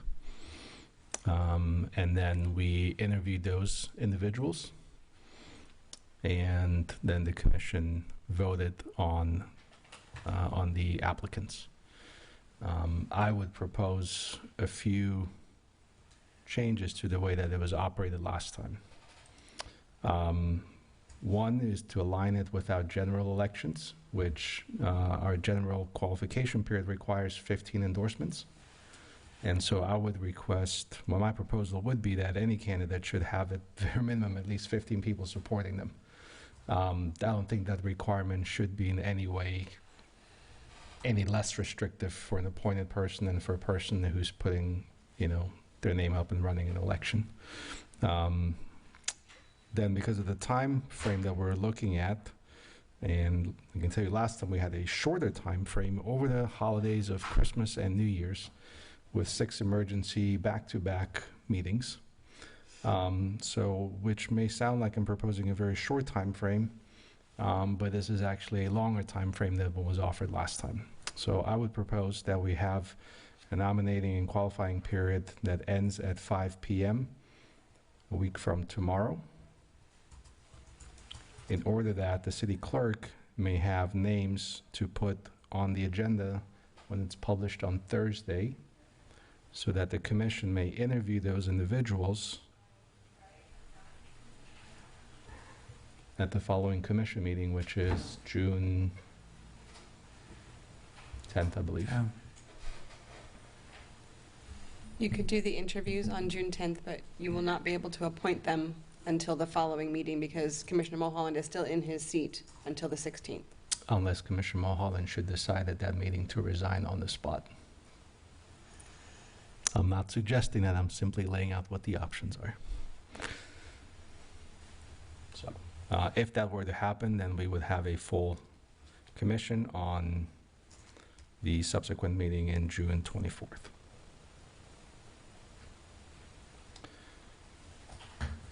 That's my proposal.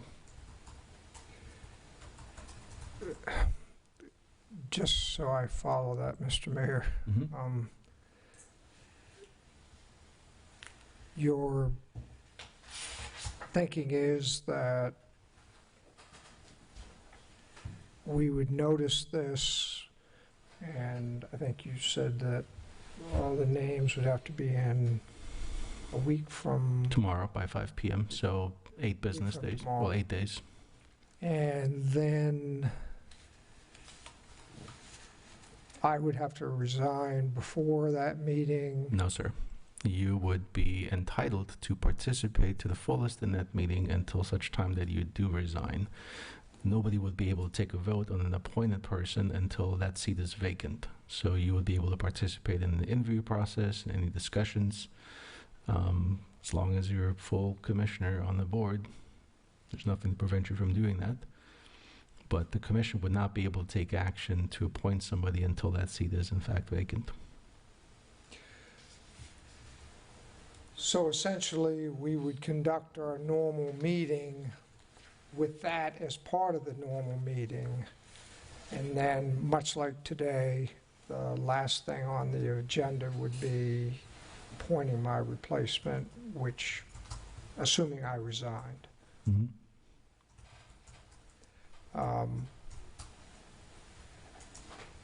And in the absence of that, we all would, at the next meeting, interview the prospective folks to replace me, but the commission wouldn't vote on that until the following meeting. Is that? If you did not resign on the spot right at that meeting. I mean, I mean, I'll be honest, I really don't want to resign on the spot. I kind of, I feel I gave an initial heads up to folks in March, and I feel kind of duty bound to give the 4-week notice that I'm leaving. So for me to, leave earlier than that, I'm not saying I wouldn't if I felt it was best for the city moving forward. I guess I'm trying to fully understand how it would be. So if we were able to make an appointment at the next commission meeting, then we would have a full 5-panel on the 24th. If you did not, then we would have to wait until after the 16th right to make that appointment, which means we would most likely have a vacancy on the 24th of June, and then we would not be able to swear in the next commissioner until July, whatever the first meeting in July is. Can you clarify why, I mean, you're saying because of the timing, like not, I thought you were trying to give more time. Like I feel like we're getting rushed to advertise. Like why not just wait till after he resigns and do the same process and advertise? I'm not quite understanding that. Well, one, I want him part of the conversation. I want him part of the conversation, just like we did last time. Everybody participated. The people that they interviewed their replacements, right? And so I think we should be consistent in our approach. So. But that's how we got lawsuits. So that so. So as I remember, that process was held up. Whether you like it or not, whether I like it or not, that's not what it said. It said that process was upheld. So I'm simply following the exact same process that we followed last time. But people didn't like it. That's why I'm kind of confused. What people didn't like was what the lawsuit was about, the fact that the commissioners changed midstream the way that they did the appointments.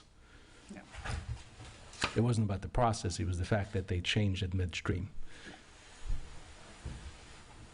We could also. But then after we had a lot of argument about having appointees and, decisions made by appointees, so why the rush to put an appointee? I know having a set of 4 is more difficult in voting, but, I mean, it wasn't just because of the process that we got arguments. I mean, I sat here being ridiculed for being an appointee, even though I was a duly elected person. So I'm kind of confused, because it was more than just the process. The point was people were upset about having appointees when everybody wanted to elect the person. Mhm.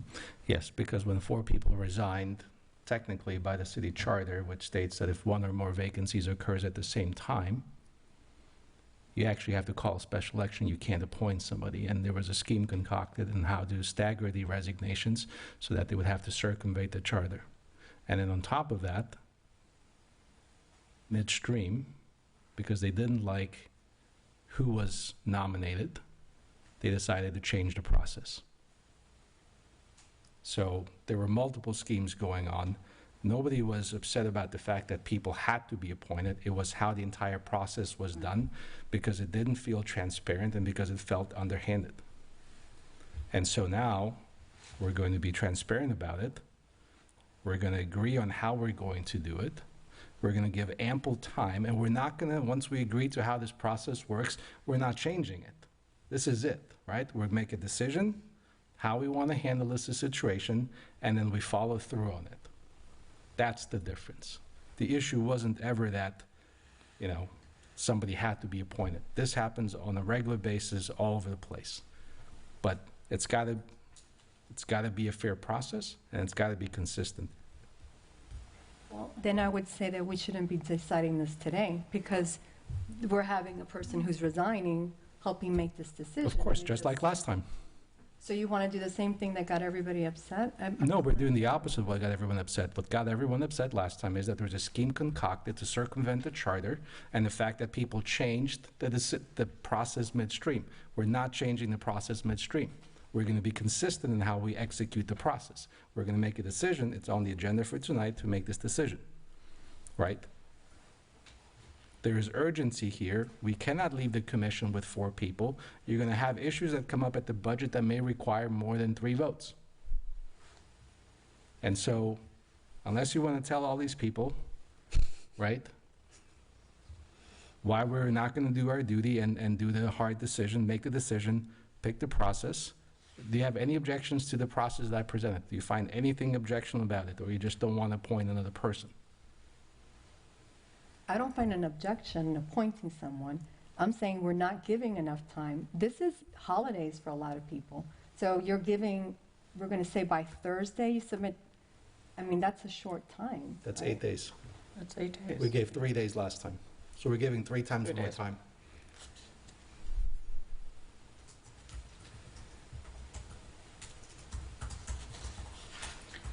If Commissioner Mulholland wanted to amend his resignation to the 24th, then we can have more time. But he gave us until the 16th. So that only leaves 1 commission meeting. And if we don't make that decision now, then we're going to leave the city in a position where we're only going to have 4 seats. And then what happens if in July, 2 of us go on vacation at the same time, which could be I'm on vacation in July. July when? The first week of July. So there will be nobody here in July for that July meeting. Well, there won't be a quorum here. We need 3 for a quorum. Yeah. You won't have 3 people here the first week of July. And that's a budget meeting. Yeah. So then what happens? Now we put the city. Schedule a meeting, I guess. Yeah. So, again, I'm happy if Commissioner Mulholland wants to amend his resignation date to the 24th, for example, or the 25th, and then he can, and then we can have a longer qualification period, right? We could give it 2 weeks, 3 weeks, until whatever the Thursday before the 24th is, which is the 16th. Well, we can still interview on the 10th, right? It just depends on what's on our schedule. I'm simply saying Commissioner Reznicki's point, and I'm not saying her point is invalid, because I would prefer to have more time, but because of the timeline that we were given, we don't have more time. So, again, if we had more time, if Commissioner Mulholland wanted to amend that, he could do that. If he doesn't, I don't want to put you on the spot, so please don't feel like I'm putting you in a spot either to resign early or to stay late. I'm just laying out the options that we have based on the dates that we've been given. And the date that we're given was June 16th. And based on that, we only have one commission meeting between now and then, which limits our options severely on how much time we can allow. Now, I think it's plenty of time. I wish we had more, but I'm not opposed to moving forward with the time frame that we have now. Well, we can also do a special meeting too, can't we? We can do a special meeting. We can do the interviews at a special meeting, and we can turn around and do, do the nomination or do the vote at a special meeting. The best we can hope for is an extra 3 days. Sure. I mean, we can do it. So it's not buying us much time. I'm fine with a special meeting as well. I'm simply saying that the only thing it does, it delays that from Tuesday to Friday of the same week. And then we would have to make an additional special announcement. We would have to have, we know that people look at the agendas for the regularly scheduled commission meetings. Mhm. If we have to publish a different agenda, I think fewer people will see it, and it'll be noticed to fewer people. That's based on the number of comments I get from people before the meetings. I saw this on the agenda because they know to look for it every Thursday. We could also give people until June 9th, because we could notice the item, but it doesn't mean all the contents have to be in the agenda. And then we would publish the packet, the actual details, the day of the meeting. Or you can give it to the 6th as well, to that Friday. I'm saying there's more Yeah, we have time. a little bit more It's just a matter time. of us pulling together application packets and. I appreciate that.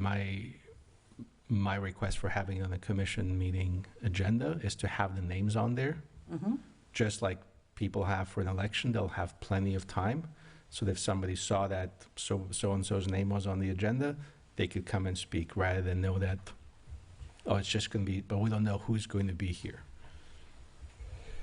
So, Mr. Mayor, if I extend my resignation notice to what's that date, the 24th? Make it the 25th, just to be on the safe side. No, commission meeting, no. Is the 24th, yes. It's the 24th. So how's that change the dynamics? What happens at our next meeting? We could extend the qualification period Okay, for people to be nominated or put their name in a hat okay, until the 18th.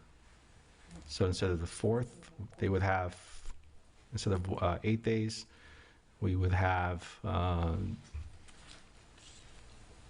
we'd have almost 3 weeks. Yeah, 3 weeks. have what again, I'm sorry? We would have 3 weeks for nominations. So we would have 3 weeks that people could be nominated. That would give people 3 weeks to go collect their 15 endorsements. Yes, we did add that. There are how many endorsements? 15, just like for the right. 15, I thought you said 50. Okay. I don't think there's 50 people in Passaic Grill. Well, I had 39, and I it know. didn't do me any good. Well, we're learning from our best experiences. So, Commissioner Marriott, you So I would basically resign at the beginning of that meeting? at the end of the meeting after you've At the interviewed. end of the meeting on the 27th? After you've interviewed. 24th, I mean. On the I'm sorry. 24th, yeah, we would have the interviews at some point. Right, have a discussion on the interviewees. Then you would resign and the commission would appoint. How do you feel about that, Karen? I just have a couple of questions. First, for the city attorney, regardless of how things went before, just your opinion currently right now, do you see there being any procedural problems with having Commissioner Mulholland involved in the interviewing of and discussion of his replacement? Is that perfectly fine in your opinion, or? I think that's fine. He won't be able to vote on it because he would have to be resigned to create the vacancy. Okay. But in order to show continuity of a commission, doesn't hurt to get nominations ahead of time so Okay. that you can immediately fill once he resigns. Perfect. And then for the endorsements that we want people to get, which again, I'm fine with, But are we then going to expect the clerk to certify those with the county election official to make sure that they're registered voters, just like we do in an election, or is just a signed piece of paper good enough? Like, how are we doing that? And if we wanted to do that, could we even do that? We could pay to get the signatures certified. They'd need some time to do that, so we'd have to find out how long the supervisor would need for that. I'll have to look into that. Okay. I don't know how long that takes for their. So, Madam Clerk, if I decided that I wanted to extend my resignation date to the 24th,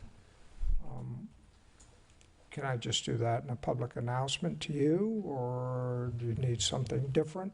City attorney. You could announce it, but you'd want to put it in writing as well. I'm still not understanding, maybe most clearly, the 24th or the 25th or the 23rd that he's resigning. There's a meeting on the 24th. So you'd have, I don't know how you would do that. If you say I'm resigning on the 24th, and then your seat would be vacant on the 24th. Unless you... So I was saying the 25th, and then that's what I was saying, the 25th with an impromptu resignation on the 24th, effective immediately. During the meeting? It's what happened before. Is there a time certain that he would be doing that or something? That would be up to the commissioner's discretion. I'm not going to tell him how to do it or when to do it. How could you replace me if I'm not officially not a commissioner? Usually they go by the date, not by like some portion of a date. That's what I'm saying. What happened last time is they said I resign effective immediately, and got up and left. Well, are you, Commissioner Mulholland, are you interested in interviewing your replacements? You know, am I interested in it? Do I feel I have necessarily the moral high ground to do that? Maybe not, but if legally I'm allowed to, I certainly would not mind doing it. So you could do that on the 24th, and then you would resign on the 25th, and they would have to fill it at the next meeting, but in July, no one's going to be here. Unless you change the meeting date. Or you could resign on the 23rd, and then they could interview and pick someone on the 24th, because the vacancy will be there. Or special meeting. Or do a special meeting. Or a special meeting on We have a the special meeting on the 25th 25th. or 26th. I can't be here on the 26th. I'm not that I have to be here. I'm saying on the 25th. 25th, I can be here. We have Board of Adjustment at 2, so we could do it after the room becomes vacant from Board of Adjustment. 4:30. They should be done by then, I would imagine. We can do 5 or 6 o'clock as well. I just know 4:30 is the earliest available. If they start at 2. And we can do 6 p.m. on Wednesday. That's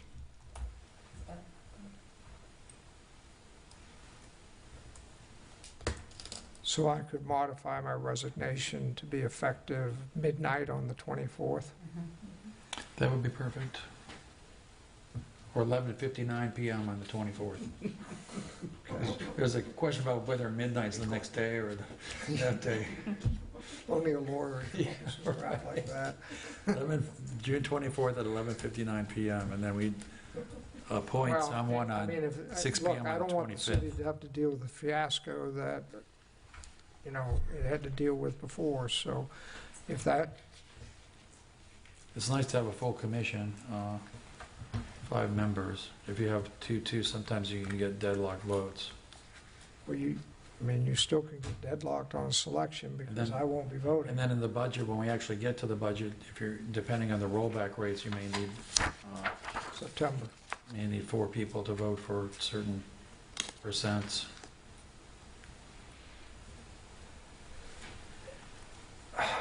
So is this what all of you would like me to do?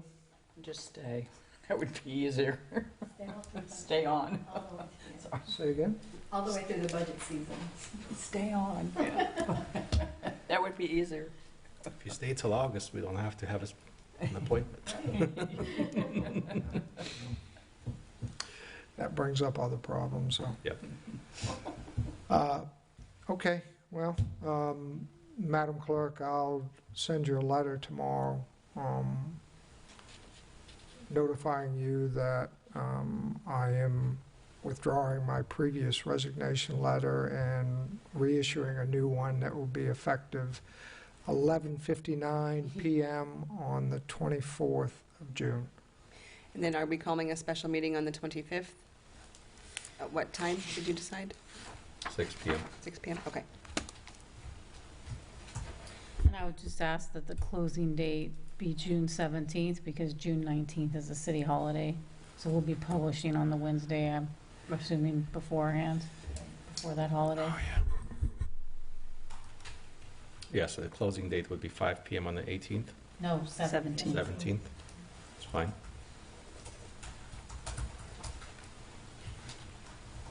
And then we're going to be looking for 15 endorsements, and then the city clerk will look into whether they'll be certified or... Even if I cannot get them certified, I do believe I can confirm that they are registered voters. Yeah. Yeah. Okay.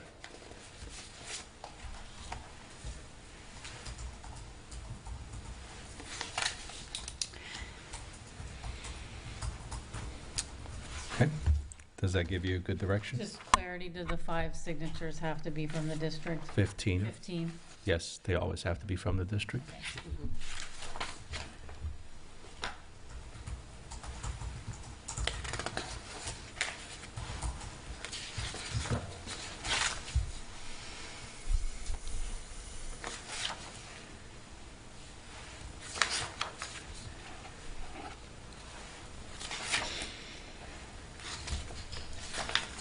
Okay. Next, we have item 8B, riprap. Yes, Mr. Mayor, since it's late, I'll make this quick. So the city sent out this really nice newsletter to all the residents a couple weeks ago, and there were some conversations in it about seawall improvement initiative. Really happy to see that. I think you all may recall that a few months back, I had some concerns about us not maybe encouraging people, if that's the right word, to do more with their seawalls. But anyway, I had a longtime resident reach out to me about this idea, and he had done this himself. In fact, Commissioner Marriott, this same person may have reached out to you. I'm not certain. He mentioned you, but I'm not going to publicly say his name. But he just suggested that, well, first of all, he asked to see how easily the permitting would be to use the limestone riprap in front of seawalls.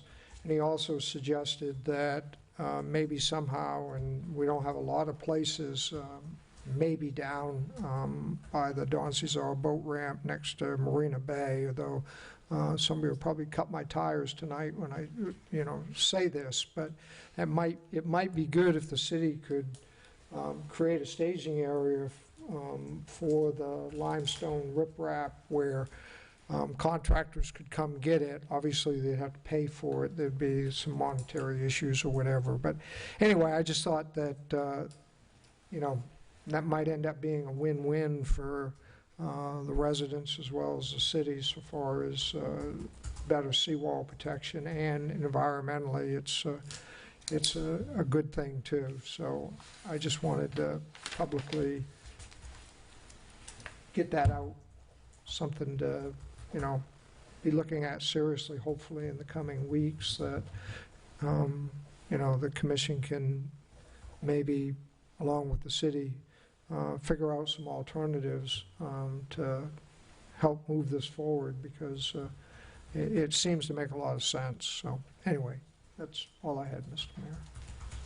Thank you. All right, next we have reports. City Clerk. I have nothing further. City Manager.